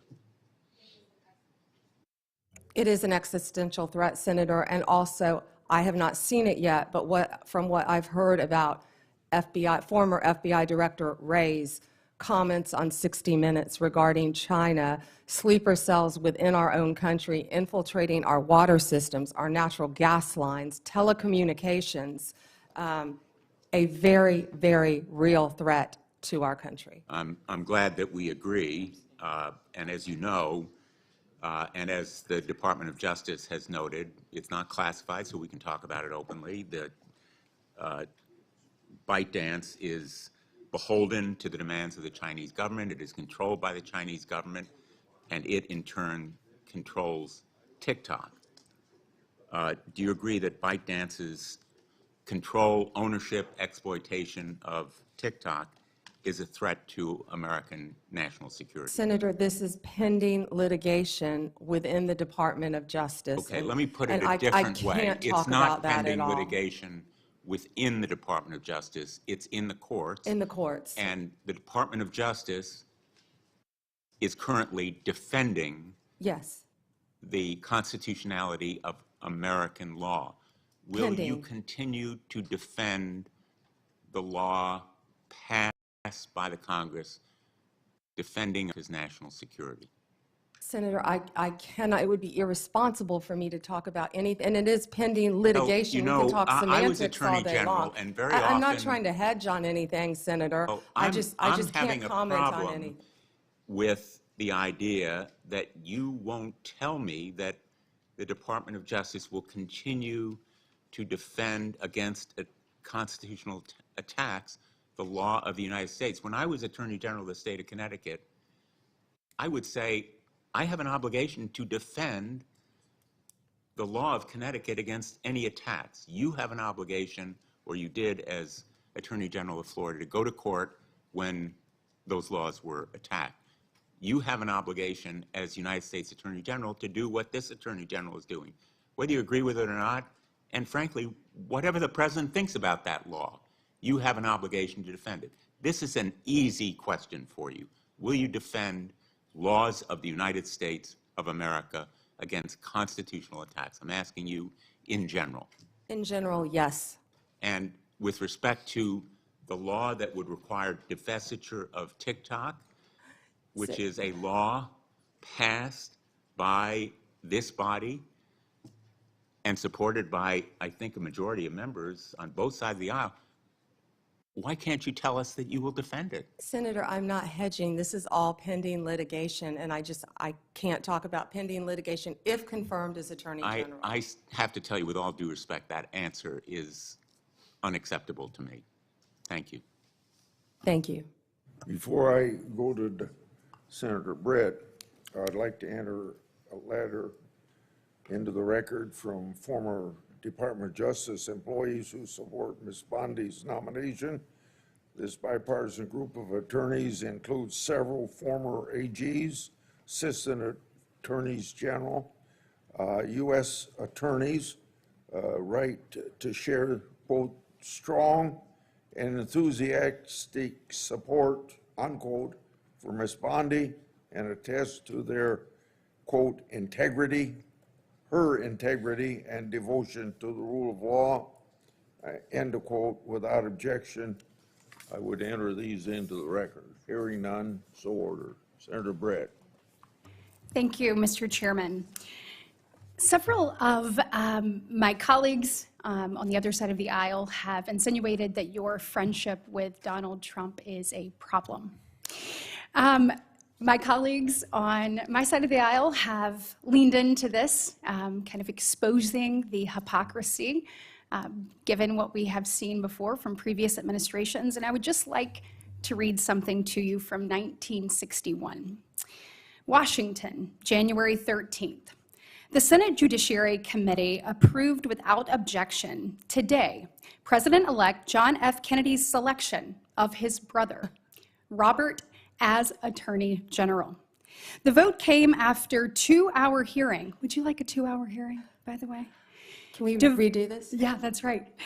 The vote came after a 2-hour hearing devoted in large part to the praise of Mr. Kennedy. Forecasts that there would be several critical questionings, especially from Republicans, proved incorrect. All 14 committee members present voted to approve the nomination when it was formally made. The New York Times. As it said, blood is thicker than water, meaning family bonds are stronger than any other relationship. I just think that that needs to be before the American people once again, and I appreciate you continuing to reiterate that you will serve the people of this great country and that you will follow the law. Thank you, Senator. I'd like to move to something that has become another theme of this hearing, and that is Senator Grassley's letters. So I myself sent a letter to our current Attorney General and unfortunately received the very same treatment. So in front of this committee, Merrick Garland, Attorney General Garland, had made a testimony that we found evidence to possibly contradict what he had said. On March 23rd, he came in front of the Appropriations Committee, where I was a member, and I presented him with evidence that the DOJ had actively discouraged the enforcement of 18 United States Code Section 1507 at the homes of Supreme Court justices in the wake of the leak of the Dobbs decision. Evidence that appeared that he had clearly either misled or misinformed this committee. Evidence that showed that the department was putting politics above duty. Section 1507, as you well know, makes it illegal to picket or parade near a judge's residence and with the intent of influencing them in the discharge of their duty. It was openly and flagrantly violated on numerous occasions in the summer of 2022, yet never enforced by U.S. Marshals stationed at the home of the justices, in large part because of the evidence that we showed that they had been actively discouraged from making arrest. When we asked Attorney General Garland why no one had been prosecuted, he said because no one had been arrested. Really going back to the fact that the U.S. Marshals in these slides were actively discouraged from making them. On May 3rd, 2023, I led a group of senators, many on this committee, sending a letter to the Attorney General asking him for a response to 19 questions by the end of May. And to this day, I have yet to receive any actual response to any of my questions. To Senator Grassley's second point, if you do get a response, which mine came almost a year late, it was just words on paper.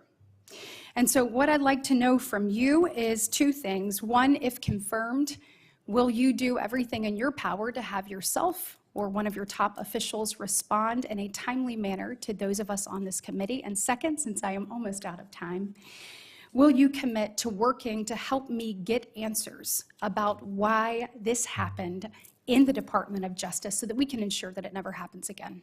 Yes, Senator, and it sounds like we're going to have to open an entire unit to handle Senator Grassley's letters Good. to respond to them. That's what we all like to hear. Senator Booker. Thank you, and I'm grateful to Senator Britt for bringing that up. It's probably one of the most bipartisan commitments if we're going to fulfill our duties as of the Constitution to give oversight. It's really important that we get timely responses, and I'm grateful for that. I want to jump back right in where we were talking in last, is just about the crack and powder cocaine disparities that we discussed in my office. It's something that this committee in a bipartisan way have done a lot on. We discussed about the 18-to-1 sentencing disparity, which came down from 100-to-1. I've been working in good faith with people like Senator Grassley on trying to just get justice with that, move it as much towards 1-to-1 as possible. We know that actually in Florida, your home state, as well as 43 other states, it's 1-to-1. It's 1-to-1. Thank you for making my question quicker.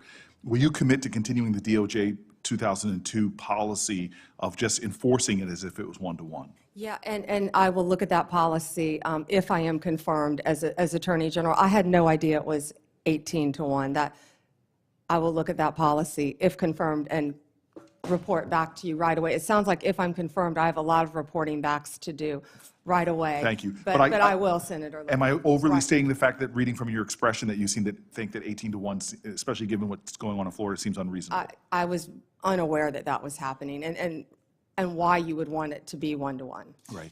I know your sincere and heartfelt beliefs on abortion in general, and I respect that and our differences on it. But when it comes to medication abortion, over 2 decades ago, the Food and Drug Administration approved the medication abortion pill mifepristone as safe and effective.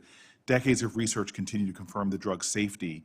However, access to mifepristone was threatened by several lawsuits that second-guessed the FDA's expert judgment about the drug. The Department of Justice has vigorously defended the FDA's judgment about the safetiness and effectiveness, and I guess a lot of people are concerned about reversing a policy that could deeply affect people's access to mifepristone. I'm wondering if you would commit to continuing the U.S. Department of Justice's efforts to defend the FDA's judgment in lawsuits against mifepristone. And I was not aware of that, Senator, until we spoke.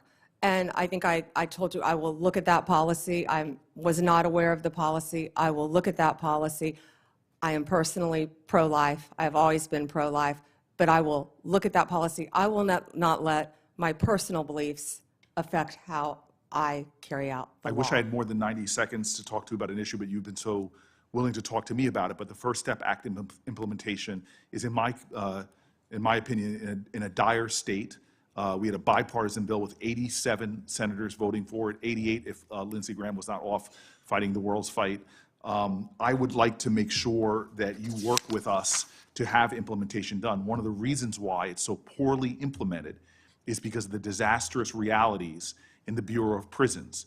We've had bipartisan hearings here about the egregious stuff. The hearing was so disturbing that one of my colleagues on the other side came over and said, whatever I can do, let's work together. It is understaffed, and therefore a lot of the people that are supposed to be implementing the programs that would help for people to earn time credit to get out, the education programs that are proven to reduce recidivism, can't be done because the Bureau of Prisons is a disaster in terms of staffing and funding. People leave their federal correctional officers' jobs to go to state because they can make significantly more money. Is this a Morale cause is horrible. Yes, morale is horrible. Do you feel a sense of urgency like I do to focus on the Bureau of Prisons, to deal with the staffing issues and help for the full implementation of the First Step Act? Yes, Senator, and yes, and I spoke about that, I think, when you were in another committee hearing, but yes, I will, of course. Thank you for the latitude, Mr. Chairman. For a question for both the nominee and you, Senator Booker. You were talking about this one-to-one equation. If your implication to her was that it could be done through her actions, then it seems we've been wasting our time trying to find a compromise between you and me on that subject for legislation. I didn't prepare for this hearing, sir. I didn't know I'd be asked questions. I look forward to working with you. I do believe that it should be done judicially as well as with prosecutorial discretion. Okay. It should be done legislatively as well as prosecutorial discretion. Thank you, sir. Thank you, Mr. Chairman. General Bondi, I congratulate you on an excellent job at this hearing.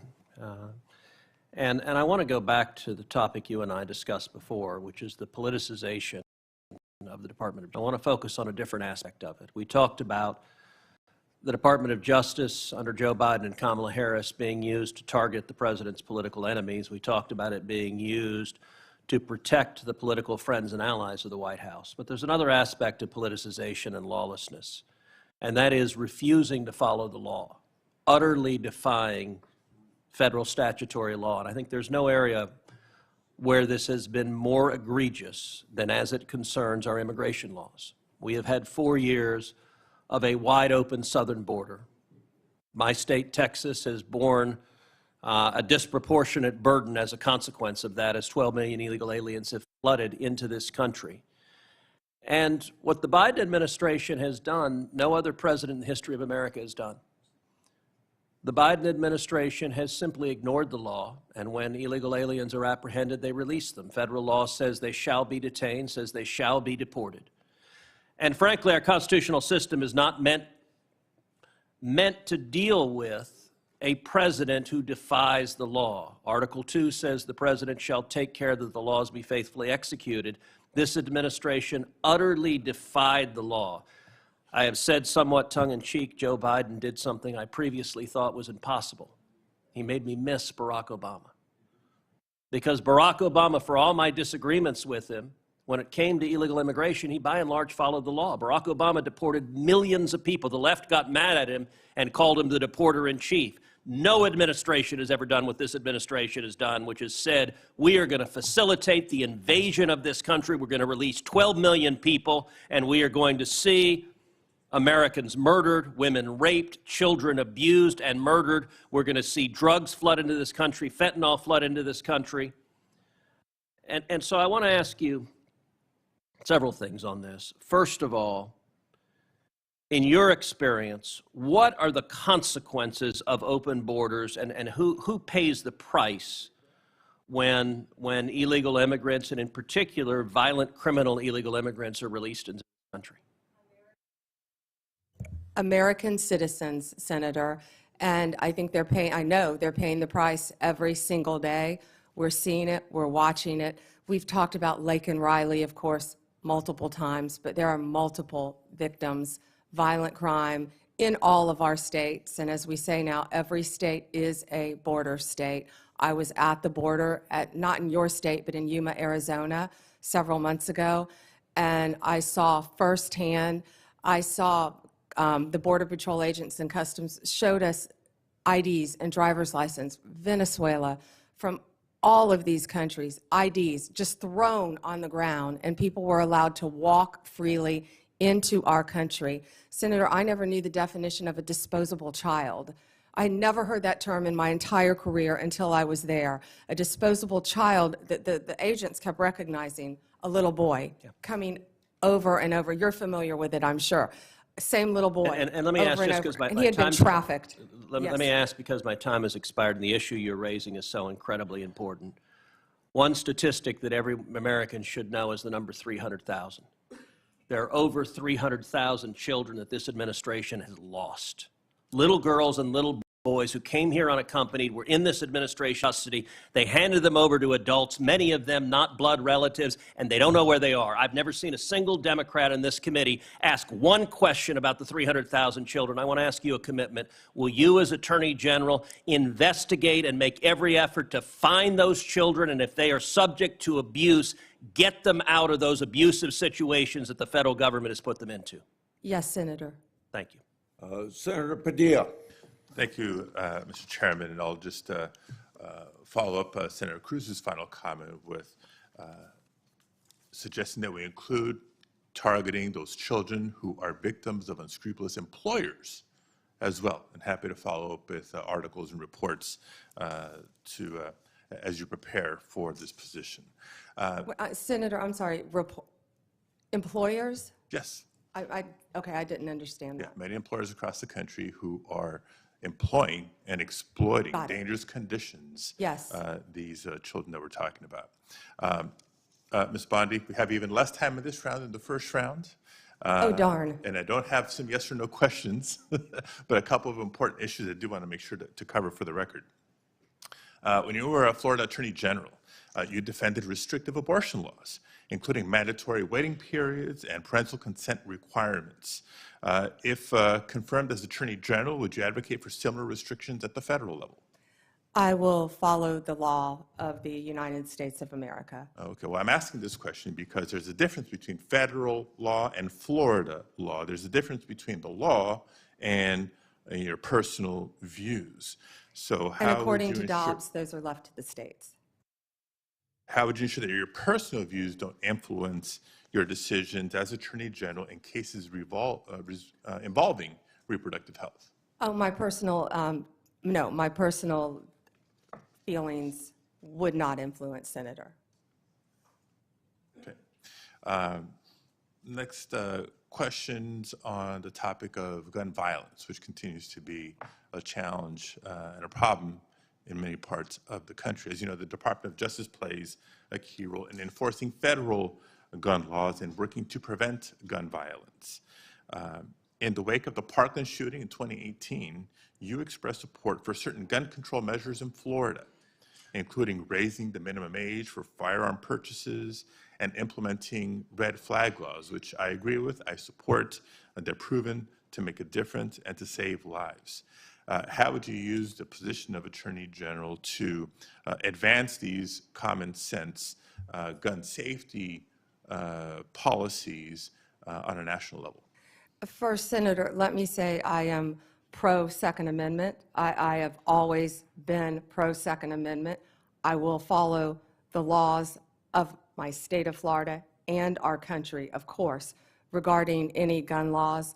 I worked that shooting, meaning I was there when 17 family members were notified, I was there, that their children were murdered. Also, Pulse nightclub. I also went to Nevada to help with the MGM shooting. The Attorney General at the time asked me to come out there. I believe over 60 people were murdered there.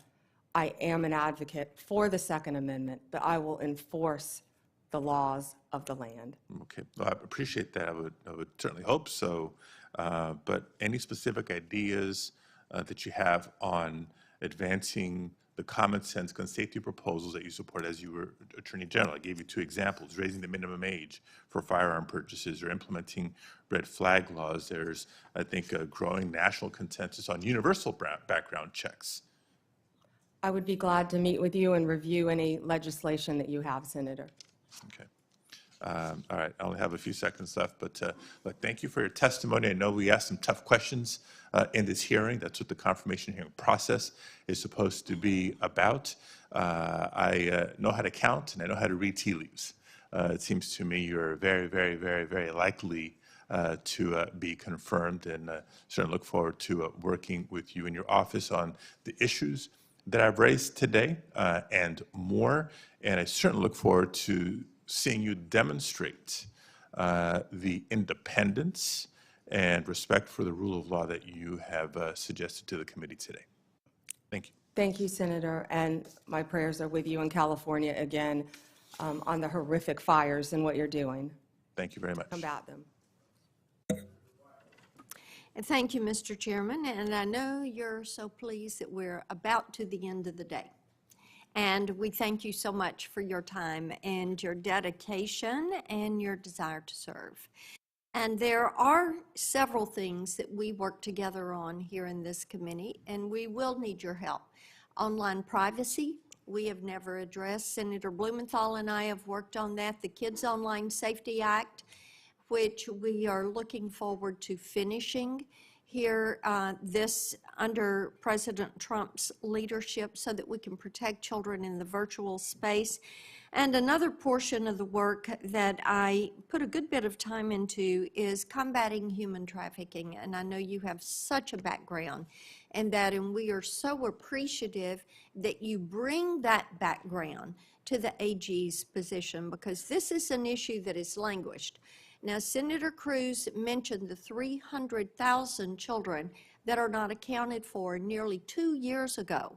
I wrote the HHS secretary. It was at about 100, it was at 75,000 at that point, and the number has increased. And there are steps that could be taken that this administration, the Biden administration, has tossed to the side. We have legislation to address those. But General Bondi, this is something that you can begin to do on day one. This administration has stopped doing fingerprints. They have stopped doing DNA testing. And because of that, we know that about 40% of the kids that come to that border are being trafficked. And there is a way to put an end to this. So we have, we think creating a database, a human trafficking database at DOJ is a good step forward. We do have legislation on that. Another thing that we're working on is having Child Protective Services actually record the interviews with children and adults to help to protect these children. But I would really like to get your commitment on the record for your help and a statement about the work that you have done in human trafficking and your commitment to ending that in our country. Thank you, Senator, and I have not yet reviewed your legislation, but I would love to review that legislation. Yeah, I learned about the fingerprinting and the DNA when I was at the border a few months ago, and I really couldn't believe that. And while I was there, I went to a rape crisis center, and what I saw and learned at that border, there is nothing humane happening at that border. No. And so many women and children are being trafficked coming into this country. And when I was Attorney General for the state of Florida, I went to Mexico, and I went to a safe house, and I met victims of human trafficking, women and children. I held babies who had been trafficked. Mm-hmm. And what gets a young drug addicted, because they addict all these women to drugs when they're trafficked, young drug addicted mother to break free from her captor, they were sending her to New York. And when they were going to do that, what did? They were going to kill her baby. And that's what got her to break away and get to a safe house. So I am committed to fighting human trafficking alongside you, and I have not yet read your legislation. I appreciate that. We appreciate so much your commitment to that. There is nothing compassionate about what is going on at that southern border, and we will need your attention to fix those issues. Thank you. Thank you, Mr. Chairman. On behalf of the chair, Senator Schiff. Thank you, Mr. Chair. It's been suggested, Ms. Bondi, by a number of my colleagues that the concern Democrats have is that you are friends with the president. That's not our concern. It's not our concern that you're loyal to the former president. The president has a right to choose people who he believes will be loyal to him. Our concern comes when that loyalty to the president conflicts with your duty, conflicts with the Constitution, conflicts with your oath. And our questions have been designed to try to ascertain what you will do when that inevitable conflict arises. And you may say that you believe that conflict will never come, but every day, week, month, and year of the first Trump administration demonstrated that conflict will come. Jeff Sessions may not have believed it would come to him, it came to him. Bill Barr may not have believed it would come to him, it came to him. It came to everyone. It will come to you. And what you do in that moment will define your Attorney Generalship, your public service, everything you've done up to that moment will be judged by what you do in that moment. I would encourage you to talk to Secretary Mattis, someone who had broad respect and has broad respect of Americans on both sides of the aisle, who felt it incumbent on him to leave his post because he could not in good conscience continue to do as he was asked. I would encourage you to talk to Chris Wray, who perhaps, as well as anyone, walked that difficult line, avoiding unnecessary and gratuitous fights with the former president, but at the same time defending his workforce, defending the democracy and our institutions. I would talk to those who have been where you're about to be, because you will surely be faced with that difficult challenge if you are confirmed. Let me turn to some California particular concerns. I'm grateful for your acknowledgement of the trauma we've been through with the fires. That is not over. We will need your help in going after those who are committing arson or who are looting or the inevitable fraudsters who will take advantage of the situation to try to defraud taxpayers. Price gouging. As well as price gouging. Indeed, on the subject of price gouging, and we talked quite a bit about the 2020 election, the 2024 election was about the high cost of living. I hope you will demonstrate a willingness to go after anyone who's engaged in price gouging. I think the oil companies are engaged in price gouging. The price at the pump in California is through the roof. Are you willing to take on even powerful interests like the oil industry if you determine that they are gouging consumers? I handled the BP oil spill, Senator, when I was Attorney General for the state of Florida. Right now, as an immediate concern, I would be concerned about helping you in California with all the criminal acts that I'm sure are happening throughout your state, with the looting, with and this is just from me watching it on the news. You've been there on the ground, but crime is rampant in California, and it's only going to get worse based on these fires and what happened. And price gouging is when people come in and they try to raise the price of goods, water, essential commodities, when people have lost their homes, and not everyone lives in a big home. Most people don't. And people have lost everything that they have had. And I am committed to working with everyone in California constantly to help the people in the aftermath of these fires and do everything that I can. We will need your help on that. We will need your help on attacking the scourge of fentanyl. We can't solve this problem as a local government or state government or a federal government alone. We need to work together on that. And let me ask one last question, if I may, Mr. Chairman. Important to a great many Californians and people around the country. And that is, will you respect their marriage? Will you respect marriage equality? Will you defend marriage equality? I will respect the law, absolutely. Thank you, Mr. Chairman. Thank you, Senator. I'm sitting here in the chairman's seat, General Bondi. It's a great feeling of power. Do you have documents you want me to review? maybe some things I'd like you to sign. Let me just ask you here, and I think I may be your last interlocutor for the day, so congratulations. You've just done fantastic. Thank you for answering all of our questions. Let me just ask you about another of the abuses that this past administration perpetrated that is still in place, and I'm referring to the October 2021 memo from Attorney General Garland targeting parents at school board meetings. Do you remember this? Yes, Senator. What happened was, as I'm sure you recall, we now know the Biden administration, the White House, the Secretary of Education solicited a letter from the National School Board Association. They ginned it up. It was fake from beginning to end. They ginned it up, calling for law enforcement scrutiny against parents, tax-paying parents who were going to school board meetings, inquiring what their children were being taught, inquiring about face masks, critical race theory, and Attorney General Garland, you talk about bowing to political pressure. When the White House demanded he activate the FBI against these parents, amazingly, unbelievably, he did it. And he issued this memorandum in October of 2021. All of this time later, that memorandum has still never been formally rescinded.